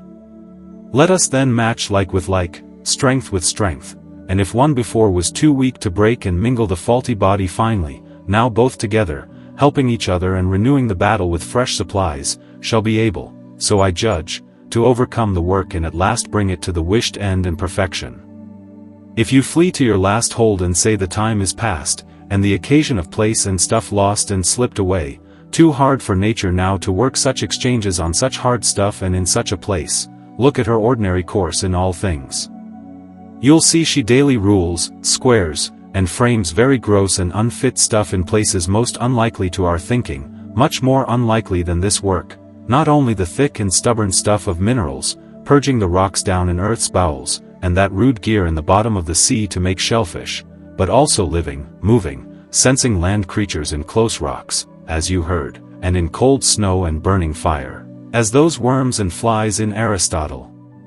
To close, remember how our heavenly cure-all, when sent into the body to work long life, health, and lustiness, did not only strike, kill, and extinguish all foul, gross distempers, his and our enemies, but also cherished, nourished, and fed our body, and brought it toward his own nature, even as far as we were willing, by dosing, to allow. From this you may easily conceive the plain and certain way of this great exchange, given his most clean, fine, clear, bright, and lightsome nature.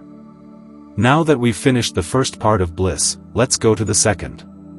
Because we didn't define it before, though we talked much of it, we'll now set bounds to the matter and make virtue, as Aristotle teaches, and truth with him, a mean in our outward deeds and dealings with others, or, as Plato terms it, right reason in manners and conditions, which comes to the same thing. The cause of virtue was likewise set out at the beginning, namely, a temperate body, but I kept the proof for this place, and that is the whole difficulty in curing lewdness, vice.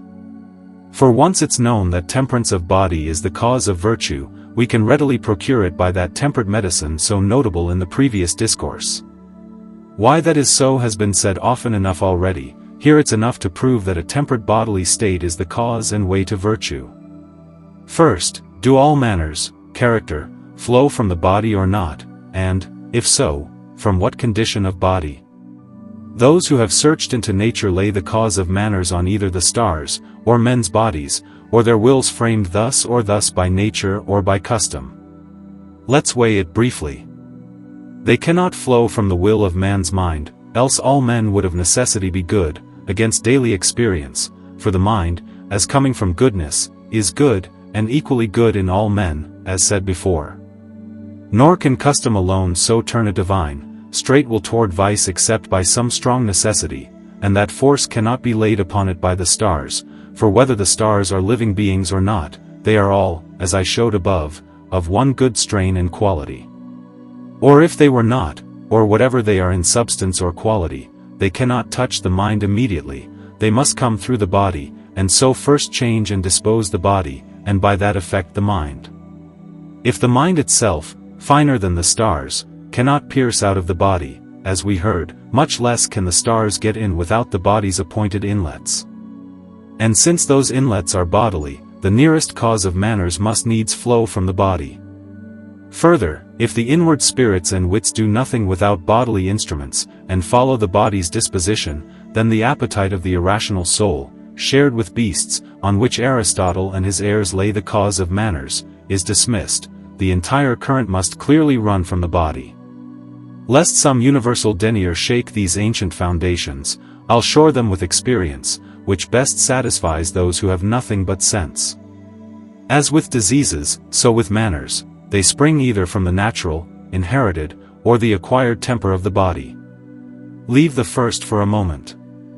The second we get from the air we live in and the food we take. The air follows either the sun's place or the nature of the ground. Rather than stay in thorny abstractions, I'll show briefly how air and food alter bodies, and so manners, as already described at large. All astronomers and philosophers, and daily proof, hold that where the sun is either too near, right overhead, or too far, near the two poles, bodies grow big and strong and manners turn rude and fierce. But within the two temperate belts of the earth, both body and manners keep a mean, thanks to acquaintance with him and his fellow wanderers. Coming down to the ground, I must be brief of fat, foggy land makes blood and spirits thick and gross, and thereby dull and slow, so the people are simple in wit, rude, faithful, chaste, and constant to that strain of manners. A barren, dry soil, if the sun there be temperate, as at Rome and Athens, makes them thin, clear, lively, subtle and deceitful, valiant, unchaste, and so on. For meet manners in men are like the virtues of plants, they follow the temper of bodies, while the soul in plants and the mind in us is one and the same in kind.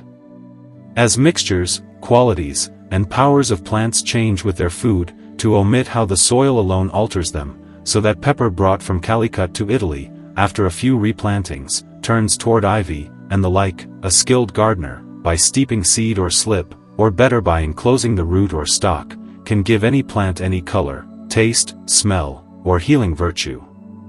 Likewise, the temper of human bodies, and thus manners, shifts on the same occasions.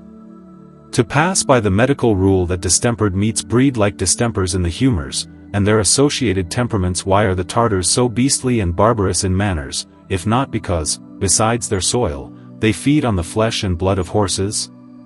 We see the islanders of Corsica prove as bold, cruel, and false as dogs, whose flesh they eat.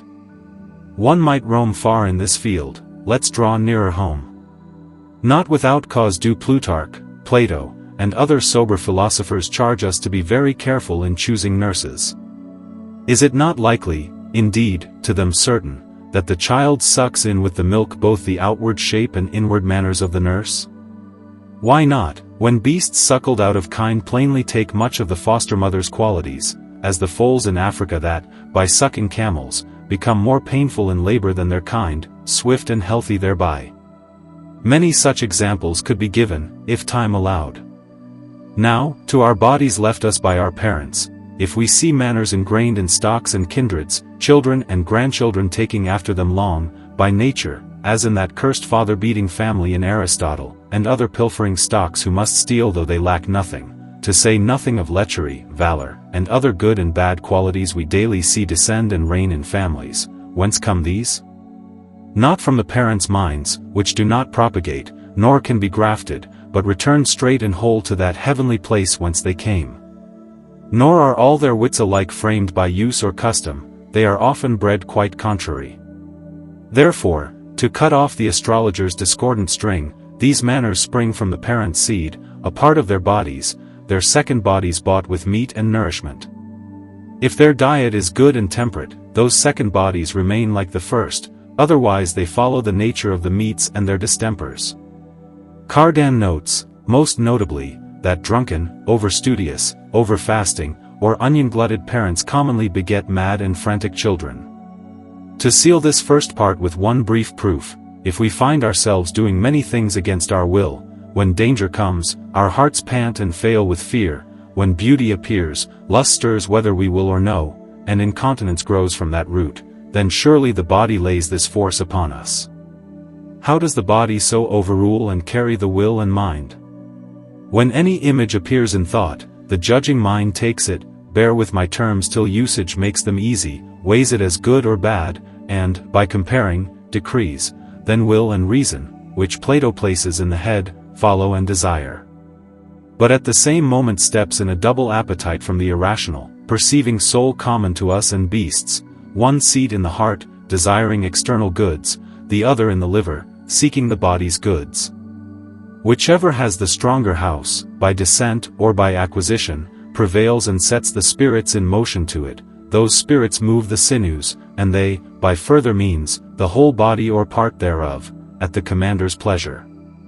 Therefore, plainly, we shall never be good and follow virtue, that is, a mean and reason in our desires and doings, until these two parts, the heart and the liver, are first, by nature, and then by diet, set in order and temper, apt to obey reason.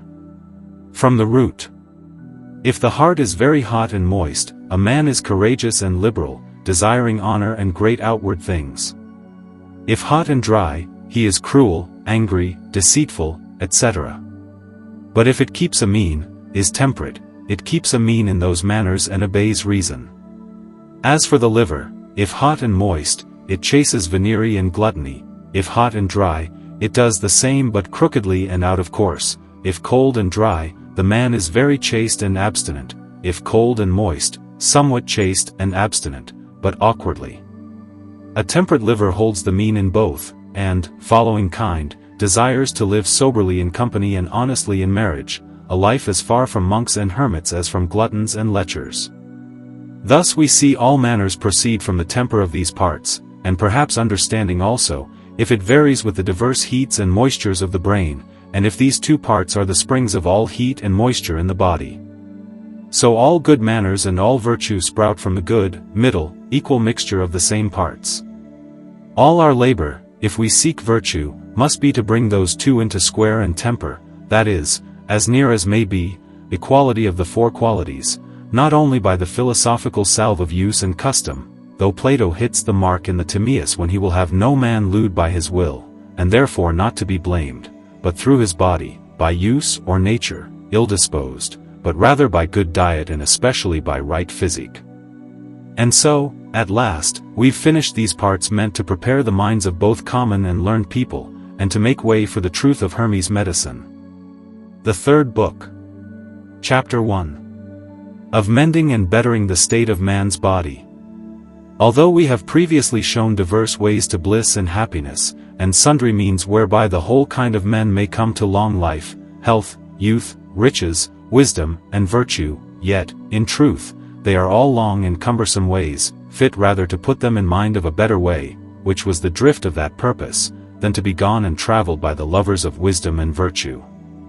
Therefore, I would not wish them to anchor their counsels in any of those places, but to seek the haven of Hermes, and of his sons the wise philosophers, as to the only, ready, and easy way to all bliss and happiness. Thus we are come at last to that which was the first intent and meaning of all this labor, that Hermes and the philosopher's stone and medicine is the true and ready way to bliss.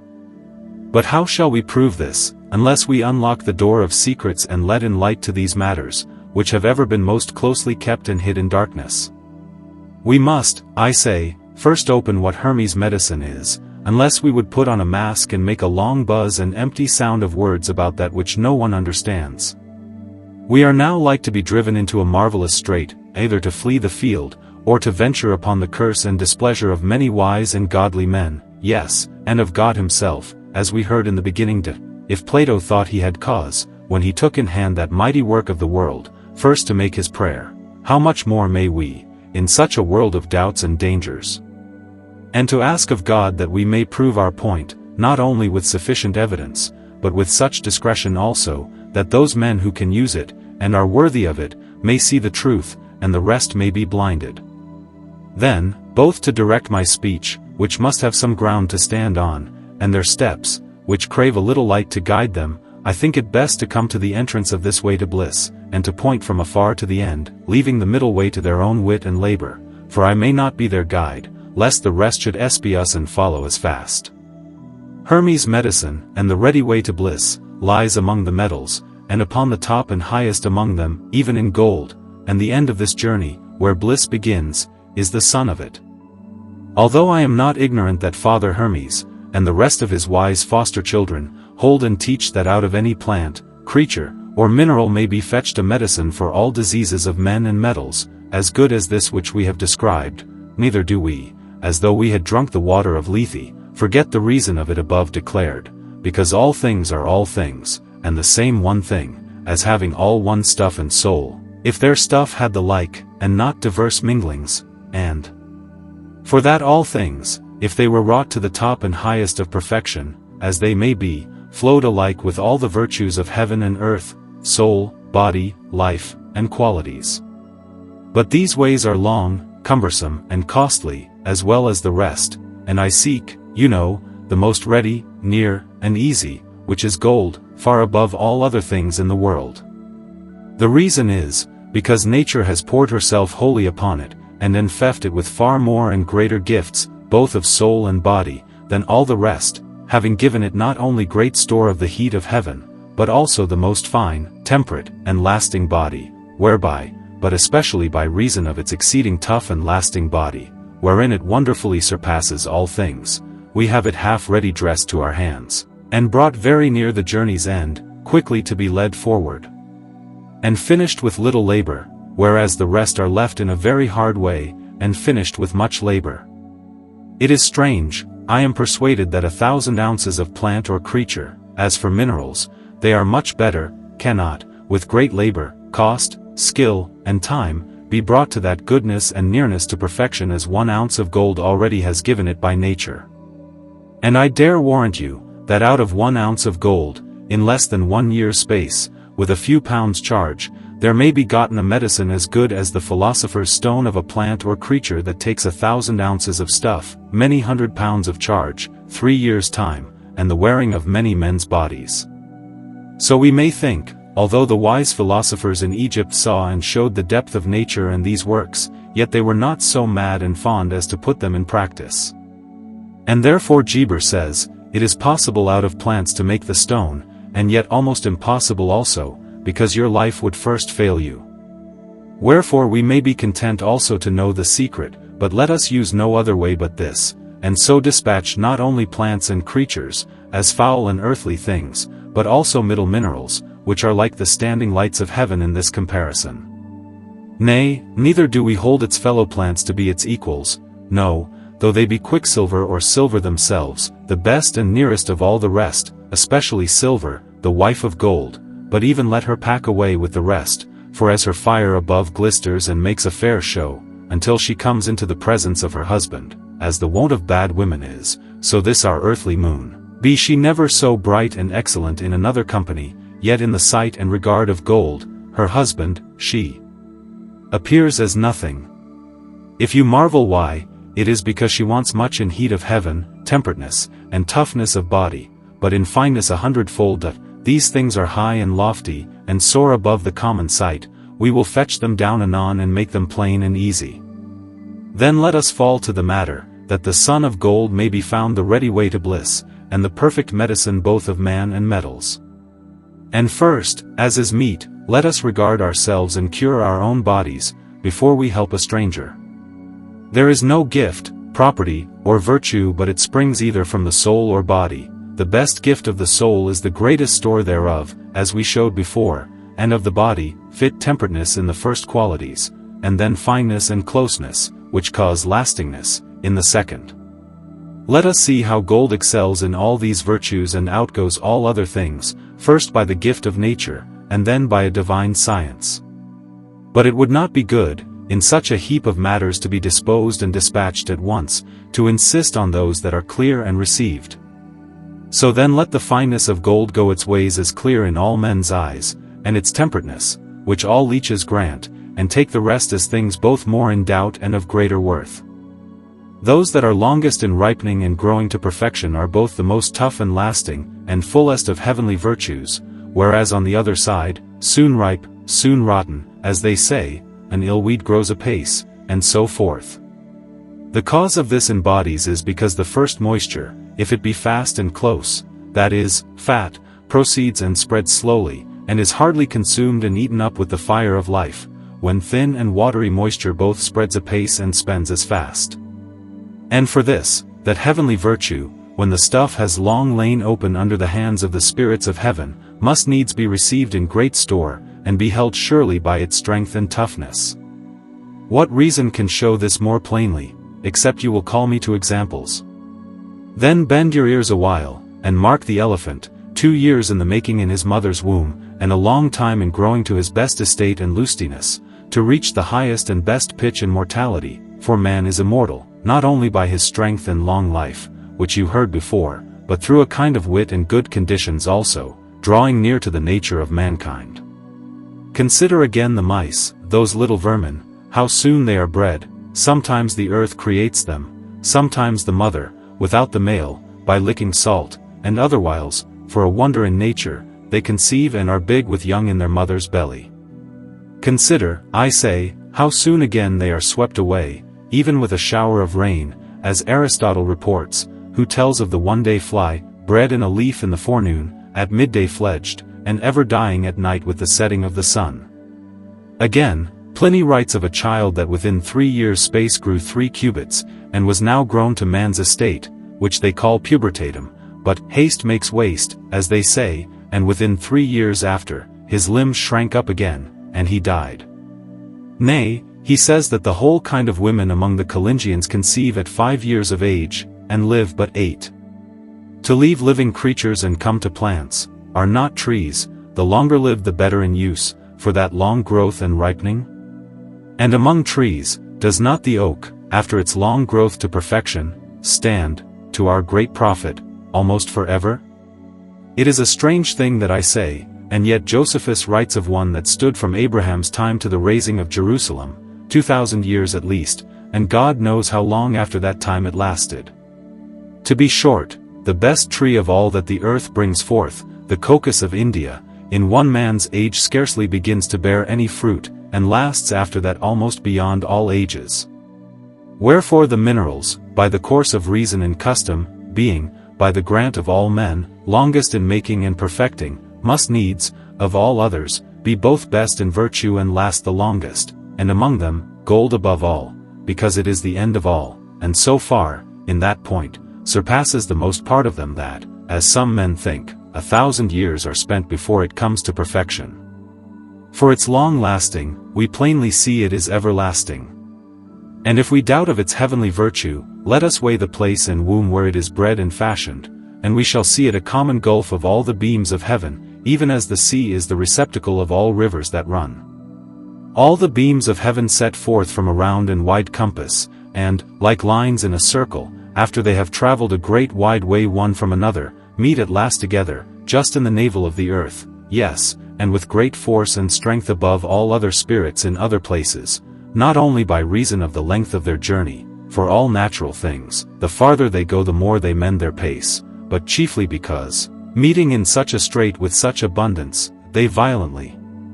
thrust and throw one another in heaps together, as we see the force of winds or water meeting in that order, or rather as the sunbeams, falling upon the stone Hephaestus, or the steeple-shaped burning glass, thereby show such strange and unwonted force, to burn dry things, melt metals, and the like, because the beams that light upon it meet all in heaps, swiftly, in one narrow point of the middle. Wherefore the minerals, because they are bred and brought up about that place, first receive great plenty of those heavenly spirits, and then have those very surely set on by the swiftness of the stroke, and as fast held and kept by the sound and close bodies that take the printing, whereas plants and living creatures, dwelling in one place and outside the ground aloft, where these beams and breaths of heaven are more scarce, slack, and weak, must needs have not only less store faintly put upon them, but also those which they have, for their loose and soft stuff, quickly lost and foregone again. But if the edge of some men's wits be too blunt and dull to cut so deeply into the earth to find this matter, let them cast their eyes and behold the daily experience, how these heavenly spirits in minerals, though they be shut up and bound so fast in the prison of that hard and sturdy stuff, are yet able to show their force as much, and work as mightily, as the free breaths of other things enlarged in their soft and gentle bodies.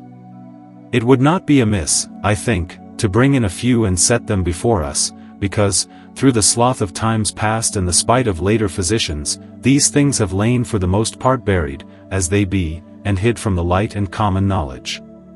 Then, to pass by the pearl that helps swoonings and withstands the plague of poisons, the smaragd and jacinth, which keep off the plague likewise and heal the wounds of venomous stings, and many more such rare and worthy virtues, which they themselves grant and give to precious stones in their writings, nay, in their broths, pills, and electuaries, let us come to hard juices and middle minerals.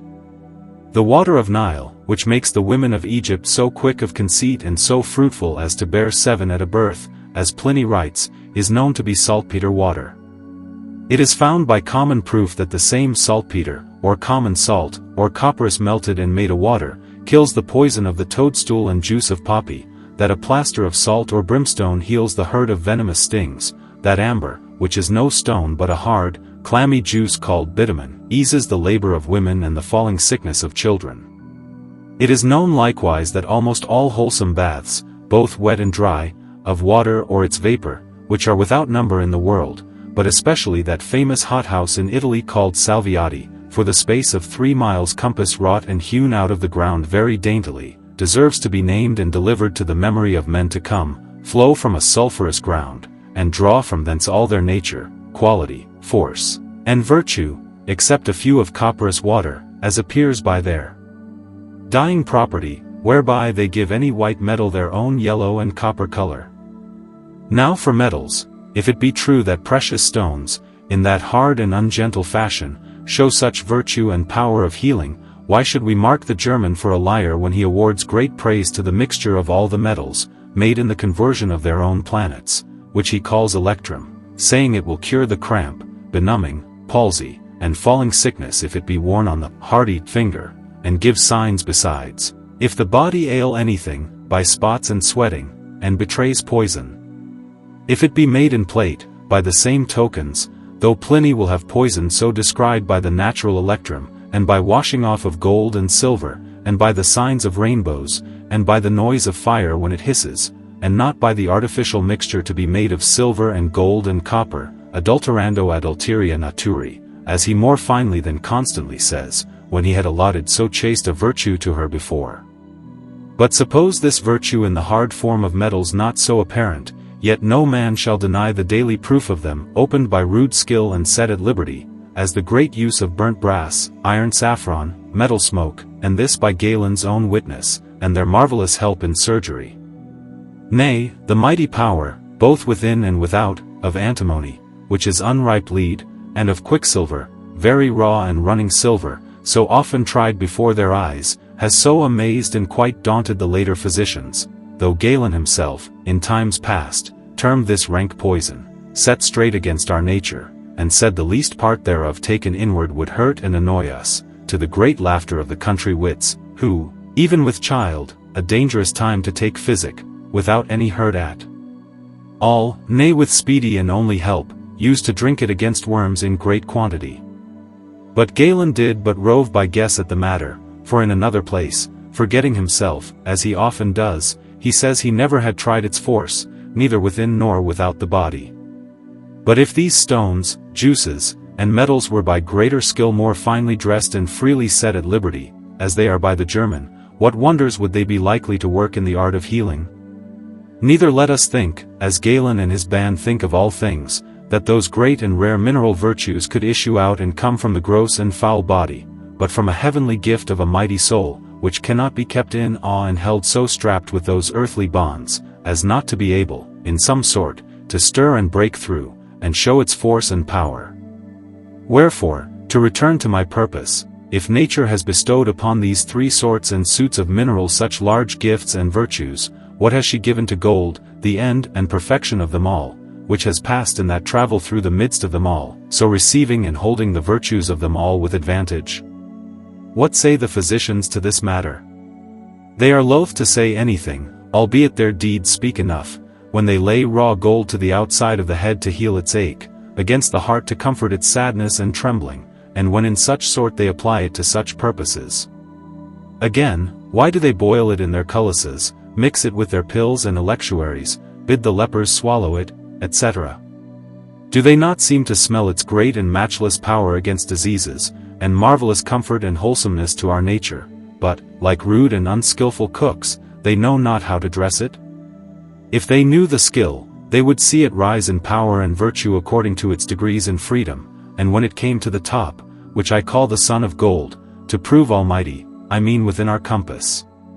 For consider, gold is now good and friendly above all to us, for its exceeding store of comfortable heat of heaven, shining through the mist of a most fine and temperate body.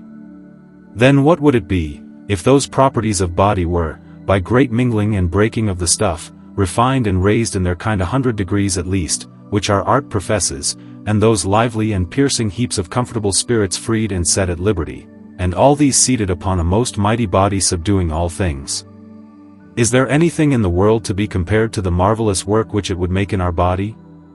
Could any of those very violent and mortal poisons, which I brought in above, so easily and roundly destroy as this would help and save us? But to come to the point, if that our old, fine, close, and ethereal oil, which they call a fifth nature, was able alone, for the reason set down in their places, to breed and beget all those blessed bodily gifts and properties, that is, lastingness, health, youth, and the two springs of wisdom and virtue, clearness and temperateness. How much more shall this son of gold, the medicine and stone of Hermes, and his offspring, be sufficient and furnished for it? For first, when its soul and heat of heaven are much more great and mighty, and its body a more fine and fast oil, that is, a more like and lasting food of life, it both upholds and strengthens life and natural heat the better, and so proves the better cause of long life and youth. Then, being more temperate, and that quality carried upon a finer and tougher, that is, a stronger, body, it is able with more ease and speed to subdue its and our enemies, the distempered diseases, and to cleanse and clear, fashion, and bring into good order and temper the whole frame of our body, and so to procure health, wisdom, and virtue in better sort and in more full and heaped measure. For you must not think that a fifth nature of wine, or such like, which I brought in heretofore, and which many men do make for their bodies, is as good by 20 degrees as the philosopher's stone, I mean the same measure of both. For, besides that it is not so temperate and near to heaven, though the name be never so near, it lacks 20 parts of the soul, and as much of that fine stuff closely and finely tied up together, and therefore one part thereof will last longer and spread further with all its virtues, and so do more good in our bodies, than 20 times as much of the former. Take to mind what I say, it is worthy of marking. I need not stand to show you the reasons why, and the manner how, this great medicine of Hermes shall be able to get and purchase these our blisses of mind and body, because it is already done at large elsewhere, and it may suffice, in this place, to win by force of reason, which has been done as much as needs, that this medicine is much better, and more able, than an ether, heaven, or fifth nature. Then these men may see, I mean Paracels, and such as know whereof they speak, let the rest go, how rash and unadvised they prove themselves when they are content to let in the name of poison into this happy medicine, and to avow that it works all those wonders in our bodies by that way of curing which I showed, by stronger like poisons. For then it would be, at most, but a general medicine and cure all against diseases, and fit for health alone, but no blessed way to long life, youth, wisdom, and virtue, which, grant as well as the other, both he and all the rest do give unto it. For it might not be taken and used in a sound body any more than a purging medicine, unless it wore off that viperous kind aforesaid. For it would then battle with our nature, spoil and overthrow the first moisture and the whole frame of the body, so far would it be from nourishing the natural heat and moisture, from clearing and tempering the body to cause long life, youth, wisdom, and virtue. And the reason of this reproof is, because every poison is very barren and empty of the heat of heaven, and very distemperedly cold and dry in body, set straight against our hot and moist nature, as appears by its flying the fire and oil, its enemies, whereas the philosopher's stone was tempered at first in respect, and is now exactly so, and a very fine oil, and full of heavenly spirits, and so, for these three causes, not only most friendly and like to our nature, but also a very deadly enemy, and most cross-contrary, to all poisons. Chapter 2. That the philosopher's stone is able to turn all base metals into silver and gold. And thus we have lightly run over the former part of long life, health, youth, clearness, and temperateness, which make up all good gifts of body needful. Let us now come to the outward help of riches, and borrow so much leave again as to use the cause for the effect, and to take gold for riches, and strive to show that the son of gold is able to turn any metal into gold, and not so sparingly now and hardly as we did before, by those bastard kinds of binding and coloring, though a little, if it were without misspence of time and travel, would serve our turn, but as fully and plentifully as any of our men avow, to the amazement of the world. They set down no certain sum nor stint, which I will do, because I have to do with thirsting ears, and because again I love not to run at random, but to have a certain mark whereat to aim and level all my speeches. Then let us say, by this great skill of Hermes, and a little labor and cost, we may spend with the greatest monarch of the world, and reach the Turk's revenue, yes, though it be 15 millions sterling, as I find it credibly reported. Yes, let us be bold, and not, as Socrates did when he spoke of love, hide our face for the matter. The truth is vouchable before God and man, and will bear itself out at last, though it be my luck still to be crossed by men of our own coat, Hermes' foster children. But what do I call them so? Albeit Paracelsus, with whom we dealt of late, was plainly so, yet his scholar Dorn, who now comes in place, is out of this account as clearly. This man, I say, to excuse his own ignorance, has learned a new trick in unfolding of Hermes' riddle, that neither Hermes, nor any of his followers, in saying they turn the four foul metals, lead, tin, iron, and copper, into silver and gold, mean plainly according to common speech, but still riddle and double the matter, understanding the four complexions of our body, which he busies himself to match with those four metals, into good form and temper changed, and these to be the silver and gold, which they make at any time, and that by this token, because they fetch their medicine, as you heard even now, out of all things. Then he flies out and lifts up his master with high praises for finding first, and untwining, the knot and riddle, whereas there is nothing so plain, both in Paracelsus and all others of his hidden science, as their opinion touching this matter. Nay, see the worthy memory of the man, he himself, in construing the words of his master concerning the same matter, makes, as well as he and the rest, a plain division of this work, and yields in open terms that our medicine serves both for men and metals. This noble doctor, when I was a novice and firstling in this study, as he misled me in other things which he took upon him to unfold, so he amazed me in this, before he himself knew the least of them.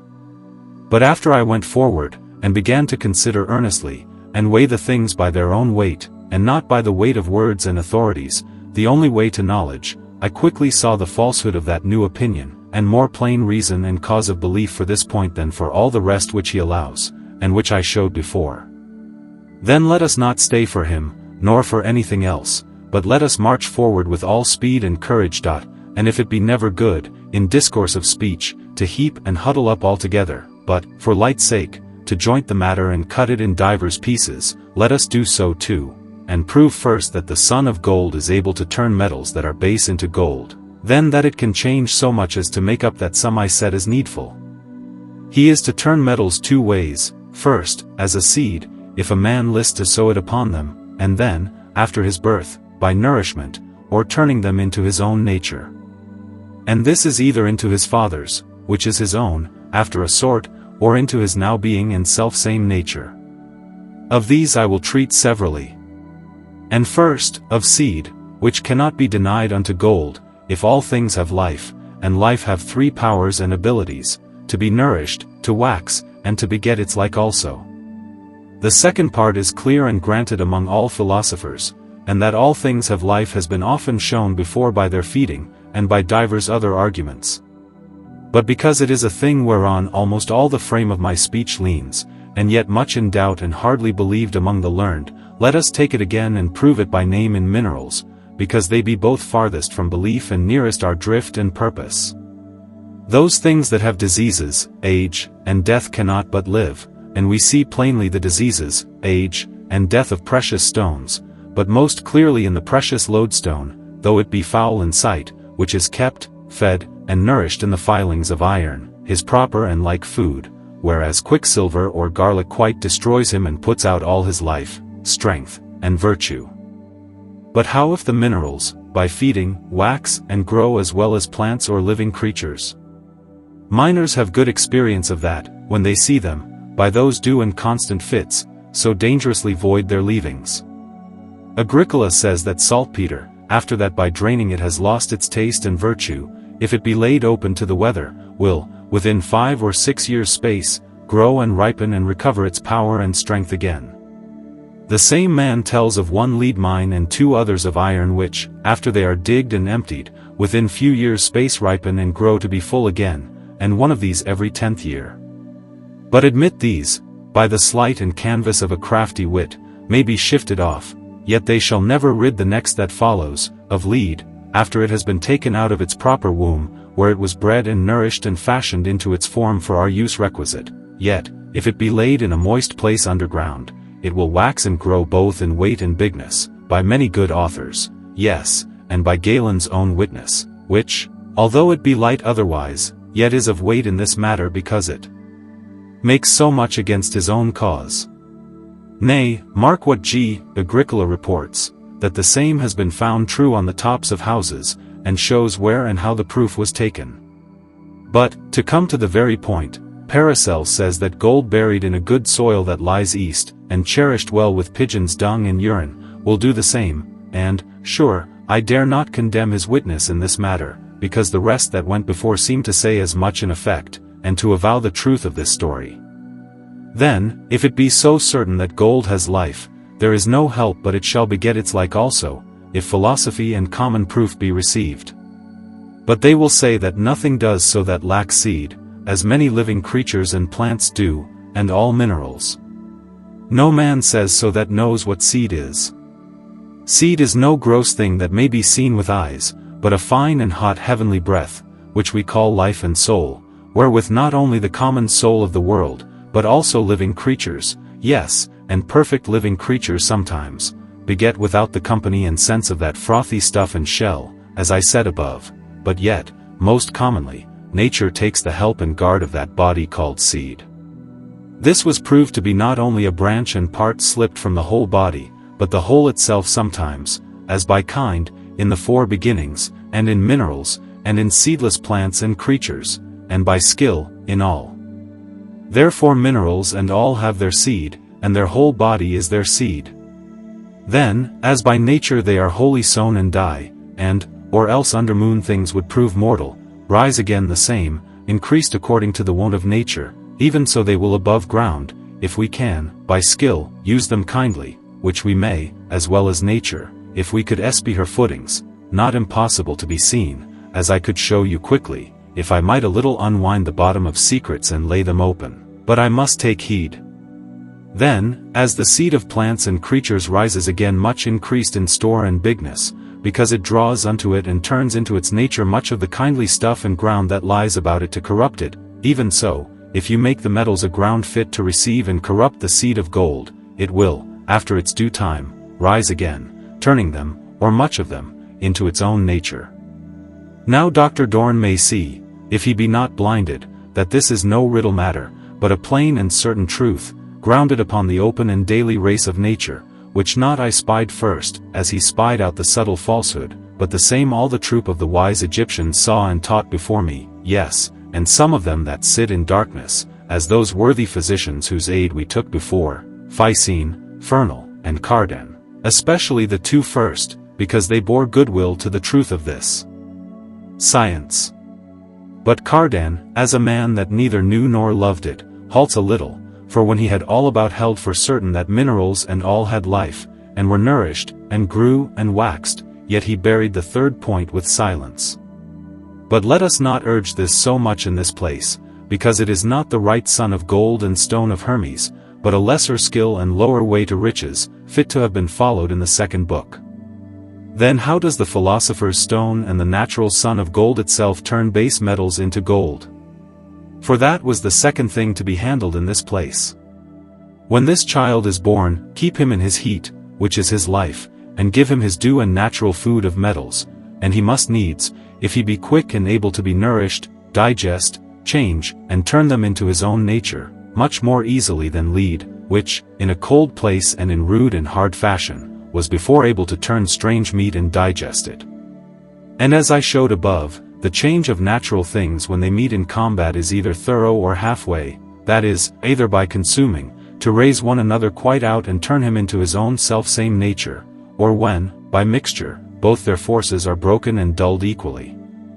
Even so, in this great skillful change, we may so order the matter, and match the two combatants, that is, the meat and feeder, stuff and doer, with such proportion that one shall either get the victory and eat up the other quite, or both be maimed alike and weakened. To be plain, if we give this mighty child and son of gold but a little food, the quantity I leave to discretion, he will be able to turn it thoroughly into his own self-same nature, and thereby to mend himself and increase his own heap and quantity. But if you will make gold, which is your last end and purpose, match your medicine with a great deal, 100 times as much, or so, your eyes shall teach you, then both shall work alike upon each other, and neither shall be changed thoroughly, but shall make one mean thing between both, which will be gold, if you will, or what you will, according to your proportion.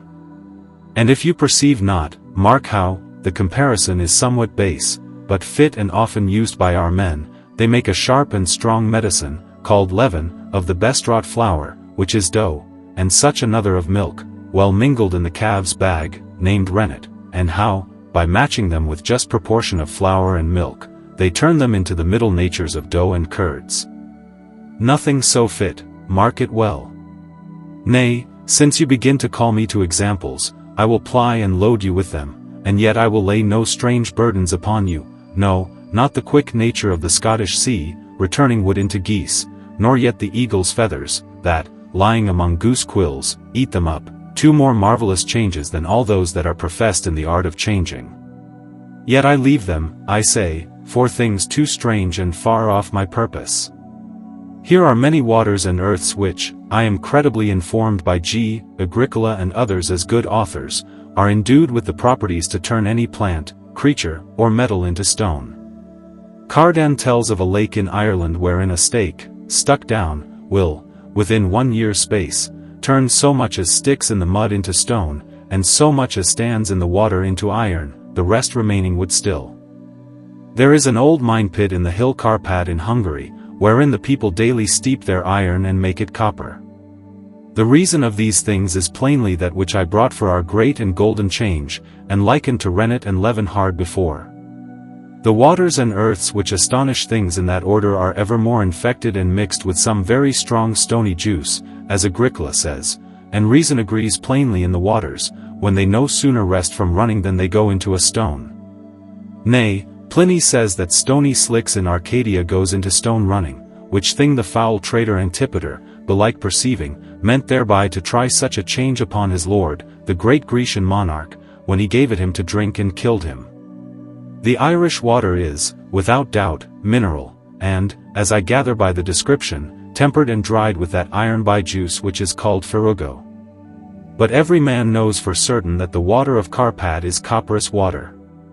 Now copperous is as near the nature as the name of copper, which the Greeks set out most clearly, calling copper in non-Latin alphabet, calcum, and that other in non-Latin alphabet, calcanthus, and the stone pyritus, or marcasite, as it is termed in Arabia, that breeds them both, in non-Latin alphabet.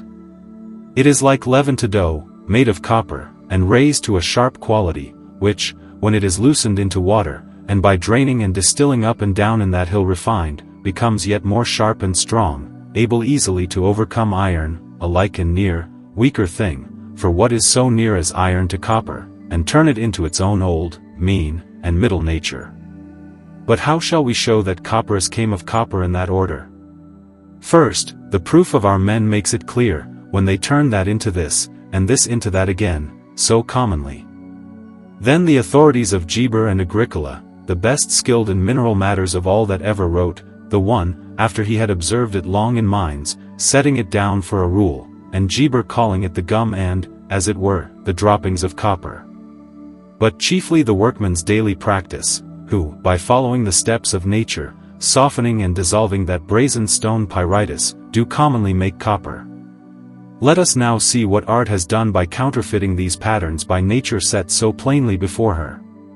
If she has not done as much, and more surely, she were but a rude and untoward skill. Let us see what is done. She has likewise, and as well as nature, by a sharp stony water called salgem water, turned wood into stone, yes, and metals also into precious stones, not by any counterfeit way which glassmakers use, but philosophically and naturally, by a marvelous clear and strong water of quicksilver, leading them back into the middle nature of fine stone. To let pass middle minerals, which, by the same course, art easily changes one into another, she turneth antimony into lead, and this into tin easily. These things Agricola reports, and tells the way of the first by concoction only, though not of the second, which Paracelsus supplies, by purging it our way of binding with sal ammoniac. I could set down a way to turn iron into such steel as would cut iron as fast as this will cut wood, but that they are both but one kind, one better purged than the other, as indeed so are all the metals, though not so nearly allied. Even so I esteem of the silvery and golden copperas, which nature sometimes yields underground, and art counterfeits by our binding and coloring rules above set, as Agricola tells and teaches. Neither think these bastard ways quite out of rule, but to follow the same reason of nature, and as the rest take the finer like part and leave the gross unlike, so do these feed upon their like, the fouler parts, and leave the better as unlike their nature. But to proceed, to turn iron into copper by copperous water is somewhat more ordinary than the rest. Agricola says an old parting water, which is made thereof, as we know, will do it. But the workmen in the hills of Kuttenberg in Germany do more nearly follow nature in that hill of Karpat, for they drain a strong lye from the brazen stone, that is, they make copperous water strongly and kindly, and, by steeping their iron in it, make very good copper. Nay, further, Paracelsus says again that in Caston they turn lead also into copper, and though he names not the means in that place, yet elsewhere he does, and teaches how, by copper sundry ways sharpened, to turn both lead and iron into copper. In which place he delivers another pretty feat, to unloose and lead back both iron and copper into lead again, and this into quicksilver, by the force of a sharp melting dust which miners use, and this still by our common rule of stronger lakes. For this dust, being of the same nature with exalted lead and quicksilver, two great softeners and looseners of hard bodies, is able to make the stubborn metals retire and yield into the middle place of lead, and this into quicksilver. Now then we see that art has reached and overtaken all the natural changes of minerals. Why may she not, by the same pattern, devise more of herself, as the guise of good workman is, and go beyond nature, and turn the foul metals into fine silver and gold? She has a great advantage of nature, first, her patterns, and then her help in working, and, lastly, the light and instruction of a divine wit and understanding, whereby, no marvel if all wise men have said, she passes nature. Albeit it is uncertain whether nature has such a golden medicine in her bosom hid, or no, as well as those of copper, stone, and such like, yet this is sure, that by the bastard way of binding, as we have heard before, she turneth lead and tin, and perhaps copper too, but surely quicksilver and silver, into gold. Then I say it is a sign of a weak and shallow wit if art cannot, by these patterns aforesaid, devise further to turn other metals into silver and gold. Is it any more to do than to exalt and raise silver and gold, but this will serve for both, into very sharp and strong qualities, able, like the rest, to devour and turn their like meat into their own middle nature, from whence they sprang?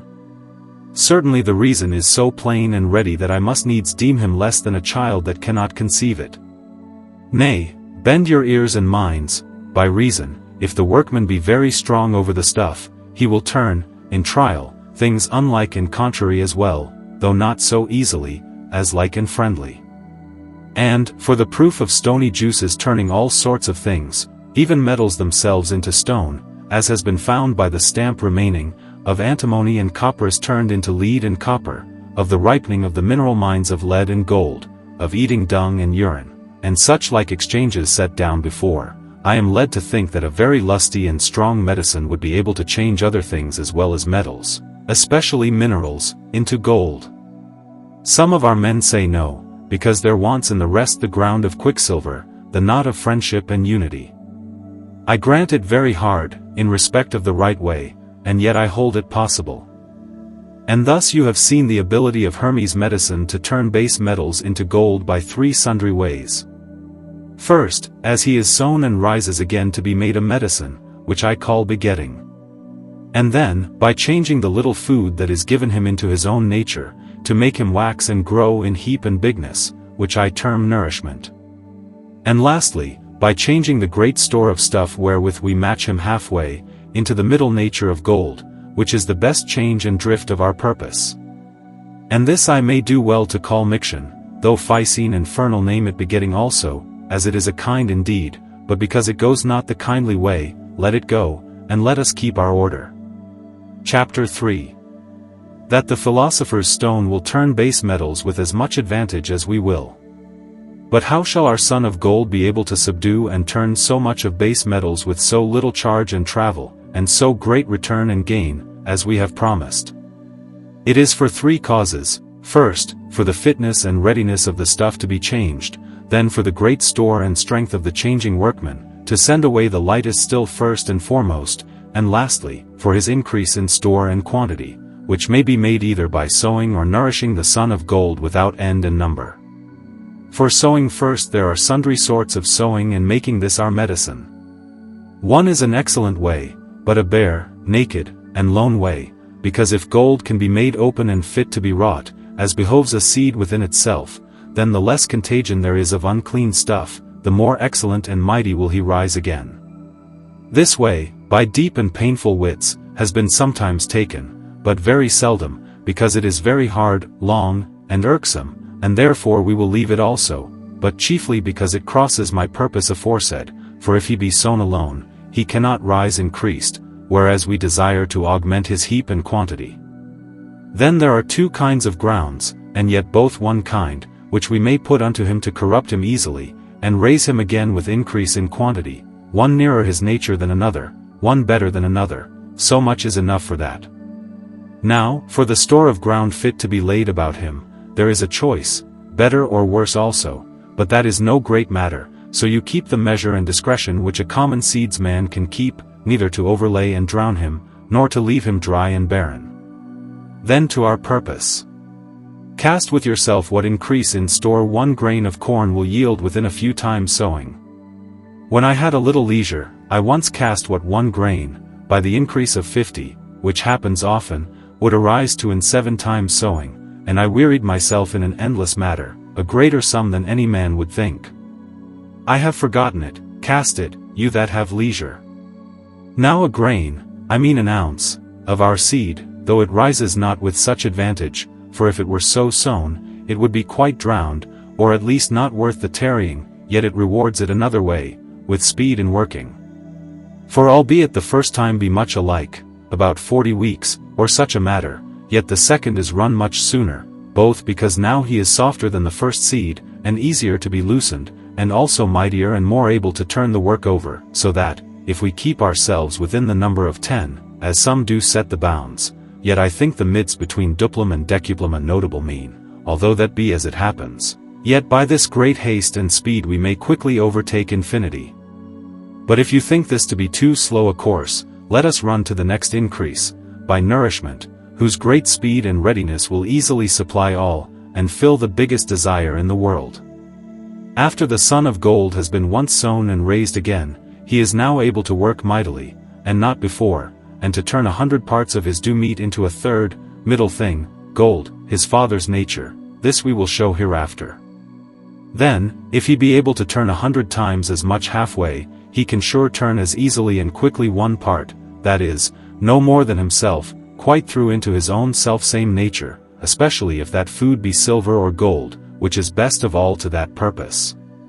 Then is he twice as big and as strong as he was before, able to devour as much more, and all this as much again, and so forever, for his strength shall never be abated, when, after his feeding, he is left the same still, even as one candle lights another still, or, more strangely, though not so largely, like unto the lodestone, which, as Plato reports, after it has drawn 1 ring of iron, gives this power to draw another, and this to the next, until you make a long row and link of rings, close and fast, one hanging upon another. Then, since we may so soon heap up so great a quantity of this golden medicine, it may chance we should not need any great help of the readiness of the stuff and strength of the workman. And if but 10 parts of the gold might be made at once, between a weak workman and a sturdy stuff, yet perhaps it would serve the turn to raise the sum appointed. But suppose it comes short 10 parts of the way, yet, if through the means of the nearness of the stuff, and force of the doer, 1 part may come to turn 100, then we shall supply and overtake all the want and hindrance. Let us see. And first again of the stuff, because it is the shorter and easier matter, a thing is fit and easy to be changed when it is like to the nature of the workman and near the way's end. The straight affinity and nearness of the metals one to another we have opened above, when we found them all to be one thing, differing only by certain hangbice of cleanness, fineness, closeness, and color, sprung out from the aids of concoction, and that, if the same concoction hold, they will come at length to their journey's end, which they strive unto, the perfection of gold, except, perhaps, iron and copper, by over-sudden heat, or some other foul means, have been led out of the way, yet they may be led back again, and cleansed, as we heard before. And that they were all made at first of quicksilver, a foul and greasy thing in respect, and then were grimed and bespotted greatly again with that foul, earthly brimstone which afterwards came upon them, whereby they were all gross and ill-colored, open and subject unto fire and other spoiling enemies, before, by long, gentle, and kindly concoction, all the foul and gross stuff was cleansed and refined, and so made apt to take good color, as we see in plants and all things, and to gather itself up close together, and likewise to be weighty, for the much fine stuff in a narrow room, whereas leads and quicksilver's heaviness flows from their rawness, and, lastly, to be steadfast and safe from the fire and all other enemies, because there was neither any way of entrance, in so great closeness, left to make division and dissolution, that is, destruction, nor yet any greasy stuff, the food of fire, remaining. Wherefore we see the near neighborhood of metals, and easiness to be changed one into another, especially if we work upon silver, which is half gold already, when they want nothing of gold but either long, gentle concoction, or, instead thereof, because we cannot tarry, a strong and fierce one answerable unto it, first to cleanse out all that gross and greasy stuff, and then to bring color upon it. So that I cannot but wonder at those men, if they be learned, who, in reproof of this art unknown, vouch unfitness of the stuff to be changed, saying that metals, being of sundry kinds and natures, cannot be turned before they be brought into that stuff whereof they were first made and fashioned, which we do not when we melt them only, and which is not easy to be done. It is a sign that either they never knew, or at that time remembered not, the nature of a metal, or of the first stuff. For if they mean the Grecian supposed, first empty and naked stuff, without shape, but apt to receive all, even that which is the middle state of a thing, lasting but a moment, when, by the way of making and marring, which are men, with Hippocrates, well call changing, it is passing from one to another, then, if I yielded and quickly granted, with Geber, Arnold, Lully, and many more learned men on our side, that in that very violent work of changing the metal, being afar altered and broken, even into dust of another fashion, was quite marred and bereft of his old nature and being, and passed even through the midst of the naked stuff unto another kind and fashion, I think I might drive them to blow the seek, as they say, and they know not what to answer. But if they mean, as it seems they do, we should not melt our metal, but bring him back again unto his nearest beginning in stuff, quicksilver, and then put on our shape and form upon him, according to the kindly sowing of gold upon his base ground aforesaid, they are deceived, not knowing the nature of metals. For they are not of sundry kinds and beings, as they say, but all one thing, differing by degrees of baking, like diverse loaves of our paste. So that it were madness, if any of them lacked baking, to lead him back, or mar and spoil him of his fashion, but, in the same form and being, to bake him better. And so did nature in the ground, in baking quicksilver or lead into gold, she went forward, and not backward, with the matter. Nay, why go I so far with them? They never marked the nature of their own words which they use in their own philosophy, where changing is flitting only, and shift of those hangbys called accidents, the form, kind, and being of the thing remaining. Then, if the stuff be so fit, let us see what the worker is, not in store, which is done already, but in force and power. His strength and power is seen in two things, purging and coloring. For first he must mightily show himself in purging and driving out all the gross greasiness of the stuff, and then, when all is fine, clear, and close, he ought to stretch himself at large, and to spread far forth in color upon it. For albeit long and gentle purging by concoction of itself breeds and brings good color, yet this our short and violent heat, proportioned, does not so, as I showed above in the discourse of binding and coloring, but must needs bring color with him already coined. So that, when he purges the stuff underhand, he does not draw out the foul and gross stuff and depart away from the work withal, as the foul purging binders did, but, being a clean and fine thing, like the nature of a living creature, he purges by digestion and expulsion, driving out the foul and unlike parts as leavings, taking and embodying with himself the fine and clean for his food and nourishment. Then let us see how this work of purging is performed, for that is all, and the color hangs upon the same and is done all under one, as we shall hear in the going out of this treatise. If nothing purges but heat through concoction, and this is ever to be measured according to the need and behoof of the work underhand, and we must scour 100 times as much stuff in 1 or 2 or 3 hours space at most, for that is their task, then we have need of a marvelous fiery medicine, besides the great outward heat to prick him forward, scarce to be found within the compass of the world and nature. It must show itself 100 times fiercer than a binder, which was scant able, in longer time and stronger heat, to scour and purge one part, and as much of the same stuff. This is a marvelous hard point. I had need whet my thoughts and memory, and all the weapons of wit, unto this matter.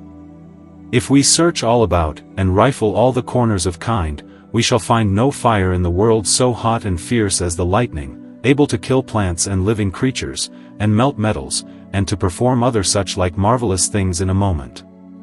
To let pass plants, not so strange. I have read of 8 reapers in the Isle of Lemnos who, as they sat at meat under an oak, were all suddenly stricken stark dead therewith, sitting still in the same guise of living and eating creatures. Again, that it has sometimes passed through a purse at a man's side and melted the coin without hurting the leather, because such a subtle and speedy fire found that resting stay to work on in the metal which it wanted in the open, soft, and yielding leather, and many more such strange deeds we may find done by that most violent fire. Then our fiery workman, if he be tasked, as he is, to work as great wonders as these be, had need to be fierce and vehement as the fire of lightning, as it is also sometime termed in our philosophy. Let us match these two together, and see how they can agree, that, all things nearly laid and, as it were, struck together, the light of truth may at last appear, and shine forth out of that comparison. Let us, as Tully says, and does, at the first setting out, launch and row a little easily, before we hoist up sail. Gold, in our philosophy, is of itself a fire, that, if it be raised and increased 100 degrees in quality, as it must be, may well seem likely to prove the greatest fire in the world. But our men, as they speak all things darkly, say this perhaps in regard of other metals, or rather because, like the salamander, no, like the fireflies, for though the salamander can, as well as serpents' eggs, by his extreme coldness, quench a little fire, yet a strong fire consumes him and puts him out of being because, I say, like the firefly, he does live and flourish in the fire. Whereas, indeed, gold, as all other metals, is cold and watery, far from the kind of fire. And yet it is not the outward show of the body alone that makes a fiery nature, but sometimes the inward quality does the deed of fire, if we speak at large, as the common custom is. And so the starfish in the sea burns all she touches, and a cold spring in Slavonia sets on fire any cloth spread upon it, and, to come nearer, by such a fiery force does the water sticks in Thessaly pierce through any vessel save a horse hoof. But now we are come into the deep, let us hoist up sails, and speak more properly and philosophically, and nearer the purpose. Let us, I say, hear the nature of fire and how it comes. Fire, as they bound it, and we shall find it if we mark its offspring, is a very hot and dry substance. The first cause of fire is motion, gathering and driving much dry stuff into a narrow strait, which, by stirring and striving for its life and being, is still made more close, fine, and hot than its nature will bear and suffer, and so it breaks out at last, and is turned into another, larger and thinner, drier and hotter nature, called fire. Hence the great underground fires in Etna, Hecla, and many other places, grow and spring at first, when the cold drives a heap of hot earthly breaths and vapors either round up and close together, or along through the narrow and rough places, rubbing and wringing out fire, which the natural fatness of the ground feeds forever. So the star called Helen's star, a sign so dangerous, that lights upon the tackle of the ship and, falling, melts copper vessels, etc., comes of a heap of such vapors, carried up by cross winds, etc. So, by rubbing millstones, flints, and such like, we see fire arise after the same manner, and this is the manner of the offspring of all fire, others flow from this one, still sowing, as it were, one another. But if the stuff of this fire be tough and hard, and then, when it is wrought into fire, it be moved again apace, it proves, for these two causes, a marvelous hot, fierce, and violent fire, whence springs all the force of lightning. For it is nothing else but a heap of thick and brimstony vapors, as some hold with reason, by the coldness of the cloud beaten up close in that order, and now, being turned of a sudden into a larger and thinner element than it was before, when it was earth and water, its old place will not hold it, and so, by the force of nature striving for room and liberty, it rends the clouds in that manner which we hear in thunder, and bursts out at last at a great and swift pace, as we see in lightning. Which swiftness, together with the toughness of the stuff finely wrought, makes up its violence above all fires in the world. Now for the son of gold and Hermes' medicine, what kind of fire is he, when he can be no such elemental, extreme hot and dry fire? For he is temperate, and has all the qualities equal, and none working above other, and yet, indeed, by reason of the fine and tough, and therefore mighty, body whereon they are seated, they work in equality together, much more forcibly than the extremely distempered, cold and dry poisons can work alone, and, as fast and faster than they devour and destroy temperate bodies, these do overthrow the contrary. Then what a fire he is I showed before, how full stuffed with heavenly spirits above all things, and so he is a heavenly fire, which is much more effectual in power and mightier in action than that other, by reason of his exceeding subtleness, able to pierce through rocks and all things where that other shall quickly stay. Admit it, say you, if that heavenly fire were quick, free, and at full liberty, but it is fast bound up in a hard body. Then I will tell you all the reason, bend your wits unto it. Gold, at first, was full fraught with the most piercing fire in the world.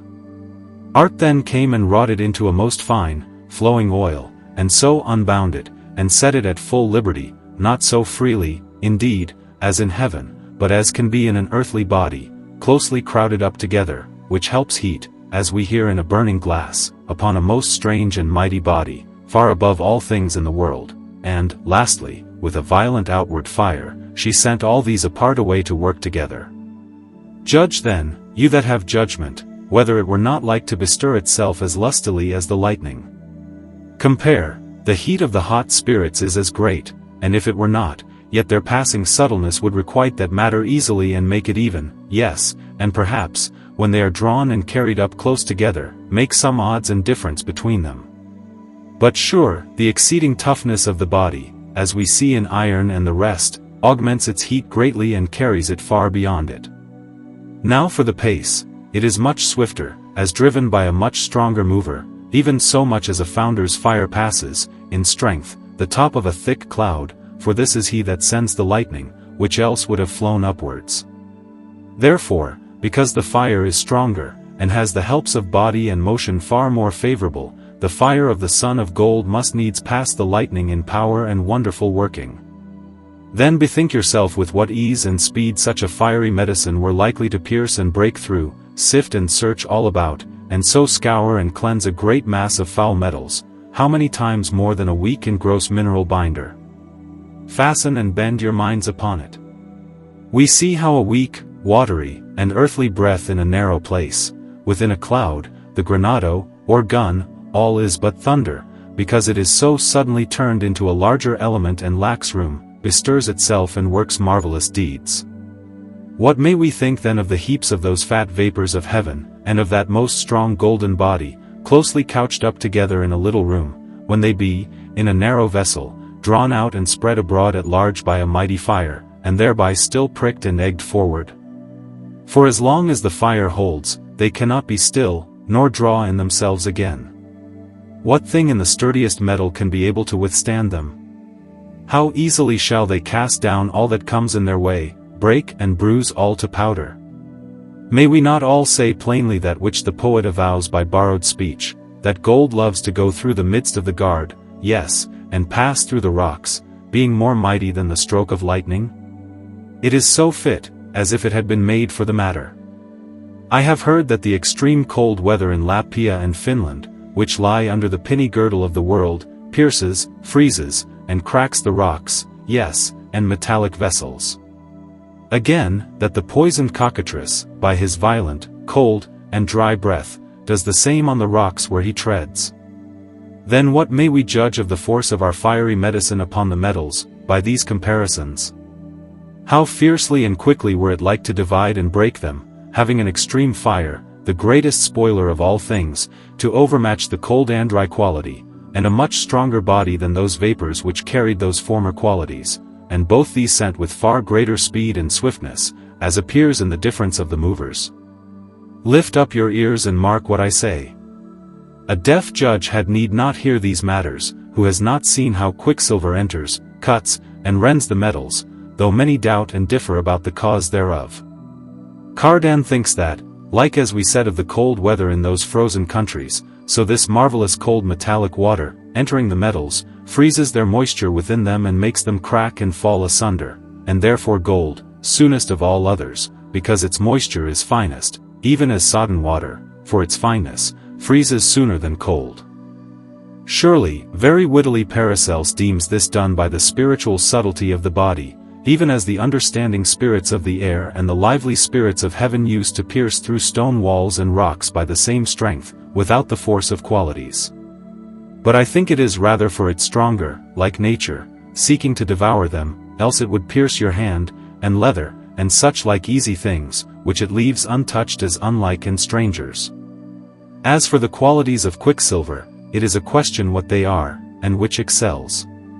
Some judge her very cold, some again marvelous hot, Paracelsus, 4:1, some most moist, others dry.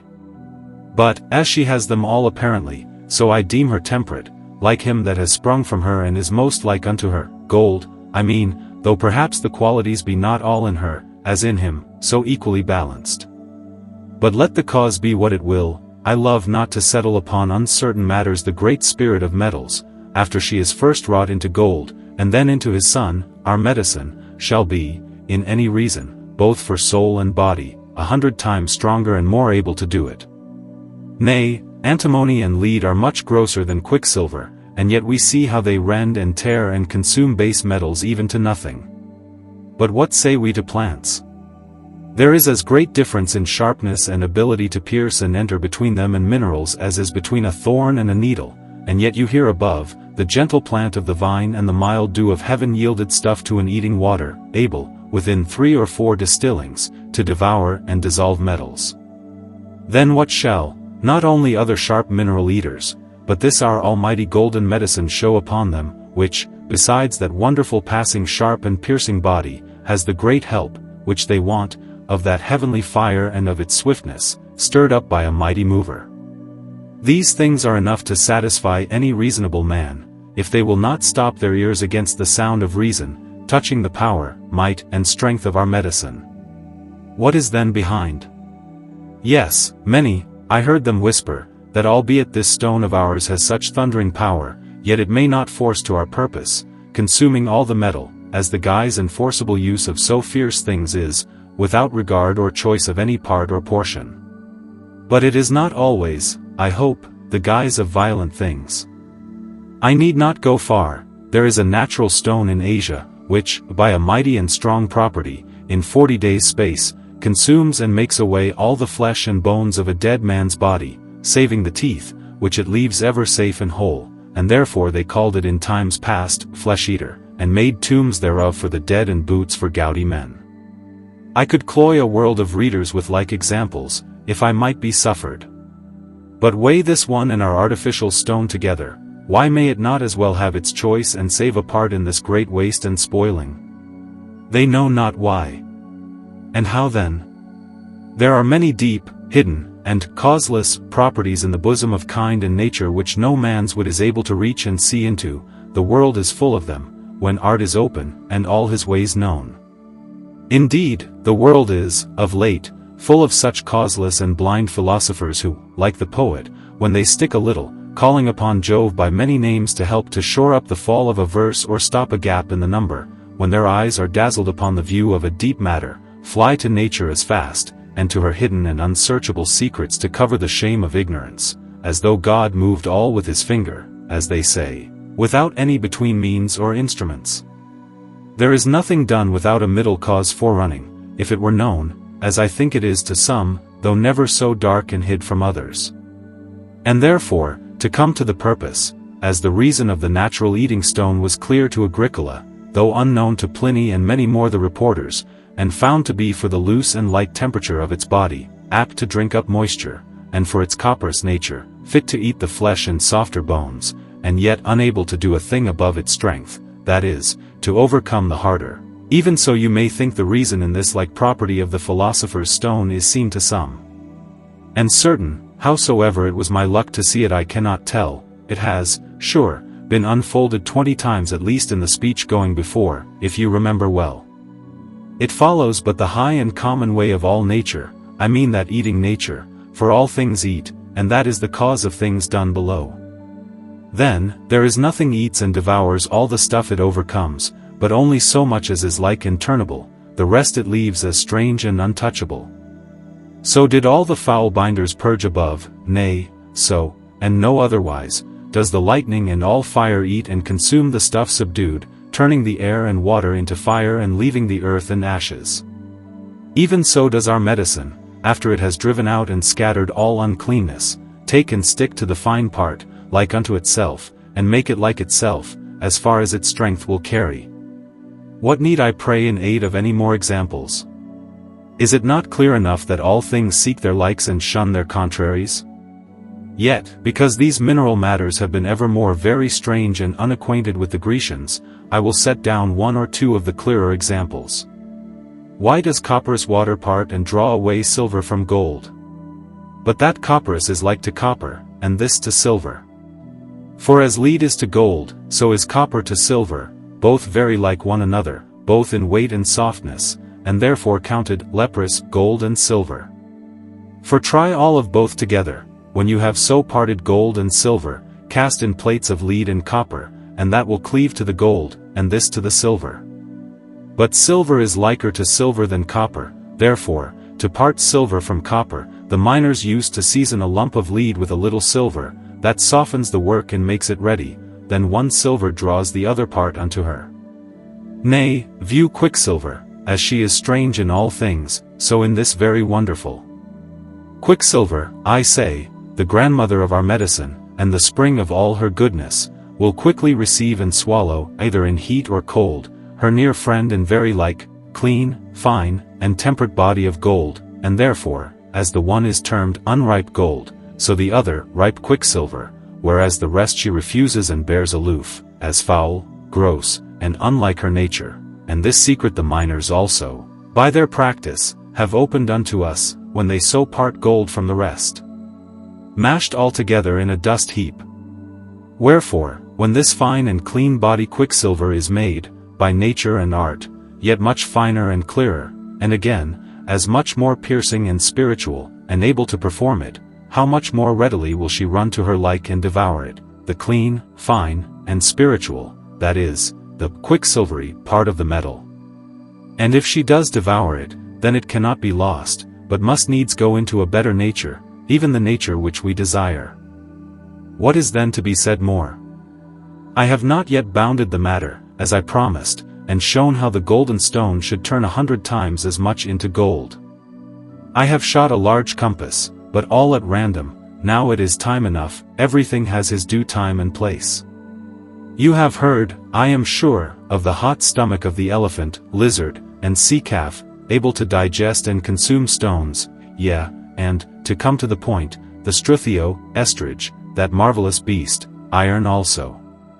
If the stomach of a creature is able, in short space, to divide, expel, and turn the fine part of the metal into his own self-same nature, how much, and how soon, may the stomach of our medicine turn into gold, not only 100 times more than the beast, because it is 100 times more fit and able to do it first, for the likeness and nearness of the stuff, and then for the two great heats I spoke of, and thirdly, for the wonderful, subtle, and strong piercing and cutting workman? But especially because he goes not quite through with the work, as the beasts did, but halfway to the middle nature of his father. Consider and weigh the matter. But if it be somewhat too far off, mark how wood and other things of like strange gifts and qualities are easily able to overcome and change 100 times so much of like stuff with whom they meet, even without this our great mingling and boiling. Why should it then be hard for our medicine, with great concoction, to do the like upon his own subject? For proportion of strength, for strength will allow him as able to overcome the stubborn metals as these two the weaker water. To close up all, remember what I said, and what is most true and certain, that gold is closest and most full of fine, large spreading stuff of anything else in the world, surpassing the wonderful gift of silver in this point 100-fold, insomuch that 1 ounce of gold, by the blunt skill of the hammer, may be drawn out and made to stretch over 10 acres of ground. Consider well this one point, and all shall be plain and easy, I mean to them that be learned, for these are no matters for dull and mazed wits to think on. Then, after this spreading metal is made a fine, flowing oil, and drawn out at length and laid abroad most thinly by a vehement heat of fire, upon how much will it spread, may you think in reason? But such a view may quickly dazzle the eye of the understanding. Let us picture out the matter, as Plato uses. Think the difference in fineness and color between the son of gold and silver, if you will take him to turn, as I bade you, to be like the odds between very fine red sarcenet and coarse white sackcloth. Let that be closely thrust up together in a walnut shell, this packed up as hard in a very round pot of a quart, or of that bigness, which will take the measure of 100 walnuts, you see the bulk of both, and so, if you weigh them, one will prove as much, 100 times in weight, as that other.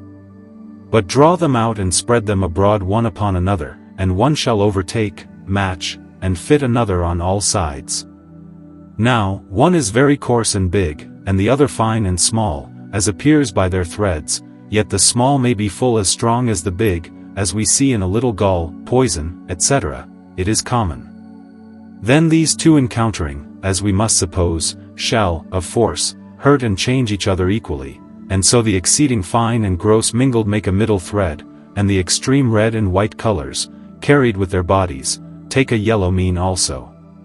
Even so you must think, when 100 ounces of silver and 1 ounce of our medicine are both, by the fire, beaten and driven out at length and to the farthest thinness, every part overtakes, fits, and reaches other, and the small part, being as strong as the big, in striving, one overcomes, consumes, and turns the other, that neither shall be quite raised, but both equally changed and mingled into a third mean thing, both in fineness and color, which is gold. For the medicine is as far above gold as gold beyond silver, both in fineness and color, and all other properties whatsoever. And so you see the color also dispatched, which I kept unto this place, and which seems a wonder in some men's sights. For I hope you will not ask me how gold got this high red and unkindly color, unless you be ignorant how all such hang by fleet and change up and down without hurt unto the thing that carries them, and except you know not that, by a kindly course, whereby all soft and alterable things, gently and softly boiled, wax first black, then white, next yellow, and lastly red, where they stay in the top of the color, we see changed and drawn up our seed of gold unto this new unwanted color. And thus you have at last all the reason which I saw, or at least thought good to deliver to writing, for the truth of Hermes, or the philosopher's stone and medicines, why it is the ready way to bring all men to all the bliss and happiness in the world, that is, to long life, health, youth, riches, wisdom, and virtue. It is now time to sit down and take our rest. Chapter 4. That gold may be worked into such a fine oil as we speak of. But methinks I hear them mutter among themselves that there has never yet been a reason given, no, not one, because all stands upon a feigned and supposed ground, which, being nothing, all that is built upon it must needs come to nothing. For even as Paracelsus, in his supposed paradise, at the end of his high opinions concludes that, if it were possible to be made by any labor of wisdom, it would, no doubt, prove a notable place for long life and health, so may be thought of this stone of gold. If any art or skill were able to contrive it, it would, without doubt, work those wonders aforesaid. But as his paradise, if he means plainly as he says, and not the philosopher's stone, whereunto it may be rested, is impossible to be made, unless he would include himself in a place free, first, from the contagion and force of the outward earth, water, and weather, yes, and therefore of the fire of heaven and light also, and, secondly, where all the beginnings were in their pure and naked nature, which they call a fifth nature, which is nowhere save in heaven, and which were a miracle to be conceived, and, lastly, except he could live without meat and his leavings, which both learned and unlearned hold ridiculous to think. Even so, it is as hard in opinion, and unlikely, that gold may be spoiled and brought to nothing, as he must be first, and then restored and raised to such dignity. Because, as heaven is ever one and unchangeable, for that in it all beginnings are weighed so evenly, and surely tied together in a full consent, and unable ever to jar and be loosened, in like sort gold is so close and fast, for his sure and equal mixture of his fine earth and water, that no force of nature, neither of earth, air, or water, no, nor of fire, although he be helped with lead, antimony, or any such like fierce and hot stomach, easily consuming all other things, will ever touch him. Nay, which is strange, the greatest spoilers in the world, fire and his helps, are so far from touching him that they mend him, and make him still better and better.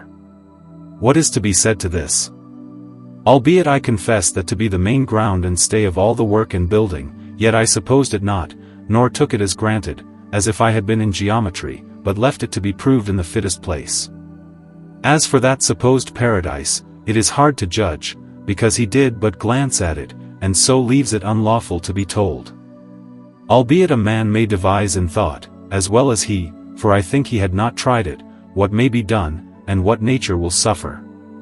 Then, what if a man enclosed himself in a pretty chamber, free from all outward influence, which is easy, overcast, for light's sake, if need be, with such marble as Nero made his temple shine in darkness withal, floored thick with terra lambda, or the earth of a fifth nature, which is better, but much more hard to be gotten, and had such water within the lodging as that not long since found underground, between two silver cups in Italy? Then, if he could ever live quiet without meat, which I showed not impossible, or preserve himself with a fifth nature, which breeds no leavings, what think you of the matter?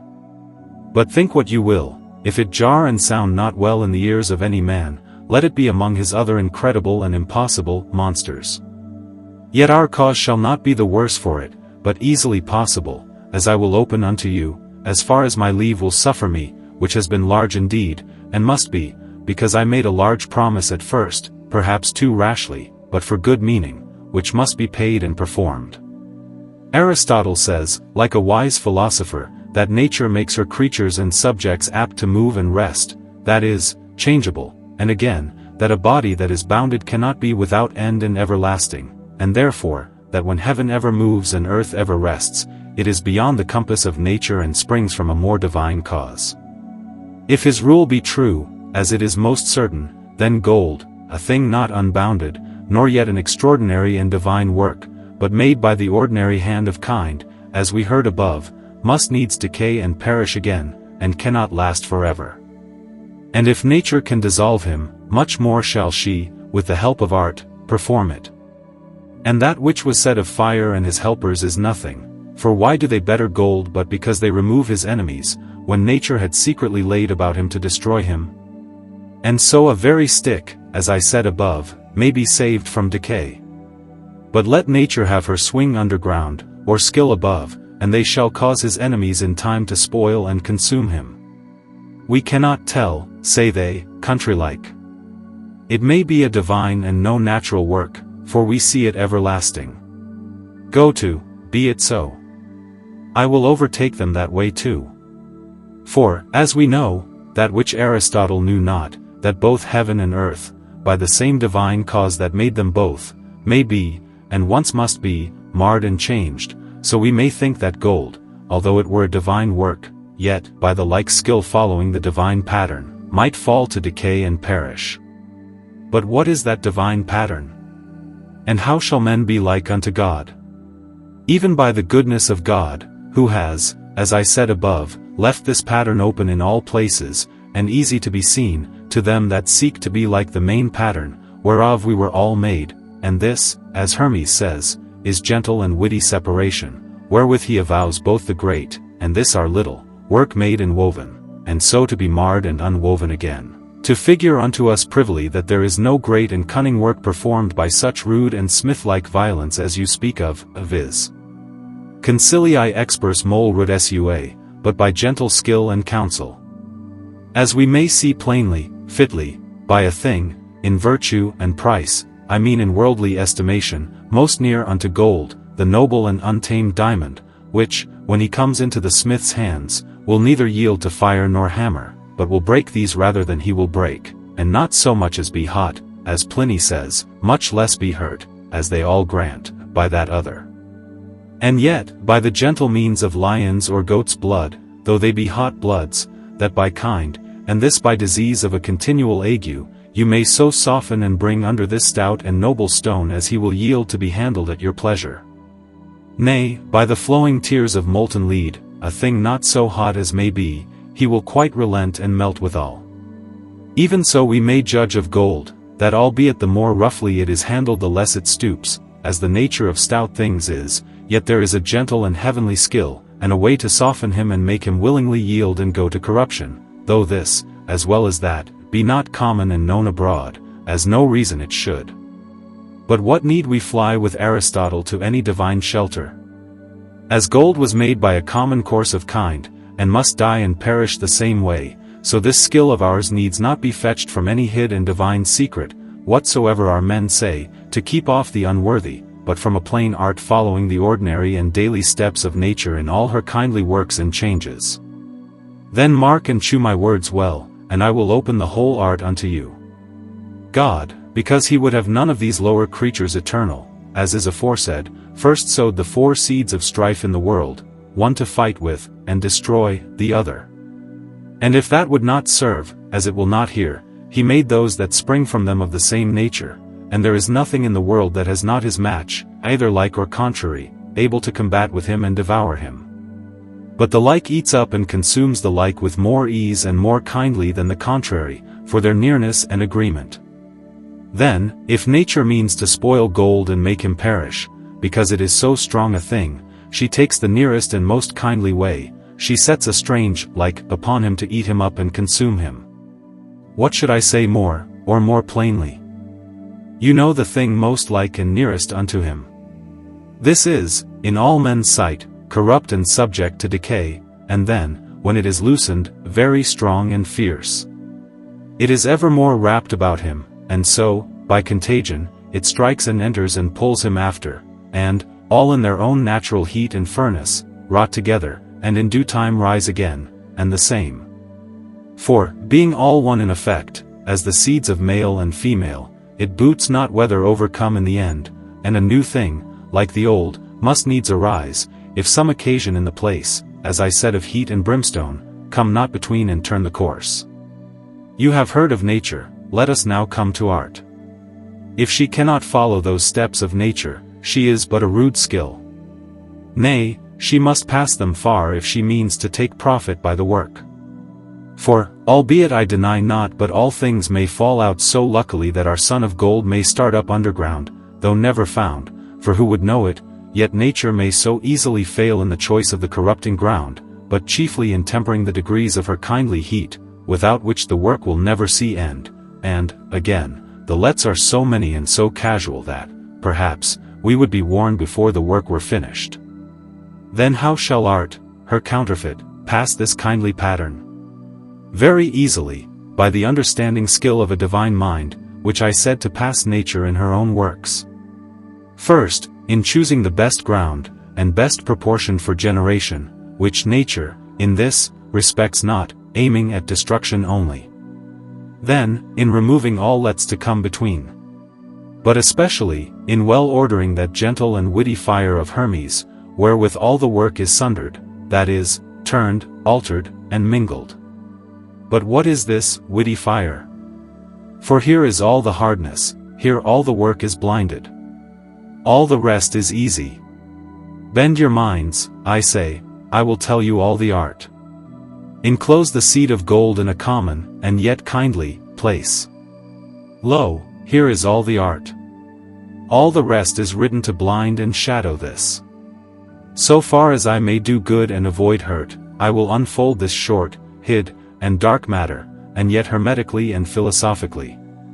As the sun is the father of all things, and the moon his wife, the mother, for he sends not down these begetting beams immediately, but through the belly of the moon, and this double seed is carried in a wind and spirit into the earth to be made up and nourished, so our sun has his wife and moon, though not in sundry circles, but atom-like.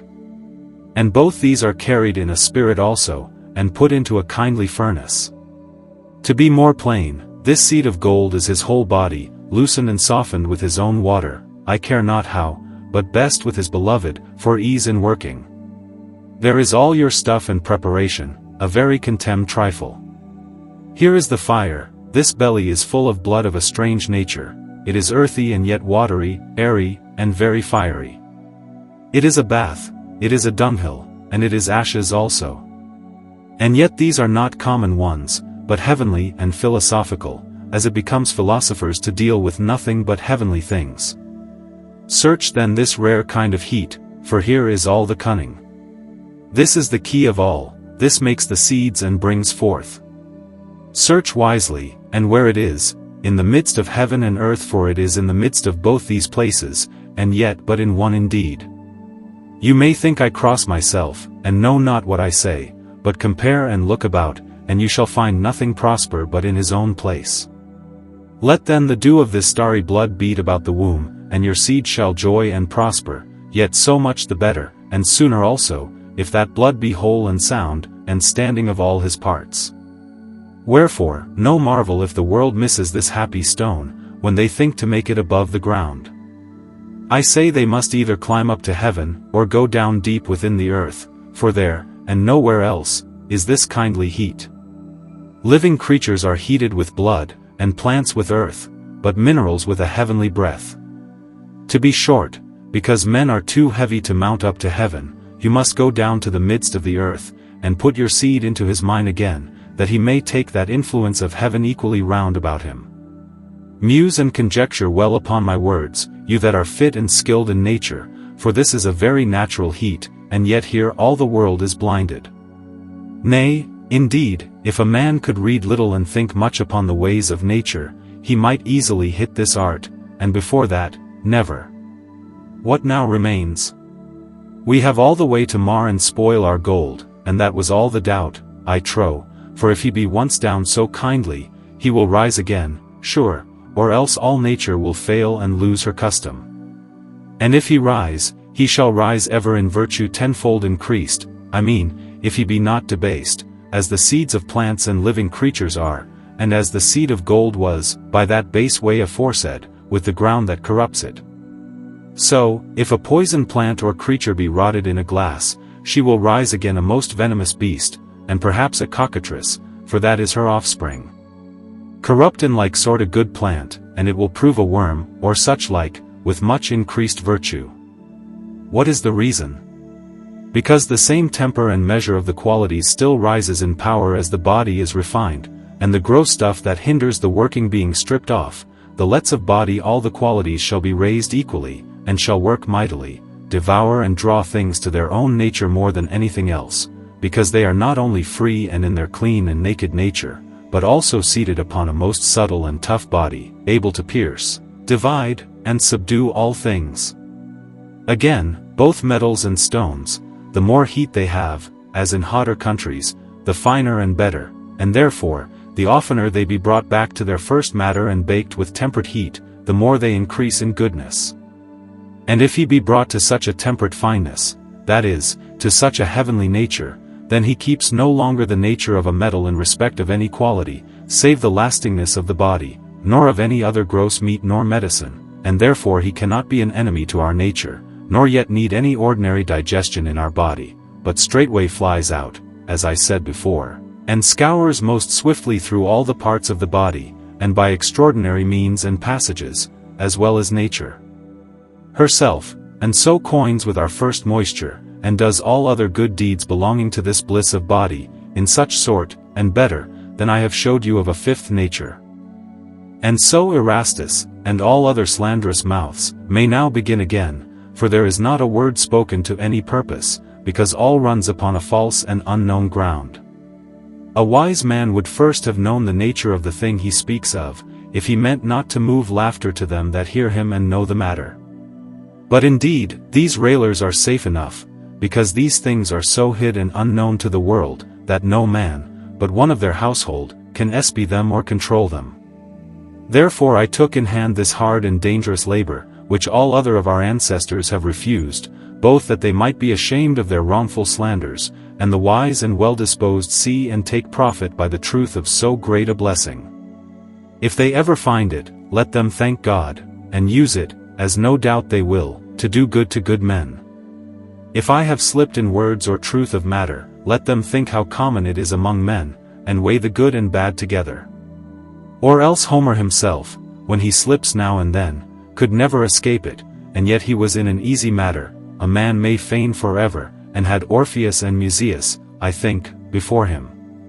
But you see the hardness of this stuff, although my pattern you do not see, because it is not, to my knowledge, in the world to be seen.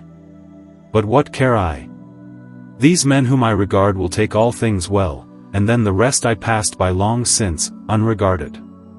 Finish. All glory be ever and only to him that is, that was, and that is to come. Amen, amen, amen.